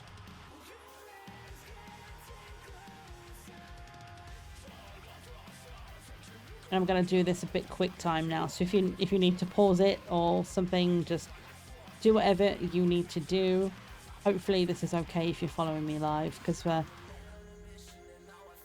we're just going to do like a couple of normal things after this. So if you need to go back and like rewatch the VOD and then catch up to us live, feel free to do that. We're just going to knit all the way to the end, do one more knit front and back, and then I'm just going to do a couple of normal rows of knit and purl, just to kind of set us off, so we have like a slightly more visual difference. So final stitch, go in like you're going to knit and make the knit stitch, then move the needle to the back, down and through, make the next stitch, pull that to the front as well, and then pull the stitch off. So now we have a nice big diagonal line on both sides here. So to the best of my knowledge, you can kind of see it a little bit. I don't know if I can get it to zoom in properly, but right here and right there, you'll see these 2 stitches which go kind of like horizontally almost, which is why I think it's also known as a bar stitch, but I only learned that term recently. So to me, honestly, it's easier to say there's an increased knit front back, because that's why I know what it is. And they'll be slightly different to the knit stitches, and that's why it doesn't matter where in the work you do this, because it's always going to be a horizontal line. So we can do that at the end, and it's always going to look symmetrical. When we come to do the decreasing, you'll understand why we're doing 2 separate versions, and that's to give a diagonal line to follow the taper. So we can turn it around, run our purl side, and I'm just going to go purl across those ones we just increased, and then do just a couple of normal rows. So feel free to keep going on increasing if you want to practice that. If you're done with increasing and you want to get on with the next section, just do a couple, just pull back across those ones we increased, and do maybe even just 2 of each, to be honest, just to have a little bit of a visual difference. At least for the sample piece, is what we're going to do. If you're following along and you don't want to do the extra ones in between, you don't have to. You can go straight to the decreasing. Just make sure you've done that 1 purl row after the increase, the one we're doing right now. Once you've increased, purl across the stitches so you have your knit stitches facing you again. And then if you want to skip straight ahead to the decreasing, absolutely feel free.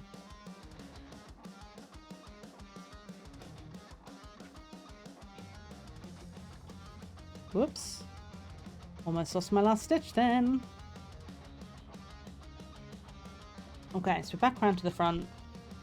Let's put down the needle a little bit so we can see. So now you can see like we're getting wider here, and basically what I'm going to do is just a couple of normal rows. I might just rest my voice for a minute while I just do this. I'm going to do it as quick as I can, but I'm feeling super crunchy. I don't know how well it's coming across in the mic, but my gosh, my voice box just feels crunchy.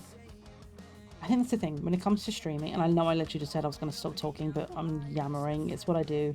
But like, it's almost like it feels like a difference between just talking with your friends, talking to your family, like daily chatter, versus doing something like this where you're like talking consistently, or you're trying to speak more clearly than maybe you would in a regular conversation. that it just sort of takes a little bit extra of a strain. And like, it's almost like it's almost a nice feeling in a weird way. Like, I don't like to lose my voice, but in a way it's almost satisfying, because like I think about like, oh, why does my voice hurt right now? It's because I've been speaking a lot. What have I been saying? I've been spending time with my friends and like here on stream with you, just hanging out with cool people and teaching you cool things.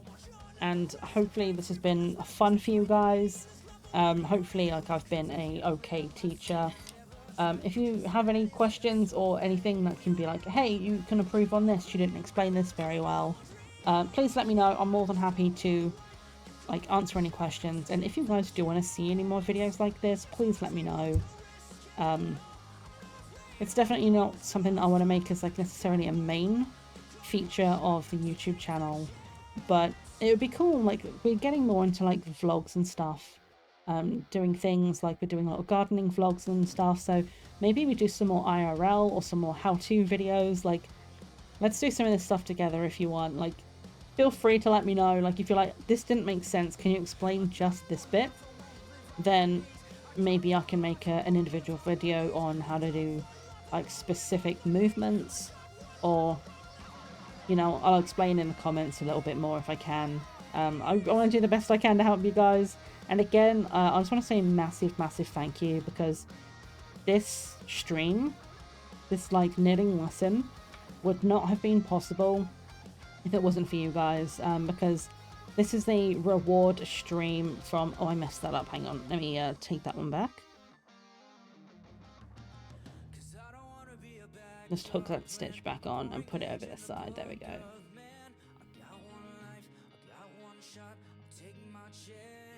There we are. We fixed it.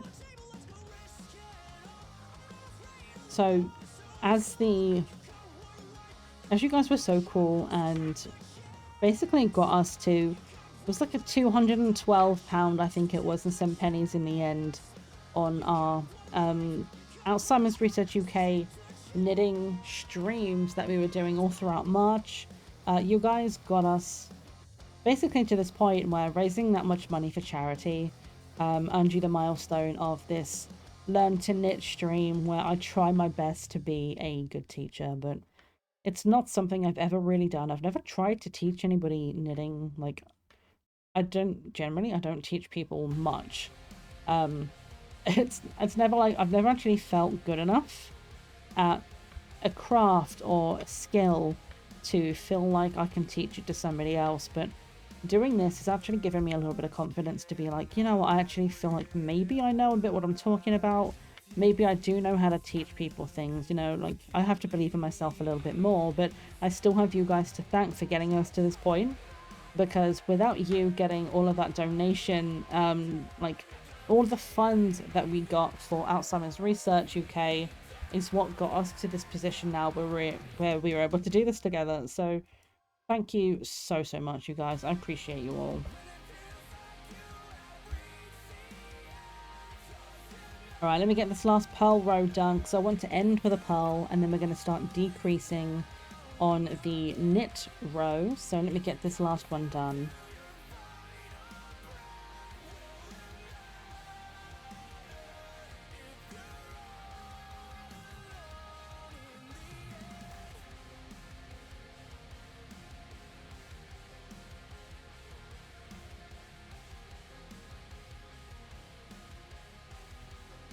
This whole time as well, I'm trying to be conscious of the camera. So I'm leaning around the camera to be able to see the knitting. But sometimes I'm putting it a little bit too far back and I don't want it to go out of the camera shot. So I'm trying my best. This is not a good like permanent solution if ever we do like a hand cam like this again. Usually I have it off to one side, like when we're doing like book writing streams. I have it on a box to like the right hand side of my desk, so it like faces down at the book. But for today I really wanted this good like face down angle, almost as though like if you were looking at the knitting yourself, because it's so much easier I find to look at it and learn it as you see it. Like trying to learn this watching it backwards would be so hard. But we're at this point now, we've done a few extra rows here, so now we're going to go into decreasing. And now this is where it's going to matter whether or not we do slip slip knit or knit two together, because that's going to give us either a right or a left diagonal line. So depending on which way we're tapering, we're going to use a different one. So we're going to start with the slip slip knit, which essentially means we're going to pass 2 stitches over without knitting them from the left needle to the right. So I'll show you what I mean in a minute. Let me just get some extra yarn out. So slipping a stitch is as easy as just going, we don't want it on this needle, we want it on this needle. That's slipping a stitch. Now it might say in certain patterns, it might say slip the stitch knitwise or slip the stitch purlwise. That will basically be the difference between slipping it by going like you're going to knit it, or slipping it as though you're going to purl it. So what we're going to do is we're going to do this knitwise because we're doing slip slip knit. So we're going to grab the first stitch, slip it to the first needle, grab the second stitch and slip that one as well. Now they're over here and we haven't done anything with them yet. You're all late for tea! You're late for tea, but you're here. You were here for tea, and the tea is hot. Hi friends, how are you? Hi, I'm gonna go to the raid screen real quick because I have one and I can use it and I know how to do things. Hi Mars Bandit, hi friends, how are you all doing? I'm Mad or Maddie. I need to change the screen because it still says any pronouns, but I do use they, them pronouns. Feel free if you would like to share your pronouns in chat and your preferred names so we know how to refer to you. I would love to know just to make sure I'm getting that correct. But hi, I am a non-binary, bi, British, little silly person who does some things. Usually we are doing horror on Wednesdays and chill cozy games on Sundays, but today we are doing a knitting stream because we earned basically chat earned it. Let's go back over to the full cam real quick, but we're doing this because we earned some money, or raised some money I should say, for Alzheimer's Research UK, and we met one of our goals. So I'm trying to teach people how to knit today. I don't know how well it's going, but hopefully people are having fun. But hi, how are you? How was your stream? What were you up to? I'm going to get a shout out for you because I don't know if either of my mods are around right now.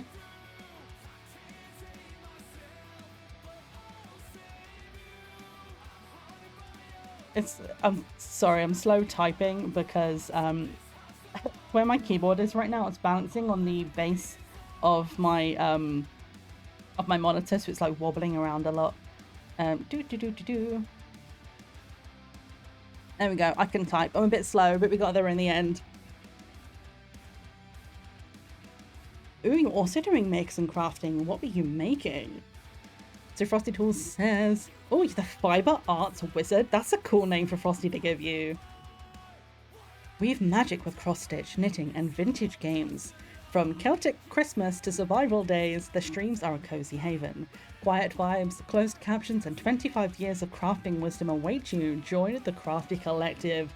Do not mind if I do. I'm going to drop you a follow right now, because that sounds like the kind of space I want to be involved in, so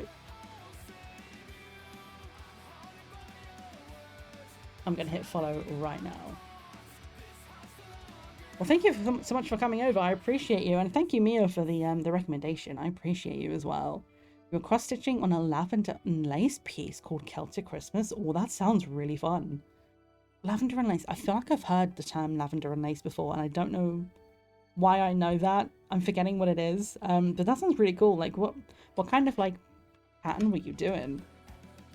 I have done some cross-stitching, but it's been a while. I need to finish one that I was doing that said keep calm and drink tea. I got like 75% through doing. I literally smashed it out like day after day. I was just doing it, and then I just put it down and I never finished it, and that was like over a year ago. So I have to do it. I'll finish it at some point. But definitely I've been more of a knitter in recent times. Oh, no problem. Oh, 57 years. Heck yes, that's so cool. So you probably have some idea if I am teaching somebody wrong right now. You probably have a way of saying that I'm doing it wrong, but that's okay. I don't mind. Like, if someone with experience is saying, hey, you're teaching somebody wrong, I'm down for somebody being like, hey, and tell me to fix it, because I don't want to make any mistakes. But we've been doing some things today, just kind of like working on the absolute basics of knitting, of like how to do casting on, casting off, do knit stitches and purl stitches. And then we made this. We did the difference between all knit, so you knit, turn it and knit, versus doing the knit stitch and the purl stitch in reverse. And we just finished doing the rib stitch. We have all the terms in the top corner up here of what we're doing today. And now we're working on how to increase and decrease. So we've just done some increasing. I actually learned today that I was doing casting off wrong, so that's great. But I mean, it, like as you say, like there's no wrong way. If it works, it works. So I was able to cast off, but technically I was doing it wrong. I was like knitting two and then knitting them together rather than slipping the stitch over. But it's fine. It worked. We're okay. So we've learned 2 ways of casting off today. But we are about to do... What are we about to do? We're about to do slip, slip, knit. That was it. So let's put these back over here so I know where we are. But yeah, thank you so much for coming over. I appreciate you. We do actually have ads incoming in 4 minutes time, but we're going to keep going a little bit past the ads. So if you guys are vibing and you want to hang with us for the last little section, please feel free to like hang throughout the ads and lurk. Lurk is always welcome. If you have to go as well, if you need to go and de-stream and do the things, that goes for yourself. Bandit, should I call you Bandit? Both for you and for your viewers. If anybody's coming over that's like has to go, absolutely, like you go do what you need to do. We're just gonna continue working on this. So we're about to do slip, slip, knit. So we just were explaining right as the raid was coming in there that the slip stitch, we're just going to pass it from the left to the right needle. So those are our 2 slips, and then for knit we're just going to go into those 2 stitches together, and we're going to go around the back and knit it kind of like the way I taught you to cast off wrong earlier on. So you're going to go in through the back and make 1 knit stitch through the 2. So I'll show that one more time. So slip the 2 over. Cat feeding and need a shower, but we'll be back if you're still on. No problem. Thank you so much, Mia. Head pats for the kitties. I don't know how much longer we're going to be going for, but depending on the time, let's have a look. We should be on almost exactly 7 right now. We are. So we have ads in about 3 minutes. So what I might do is probably, I reckon another half an hour should get us through this. So what we're going to be doing is just finishing off this slip, slip, knit, and I'll do the rest of it after the ad breaks, just so I can kind of explain it properly. So we've passed our 2 stitches over to the side, and then what we want to do is go in through the front.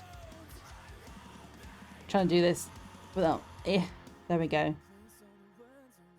I'm still getting used to my camera where it is. It's literally like right in my face doing this today, so it's like having to lean around it a little bit. But we're going to go in through the front of these 2 stitches here. Take the yarn that we're working with and wrap that around the back and on top of these 2. So it's basically going to be, again, like in between our 2 needles here. And then we want to pull that yarn through the back to the front. And then pull both of those off. So that's the slip, slip, knit, which is going to take us down from 2 stitches to 1. Now what we're going to do is knit all the way to the end, but leave these 2 stitches at the end. So if anybody's knitting along with us, just feel free to knit towards the end of the row. That's so cool you've been designing stuff though, Bandit. Like I've never tried to make my own patterns before, but I feel like I would like to. I feel like I need to brush up on my theory on how to do things more. Like I know how to do some of the basic stitches, but I would really honestly have no idea where to start to make my own knitting patterns. But I want to make my own cross stitch patterns at some point. Like find like an image I like from like a game or something like that and be like, hey, there's some cool things, and put some pictures on and make my own cross stitch patterns and order some thread. Like it's an excuse to go to Hobbycraft, isn't it? You know, let's go next door and be like, I came in for glue, but I'm leaving with 100 quid's worth of thread and yarn and needles. It's just it just happens. So we've done a slip, slip, knit. We've got all the way to the end. We have 40 seconds until the ads. So what we're going to do is leave these 2 stitches here, and then we're going to do the knit 2 together, which again, I'm going to try the awkward thing of pointing, but right here, K2 tog, that's usually how you'll see it written. It basically means we're going to knit the stitch like we normally would, but instead of doing one stitch, we're going to do both at the same time. So we'll do that after the ad break. We're going to just go quickly, just pop some shorts on. So anybody who's coming in from the raid who wants to know anything about what it's like to be here, let's head over here and let's switch it up. We've been doing our YouTube shorts today, but let's switch it up and let's do our sidekick clips from Twitch. So it'll be about 3 minutes worth of ads. If you are subscribed, you won't see them, but otherwise it supports the channel. So I will be back here in 3 minutes. I'm just gonna go stretch and grab a drink and probably an antihistamine because I'm struggling. I will be back.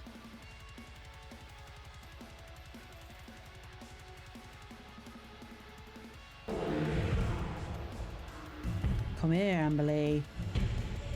Yeet! Yes! I got another one! Haha! Burn, baby, burn! Let's see if anything happens if I piss off the ghost. Because now he's angry. He's angry. But I don't really know what an angry ghost will do. Yes, Goggo. Hi, buddy, what are you doing? You're a ghost. I'm alive, but not for long. I don't know. That sounds lovely. Sounds like a really good way to spend a Saturday in the garden, right? It's like 1:45 in the afternoon in game. What better to do than to go and smash a man's head in, right? Please don't take that out of context. No amount of cleaning will fix this kitchen. Ew. Who was that voice on the radio? Blah, blah, This blah. jar either contains milk, blood, or human tears. Okay. That seems normal.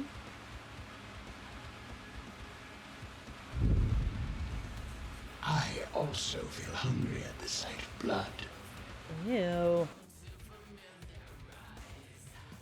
Went in and we spoke to the guy and it was like, I'm the gardener. There's a bunch of idols. They opened a portal to this world and you need to put the idols back in order to free me. Did we get tricked? Was that not the gardener? Because we put the idols in and it opened a portal to the fucking underworld. It literally brought hell upon earth. So I feel like we were catfished. Through the vent, isn't it? Okay, so we still need to find the dolls, but no sign of them so far.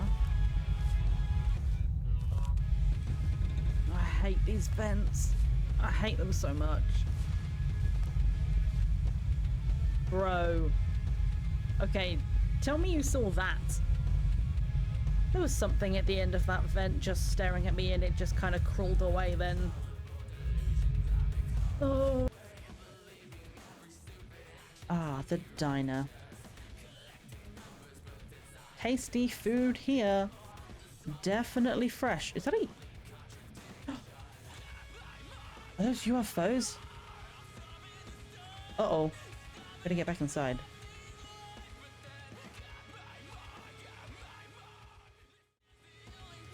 Hello, hello, we are back for the final push. I reckon we can go for another 25 minutes or so. So even if we, like, all we do is we do our decrease and we don't finish it, depending how long it takes us, we still learnt the skill. So we're just going to get straight back into it. So there we go. I was getting myself detangled. So the way we did the one at the beginning, the reason we did the slip knit all the way back here was to keep the right diagonal line. Thank you so much for the follow, Bandit. I appreciate it. Thank you so much. Hopefully, if you guys saw any of those clips through the ad break, it gave you a bit of an idea of what we kind of do here. We did a lot of craft streams in March because, like I say, we were doing a it was called a stitch a day, where we were doing at least 1 hour of knitting every day in March, and we raised a little over £200 for Alzheimer's Research UK. And we made a bunch of little jellyfish, which I can grab one and show you if anybody wants to see what the little jellyfish amigurumis look like. But we made a few of those, and this was the reward for everyone in chat hitting our donation milestone of £150. And I've been having a lot of fun with this. I've been like literally all week just making samples. Like I made these things. I'll just punch the mic. I'm so sorry if you heard that. But like making all these sample things so I can see it. Like my notebook is an absolute mess because I was like, if we do this, then this will look like that, but then that won't look right. So what do I do with my numbers? And like we've been working on it, and hopefully it's been fun for anybody who's been like hanging out throughout the rest of the stream. And if anybody does want to go back and watch any of the other stuff we've done today, the Twitch VOD should be available for about 2 weeks. But I am also going to put it on our YouTube VOD channel and my main YouTube. I'm going to be editing it down. So we do. So if anybody does want to see this later on, like maybe wants to have a go, like I don't know if you've brought anybody over from your space who's like considered doing knitting but isn't a knitter and has kind of wanted to try, like this might be an easy way to get into it for somebody who wants a low pressure kind of environment. We're just here to kind of have fun, and I did just slip my stitches. I'm not a professional. It's fine. I grabbed them back. Yeah, I've never taught anyone anything before. I just like to knit. So I've been doing it like more recently in like the last like 4 or 5 years. But I did learn like when I was younger, like through watching my mum and my aunt. They taught me a lot of the basic stuff when I was younger, but like a lot of this stuff, like I never used to be able to cast on myself. They used to do it for me, and then they would give it back to me and be like, okay, go for it, and I would just knit and it'd be fine. But I could never cast on, could never cast off, so I've learned how to do that myself. I've taught myself how to do cabling and stuff like that, so I've made a few wonky hats which turned into decent hats. I've made a pair of gloves, maybe a scarf or so, but the biggest thing I've ever made was my cardigan that I knit for myself, which is in like waffle knit, so I think it's been a while. If I remember correctly, waffle knit is a way of doing like knit and purl stitches in a way that kind of makes it look like little squares, and it's really cute.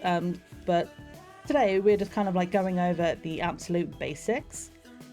So the slip knit that we did at the beginning, in theory what that should do is have a diagonal line facing into the middle of the work, and what we want to do on the other side is have a diagonal line facing in, but in the opposite direction obviously. So rather than doing the slip knit, we are going to do knit 2 together, which is as simple as it sounds, which is instead of knitting one, we knit both. So we're going to go into the bottom of both stitches, and we're just going to do a knit as normal. So again, as like when we were increasing, you might not see the difference straight away, but when we do a few of these, like it'll be more visible. I'm so sorry that I keep like smacking things with my needles, by the way. Like this is such a janky setup, and I wish I could show you guys, but like I have a phone stand which doesn't fit my webcam. Obviously it fits like a phone, so it's too wide, and my webcam is balanced on top of where the phone would go and then tied on with a long piece of yarn I've just wrapped around it a bunch of times. So literally it's being held on by thoughts and prayers and a single piece of yarn. So it's literally right in front of my face. I've got my microphone inches away from me to my right hand side, and I tend to go a little bit like hunched when I'm working. It's a bad habit of mine. Like whenever I knit, I end up I prawn much more than I do when I'm doing anything else. I hunch down like a little goblin, and I can't help it. So I'm literally hunched over. Like both my mic and this stand are right in front of me. My cables for the camera are right in front of me. So my needles keep catching on everything. So I apologize if you're getting lots of little awkward background noises. But that's also the part of the fun of knitting, I find, is we were talking earlier on about how it's tactile. Like it feels nice in your hands. Like you've got movement for your hands, but like it looks nice It feels nice, but it also sounds nice. Like the clacking of the needles is one of my favorite things. It's why I like metal needles, is the way they clack together is so satisfying to me. So we've done our increase and we've pulled all the way across, and we want to do that to reset the row. And now that we've pulled across, we're going to do the same thing we did before, but we're going to do it again. So we just decreased 2 stitches, 1 stitch on either side. And once we do this side, we should hopefully be able to see it much easier. So slip, slip, knit. So you go into the stitch like you're going to knit it, but just pull it off. Second stitch, do the same thing. Put the needle in and just slip it over. And then we're going to go into the front of these 2 stitches. So we've got both of them on the same time. Take the yarn around the back and bring it up. So it should be in here in this position. And then you're going to take the needle from the back to the front and make that 1 stitch. And then pull those off. And then what that should do is, because you've got both stitches in here, it should pull it inwards, like it should face the left, which is what's going to give us our like diagonal line to face inwards. So what we're going to do is we're going to go all the way in again. If anybody's following along and you need me to repeat that, I can. But as I say, we are editing this down for YouTube as well. So as always, feel free, once this is edited down, to pause, or even if you're watching the VOD on Twitch, like feel free to pause, rewind, half speed, double speed, whatever you need. Cut out all of the waffle of me just being me, just chatting away in the middle. But for now, we're just going to go knit all the way to the end of the row, except for the last 2 stitches. I'm going to do this one more time after this as well. So 2 stitches left over, and instead of knitting the 1, knit 2. So knit these 2 together, go into both stitches from underneath. Essentially, what you want to do is treat this like 1 stitch. So instead of seeing the gap, you basically just push it together and go, that's 1 piece. So go under both as though it's 1 piece. And then knit like you normally would. Again, you might not necessarily be able to see it decreasing quite as much right now, but we're going to do 1 more, and then you should start at that point seeing it. Sometimes it takes a few rows of setting in a new pattern or a new kind of a new thing that you're doing in your work. Sometimes it takes a few goes before you start seeing it. I definitely learned that when I was doing cabling for my jumper. I was like, I was so eager to see a difference within the first couple of rows, to be like, I really want to see it. I've never done cabling before. It's going to look so pretty. And like within a couple of rows, you really can't see it all that much, like especially when it's so much detail. Like it just looks like a bit of a mess. But the more you do, the more it starts to come alive, and you're like, yeah, now I see it. Now it's cool. So yeah, we're doing this one in reverse to the piece I did as a sample, because as I was doing it, I honestly thought like it might just be easier to do the 1 move to increase first, and then introduce 2 new moves to decrease, rather than doing the 2 to make it smaller, and then we're doing 1 move to make it bigger again. Like at this point, it's just easier for my brain to do it this way, and I feel like it'd be easier to follow. So it's not like too many things coming at you at once. Right, we're going to do this 1 more time. Like you'll start to kind of see, if you pull it out a little bit, you'll see like we're going in a little bit, but it's going to be really obvious when we get to the end of this piece. So 1 more time, slip, slip, knit. And also, if you're following along in the key up here, it's the one which says SSK, which I think is how you usually see it in most universal patterns. So grab the first stitch, just slip it off. Grab the second stitch, slip that one off as well. And then go in the front of both of the stitches, wrap around the back and come up in the middle, and then pull this piece of yarn through the center. And there you go, you've got another slip, slip, knit, and then we're just going to knit all the way across these. And then once we've done this, I think what we'll do, we'll just do 1 regular knit row just to kind of set it in place, and then we'll cast off again. And this time I'll cast off correctly, rather than being like, this is my kind of janky way of doing it. Like, now that I've actually Googled it, and I'm like, oh, that's how the internet tells me to do it. Like, the thing is, like, a lot of what I'm learning, I've not learned it like sat down and done like a university degree kind of thing where they go, here's the curriculum, we're going to teach you the textbook way of doing stuff. A lot of what I've done, the way I've learned things, is just I'll grab a pattern and be like, that looks cool, I'm going to figure that out. I just did that wrong, didn't I? Right, we're going to go back and reteach you guys. We're going to go back over how to take a stitch back, because I just realised what I did. So, if you've made a mistake like I did and you need to take a stitch back, again, what we're going to do is at the back of the work where the yarn goes through, you'll see the little loop where the yarn goes in. Like, you'll be able to pull that and you'll see that's where it goes through. This is the old stitch. So you want to go through that and pull it back and then pull on this piece of yarn to undo the stitch.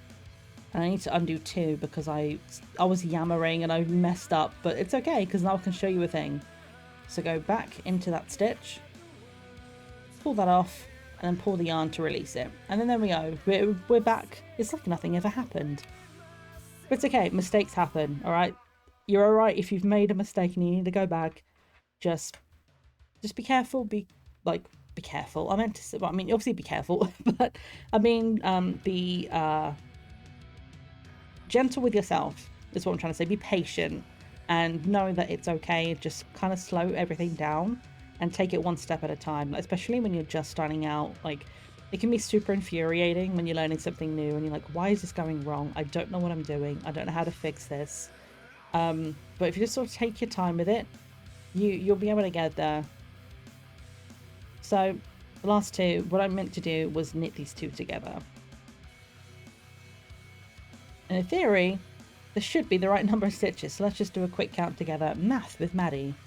1, 2, 3, 4, 5, 6, 7, 8, 9, 10, 11, 12. Perfect! So we are back where we want to be. So we want to purl our stitches all the way back across this one again to finalize this row.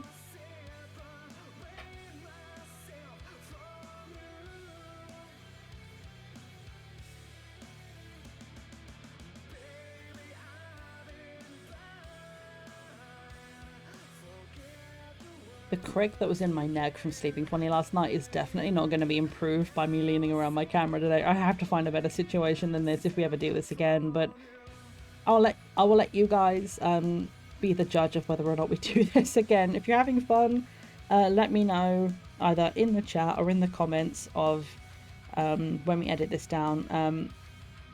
If you want to see more, let me know.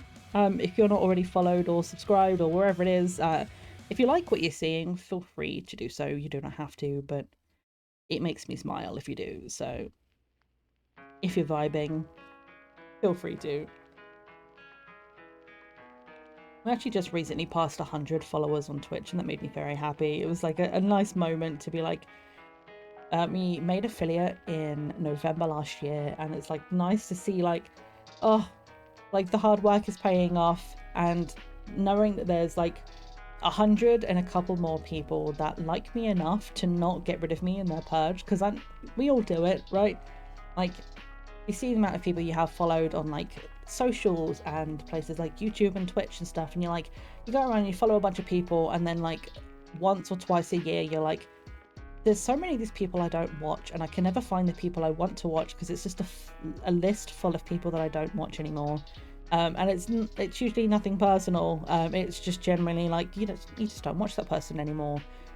So the fact that when people do the purge, I'm not one of them for 100 people, it makes me very happy. Like, there's like 100 people that actually like want to be here and hang out in this space and have fun, and I appreciate anyone and everyone that comes along and hangs out. It's always nice to see new faces, to see old faces, and just to vibe. Especially on Sundays, when you've had a long week, you're about to start a new week, and you're like, it's Sunday, I just want to chill, I just want to vibe. Hopefully we can do that and have some good energy together. What we will be doing over the next week, for anybody who's curious, we're coming towards the end of the stream, so I might as well talk about it right now. But what we're doing with this, by the way, is we're just knitting and purling a couple of rows before we cast off, just so we can kind of have the same thing we had at the bottom, just a couple of rows of buffer. And then we'll cast off in a minute once I finish my spiel. But in theory, if I can get my butt into gear and do the editing work this week, Hopefully we have another vlog coming out on our YouTube channel. We are going to be doing another gardening vlog. So anybody who's interested in... Sorry, I really have to cough. 1 second. Let me just mute myself.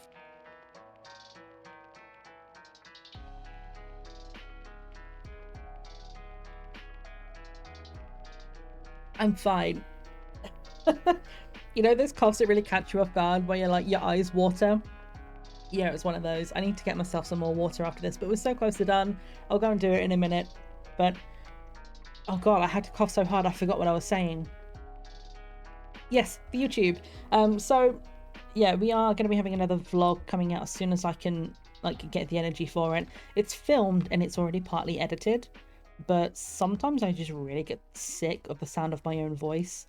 And listening to myself go, this is a plant, this is what I did, this is how long I've had this plant for, blah, blah, blah, blah, blah, blah, blah. Sometimes I just get so sick of myself that I'm like, I can't do it anymore. Like, but I can't afford an editor because I'm a broke ass bitch. So I do the work myself.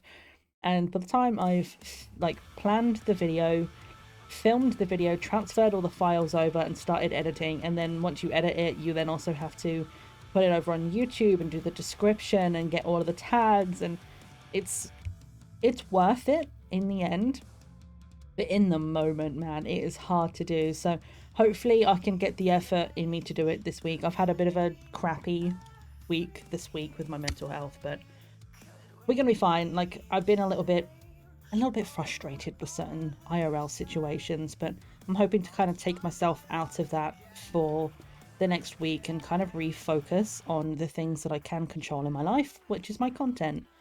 So in theory, we should have a new YouTube video coming up. I'm testing out doing new videos on Fridays instead of Thursdays now. So in theory, the plan for this week, if we can get all of the streams and all of the videos that we want to do, definitely going to be back for horror on Wednesday. We finished Guilt, so that's done. We're going to be starting a new game. We're going to be playing Chasmal Fear, which I've been waiting for a long time. That's going to be our next horror game for our Hallow Wednesdays. So if anybody likes any horror stuff, feel free to tune in here on Wednesday next week. We're going to be starting that game up. It'll be a first time playthrough, so it'll be one of those like no spoilies, but we're going to play through it start to end and just have fun with it. It was so, I played the demo and it was so good. So we're going to be doing that on Wednesday. Thursday, I might take off this week because we just did a bunch of writing streams back to back, and I might need to catch up on some things when it comes to Thursday. But if we are streaming, we're going to be doing a co-working stream because Thursdays are going to become our new co-working, co-creating days, I think. So either we'll be doing some writing or I'll be like editing shorts or editing a video and stuff like that. So if we are going to do that, we'll be doing some Spirit City Lo-Fi co-working where we do 30-minute sessions and 5-minute breaks, and we just kind of do that until we're done, really. And then let me have a look. Yeah, I'm good with that. Okay, I'm happy with that, so I'm going to pop that down for a second. Yeah, so Thursday we might be here, we might not be here. I'll see how I feel when it comes to Thursday, but otherwise it'll be stream on Wednesday, video hopefully on Friday, and then Sunday we're going to be going back into Silence, which we played a bit of last week. And it was funny because I was like, I feel really sad and I need to do a game that hopefully is cute and makes me feel better. And I cried 16 minutes into stream because it was that like emotional. And I love it, don't get me wrong, I love it. I love a good emotional game, but it caught me so off guard. So I guess content warning, you might cry. But we're going to be going back into Silence on Sunday. Usually we go live at 1 PM GMT. Today we're going live at 3 because I had a colour run this morning. So me and my family went out and got absolutely pelted with dyed cornstarch and did a 1.5k around a field to raise money. So that's why we're a little bit later today. But hopefully we'll see you Wednesday and Sunday for streams, definitely. Hopefully the video on Friday, and if we can get an extra stream on Thursday, we will. But for now, what we're going to do, we should have this kind of like it kind of looks like a vase. That was unintentional, but I kind of like it. So we should have a shape kind of like this now. And if I can like show this up close enough, like the camera does not like to focus, but we're going to give it a shot. There we go. If I hold it still, it'll be okay. So you kind of see this line that goes up the side here. Kind of looks like it follows the direction. And if you have a look on the other side, it should do a similar thing where it like follows it all the way up. It's not horizontal, it's not vertical. It kind of goes in the direction that we're trying to taper it in the inverse of like when we were increasing it up here. Like it was like a horizontal bar. But the reason we do the difference between the slip slip knit and the knit two together is to give that directional line. So it kind of gives like a bit of a smoother edge. And I quite like it. So all we got left to do on this final piece to have this done today is we're just going to cast this off. So let me do the cast off that the internet told me, not the one I was doing. So we knit one, and because we have knit at this final stitch, we can do this way. We're just going to knit two, and then pull this back stitch. I'm running out of daylight, I'm noticing, but it seems okay on camera. So we're going to pull this stitch over this one.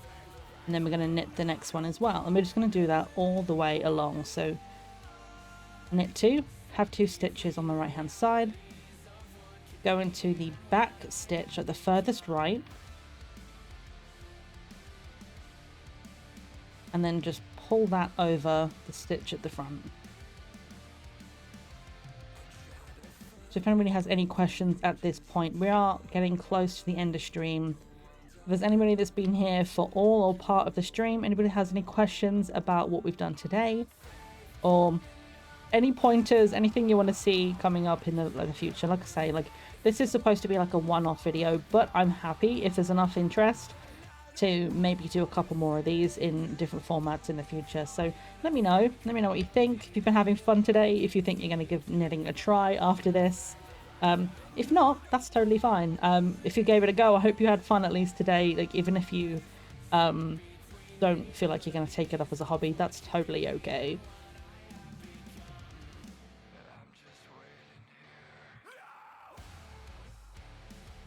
Just glad my hands are cooperating today, because I've been getting this thing when I have been like knitting recently where suddenly, like out of nowhere, and it only happens when I knit, right in the center of my palms I start getting this like kind of tingling feeling, and it gets to the point where like just like my pointer and my middle finger will go cold and they'll go numb, and sometimes it goes to the point where my entire hand, sometimes all the way up to my elbow, will just go tingly. And I don't know why, it just seems to only happen when I knit. It's not done it recently, but there was a time when it was so bad that I knit for one day and it was numb for almost 2 weeks. It was rough. But it seems to be cooperating at the moment, which is nice. Your great grandmother started teaching you how to knit when you was 4. Oh, it's so good when you learn these kind of skills. Like at any point, it's always good. But there's something about like learning it with someone you care about. Like I was saying earlier on, like I learned when I was really young with my aunt and my mum. They used to like knit together all the time, and they would knit so fast, and I would be like, that looks so much fun. They look like they can make stuff. And like my aunt still makes stuff now. She makes like hand makes all of her cards herself that she sends for every birthday. They're always completely made from scratch. Is my Spotify okay? It's been quiet for a while. It might have gone to sleep. Is it telling me I've been listening to music for too long? It did. It just stopped. Thanks, Spotify. That's great. Let me restart that.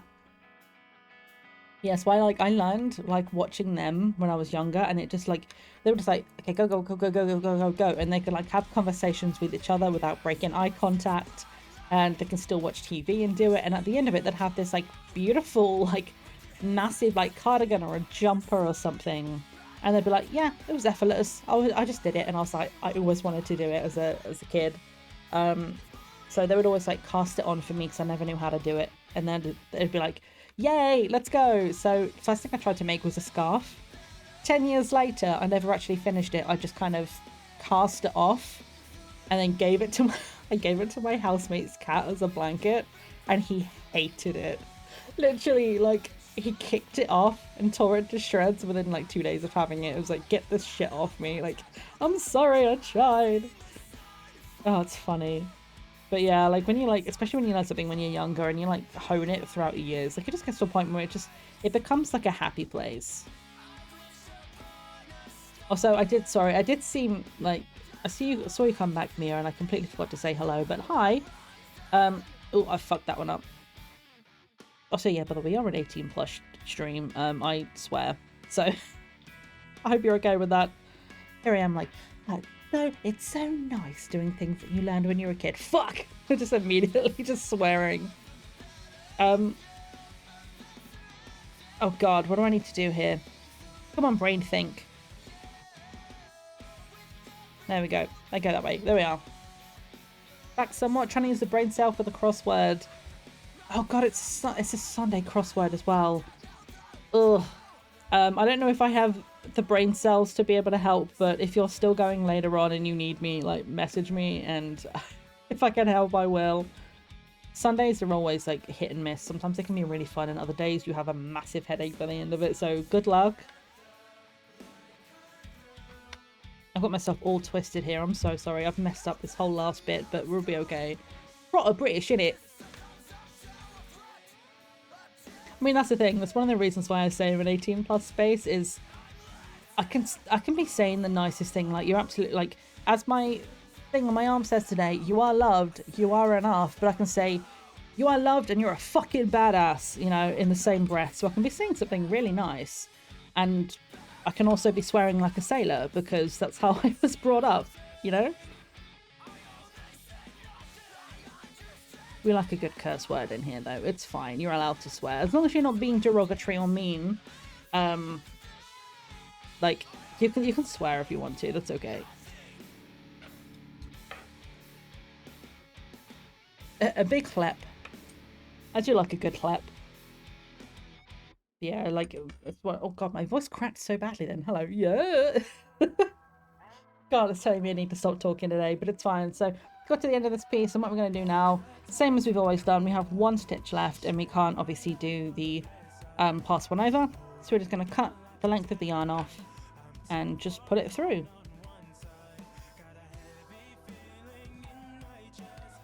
Zoop. There we go. And then what you would do, which we were talking about earlier on, I didn't ask you guys to get a tapestry needle for today because I don't know if you can get just one needle. You might have to get a set, and I didn't want you guys to have to feel like you're like searching for something you don't know or need. But you would just get a tapestry needle right now, and the same as we did for the first one is just take this piece and just get the needle and just basically like wind it through a couple of times through this top stitch just to kind of seal it in there. But it's a little hard to kind of get the whole thing pulled out because it's very curly, but this is sort of what we should end up with at the end. So we've got our increases where we've just gotten ourselves a little bigger, did a couple of rows, and then we decreased again. So again, this is kind of the sort of thing you would do if you're making a hat or something. Say you're starting at the bottom, you've done your rib, you've worked your way up towards the top, but now you want to shape it. You'd go in and decrease at the top, and you'd get to the top of the hat. And this is where like having a longer tail would come into play, where right now we don't need it for anything, so we can just weave in and cut it off. But say you were sewing the whole thing together, if you started at the bottom and like worked all the way up to the top, you might want to sew all the way down with this piece there. So you'd finish at the top and then use that. Let's say, for example, we were knitting this together and we wanted our seams to match. We take this long piece and we would just sew all the way down, and then at that point you might want a longer tail. But if you're just doing a little piece like this, it doesn't really matter too much. So what you would need to do to finish this off would be just to weave in your ends and cut the ends off. I'm not going to do that right now because honestly my elbows are hurting from leaning on my desk, but it's okay. Mouse size almost apron. I'm so sorry, my brain cannot compute what. I'm so sorry. I don't know what you mean. You literally heard yeah, you literally heard the cogs working. Oh, the shape. Yes. No, I'm with you. Now that makes sense actually. Yeah, like a little mousey, and you put it on. I'm looking around like, do I have anything that I can I don't have a creature I can put this on. I do. I'm a liar. I have it. I can put... 1 second. I'll be right back. I have something.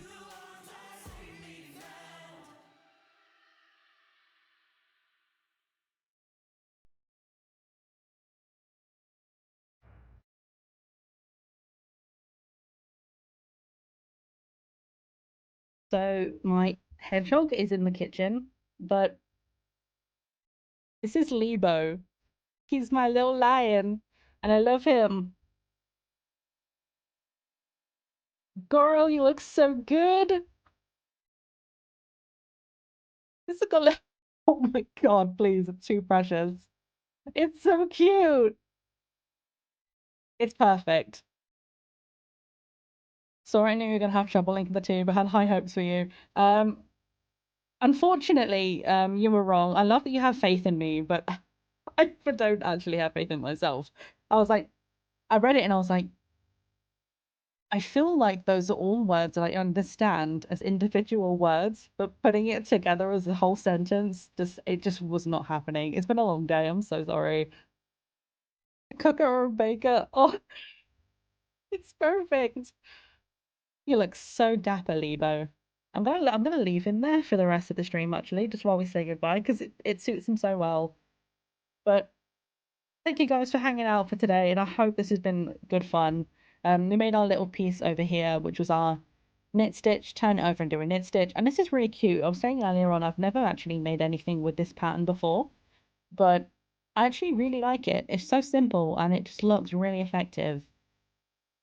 A baker, if we had to pick, it does look like there'd be a baker. Oh my god, they would make the best pies. Oh, it'd be so good. And then we moved on to this one, which had our knit stitches on this side with our purl stitches on the back, and then we made our rib at the top as well. And then what started as an hourglass for my piece turned into a cute little apron for our Lebo M over here. Oh, so cute. Common stitching baby clothes. That's interesting. I guess it makes sense because like it looks quite cutesy. If I can find it again, it should just be behind me. For anybody who missed this earlier on, my late sister didn't get a chance to finish her jumper, so I'm finishing it for her. And I never really looked at it properly, but this is in the same stitch, and it's so effective. It's super simple. It's actually just knit, turn it around and knit, and it looks so good. It obviously does have a very complicated cable, which makes the whole thing like it's so simple, and then gives this like flash of extra pattern. But I never ever would have thought of just knitting and turning it around and knitting again. In my head, it was almost like an unwritten rule because I'd never learned it properly. It was always like if you knit, you have to purl on the other side. It was just how I'd learned. Like I've never ever seen this stitch before. And I was like, it's so good. And it's like such a beautiful color as well. It's hard to get a good accurate picture of it. It's a couple of shades darker in person than it is on camera, but trying to get a good angle of it's kind of hard. But it's very pretty, and she was very proud of it. And it's a shame that she never got a chance to finish it, so that's why we're finishing it for her. But I'm practicing doing my cabling on my own thing at the moment, and then once I get the cabling down, I will be finishing it, and hopefully it will look cute. But we have a nice little apron for Lebo. I love it. Need to purl if you knit closed rounds. Interesting. Are you able to, in a quick sentence, explain what a closed round is? I feel like it's one of those terms, like, I must have come across it at some point, but unless it's, like, specifically mentioned in a pattern, I probably, like, a lot of these terms, like, I need to kind of reteach myself a lot of the basic theory of stuff. Like, I know how to do a knit and a purl stitch. I know how to increase and decrease. I know how to do a rib, but... Oh, I see what you mean. Yes, so like knitting in the round and stuff like that. Yes, that makes sense. I guess, yeah, because you can't actually turn the work around then, can you? Like, because if you're doing like that and you're working flat, you're swapping it. But because you're doing it in a circle, you're never actually turning it inside out, are you? That makes a lot of sense, actually. I have done some knitting in the round, and I've sent some pictures to some friends who have seen me do it. It looks absolutely wild sometimes. Like, for some of the smaller things where it's like really hard to get circular needles that are short enough to work in small sections, I've had like 5 needles on the go at some point where I'm like, it's literally like this whole contraption stabbing me in the hand at any moment. It looks like a torture device, and I'm like, no, that's just how I knit. Yep. But it is fun. The socks, yeah, I'm sure you've seen photos of the socks that I knit in the round, yeah, because again, like my my circular needles, so I'm like shaking Lebo around like, hello, this is me, I am streamer now. I'm sorry, I'm losing my mind, it's been a long day. Yeah, that makes sense, yeah, because a lot of the times I find with circular needles, it doesn't matter how long the cable is, if your needle is like this long and you're trying to knit something that's that small, it's just not gonna work properly. So having the double point needles where you can almost make like a square or a triangle and kind of go around it, it's so much easier. But like the first time I did it and I had 5 needles on the go, it was like, it was a wild looking contraption. Yeah, the socks I did in the round, I've done a pair of gloves in the round as well. I'm looking at Lebo, he's so cute, I love him so much. Very true with glove fingers, yes, yeah, definitely. Like, I had it like a hard enough time doing like, so I made my sister a pair of gloves, but it was like, it was cut off here. So it was just round there, but it had a thumb hole. And that was, oh, it was rough doing that. That was a hard time. I really like the pattern for those as well, but for some reason it sat, the pattern was over here and I wanted it in the middle, but it looked like the whole thing was twisted. But to make it fit on the thumb, it had to be over here. Like, you couldn't turn the glove, so the pattern sat in the middle. It just didn't work on the thumb, and it was so upsetting. I made the whole thing, and it looked like in the picture it went down the middle.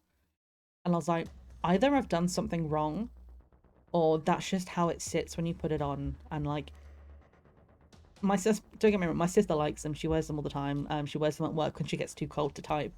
But it kind of really upset me that it didn't work properly. Like, it didn't sit flat the way it said in the picture, and I was like, oh, okay. But it's still fun. It was still a fun project to do, and it was a really nice yarn to work with. So it was a fun project, even if it wasn't the most desired outcome. Look at the state of my desk, by the way. It's really not that bad in person, but it's just dust. Literally dust and yarn fibers, and now at this point, Lebo fibers too. But I hope you had fun today, guys. We are going to look at somebody to go and read out to in just a moment here, but if there's any last minute like questions or anything that anybody wants to say about today or about knitting, I'd love to hear your experiences. I'm going to go after after this project. I haven't knit for a while, but I kind of have the bug again, so maybe I'll have to pick up my jumper again and get into some cabling. It's been a while, but it won't get done unless I do it, right? No problem. This was fun, and I appreciate everybody for making this happen. I am going to, by the way, I forgot to mention this all the way at the beginning, but we do have lurk bait ready if anybody wants to throw a casual fish in at the end of the stream while we're actually just finished off here. Feel free to. We're still trying to get the last piece of trash. We have 20 out of 21. I'm still trying to find it. I'm trying desperately. Aren't you telling me this now? Yeah, sorry. I should have said. I think at this point, I think it's safe to assume lurk bait is on all the time, unless we're doing like a super like intense game. Like during Cat's Fear, I probably won't have it on because that's like big horror. But like on Sundays and Thursday co-working stream, it's almost always on at this point. I just like having it on. Afrontosa kitchlid. What? I don't know what that's. I don't know how to say that, but it looks fun. But yeah, thank you guys for being here and for making this happen. This wouldn't have been possible without you guys raising a lot of money for Alzheimer's Research UK. So thank you to your generosity and for getting us to that £150 milestone. I hope this was a fun time. I tried my best to try and make it as beginner friendly and accessible as possible. I know I only taught you right-handed version. I don't know how to knit left-handed, but I would love to learn. I think it would just be a fun skill to have, to be like, the only thing I'm ambidextrous in life is I can knit left-handed. That would be fun. But hopefully it was fun. Hopefully it was helpful. If anybody ever has any questions, be it like if you go back and you watch the VOD, or if you're watching this on YouTube after the fact, as I say, let me know in the comments or message me on Blue Sky. Just let me know if you have any questions. I'll be happy to answer them. But for now, thank you so much everyone for being here, and thank you again to Bandit for the raid and for Mia for the recommendation. I appreciate you both so much, and I hope you're having a great rest of your time zone and enjoy the rest of your days. We're going to go and have a look for somebody to raid. Let's see who's on my channel right now. Do we have anyone we're following that's doing making right now?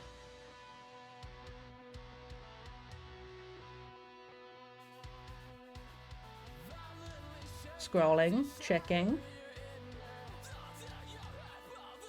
Okay, nobody that's doing crafting or anything like that, but I do see somebody on that I've never had a chance to raid because I'm never on when they start. I kind of want to go and say hi to Nut Sweets. I lurk Nuts all the time, but I actually don't know if I've ever even said hello in chat because I just enjoy the vibe, and I'm like, usually, like, unless I'm raiding into somebody or I'm going in like as a friend that I know, like, a lot of the time I get too nervous to say hi, so it might genuinely come up as a first time chatter, even though I've been in Nutsweet's channel so much. But I think we're going to go over to them because I feel like going to somebody fun today that we never have a chance to go to, and we usually are way gone at this point. We tend to finish at 5 p.m. and it's now almost 8 p.m, so I'm going to go and make dinner. So I am going to have to sort of raid and run and do a little lurky lurk, but I love Nutsweet. She's so funny.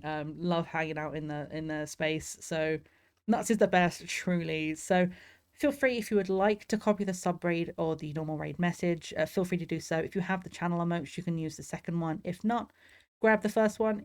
Obviously, you do not have to if you don't want to, but if you would like to, it's there as available. I'm trying to grab it, but it's highlighting all of the wrong things. There we go.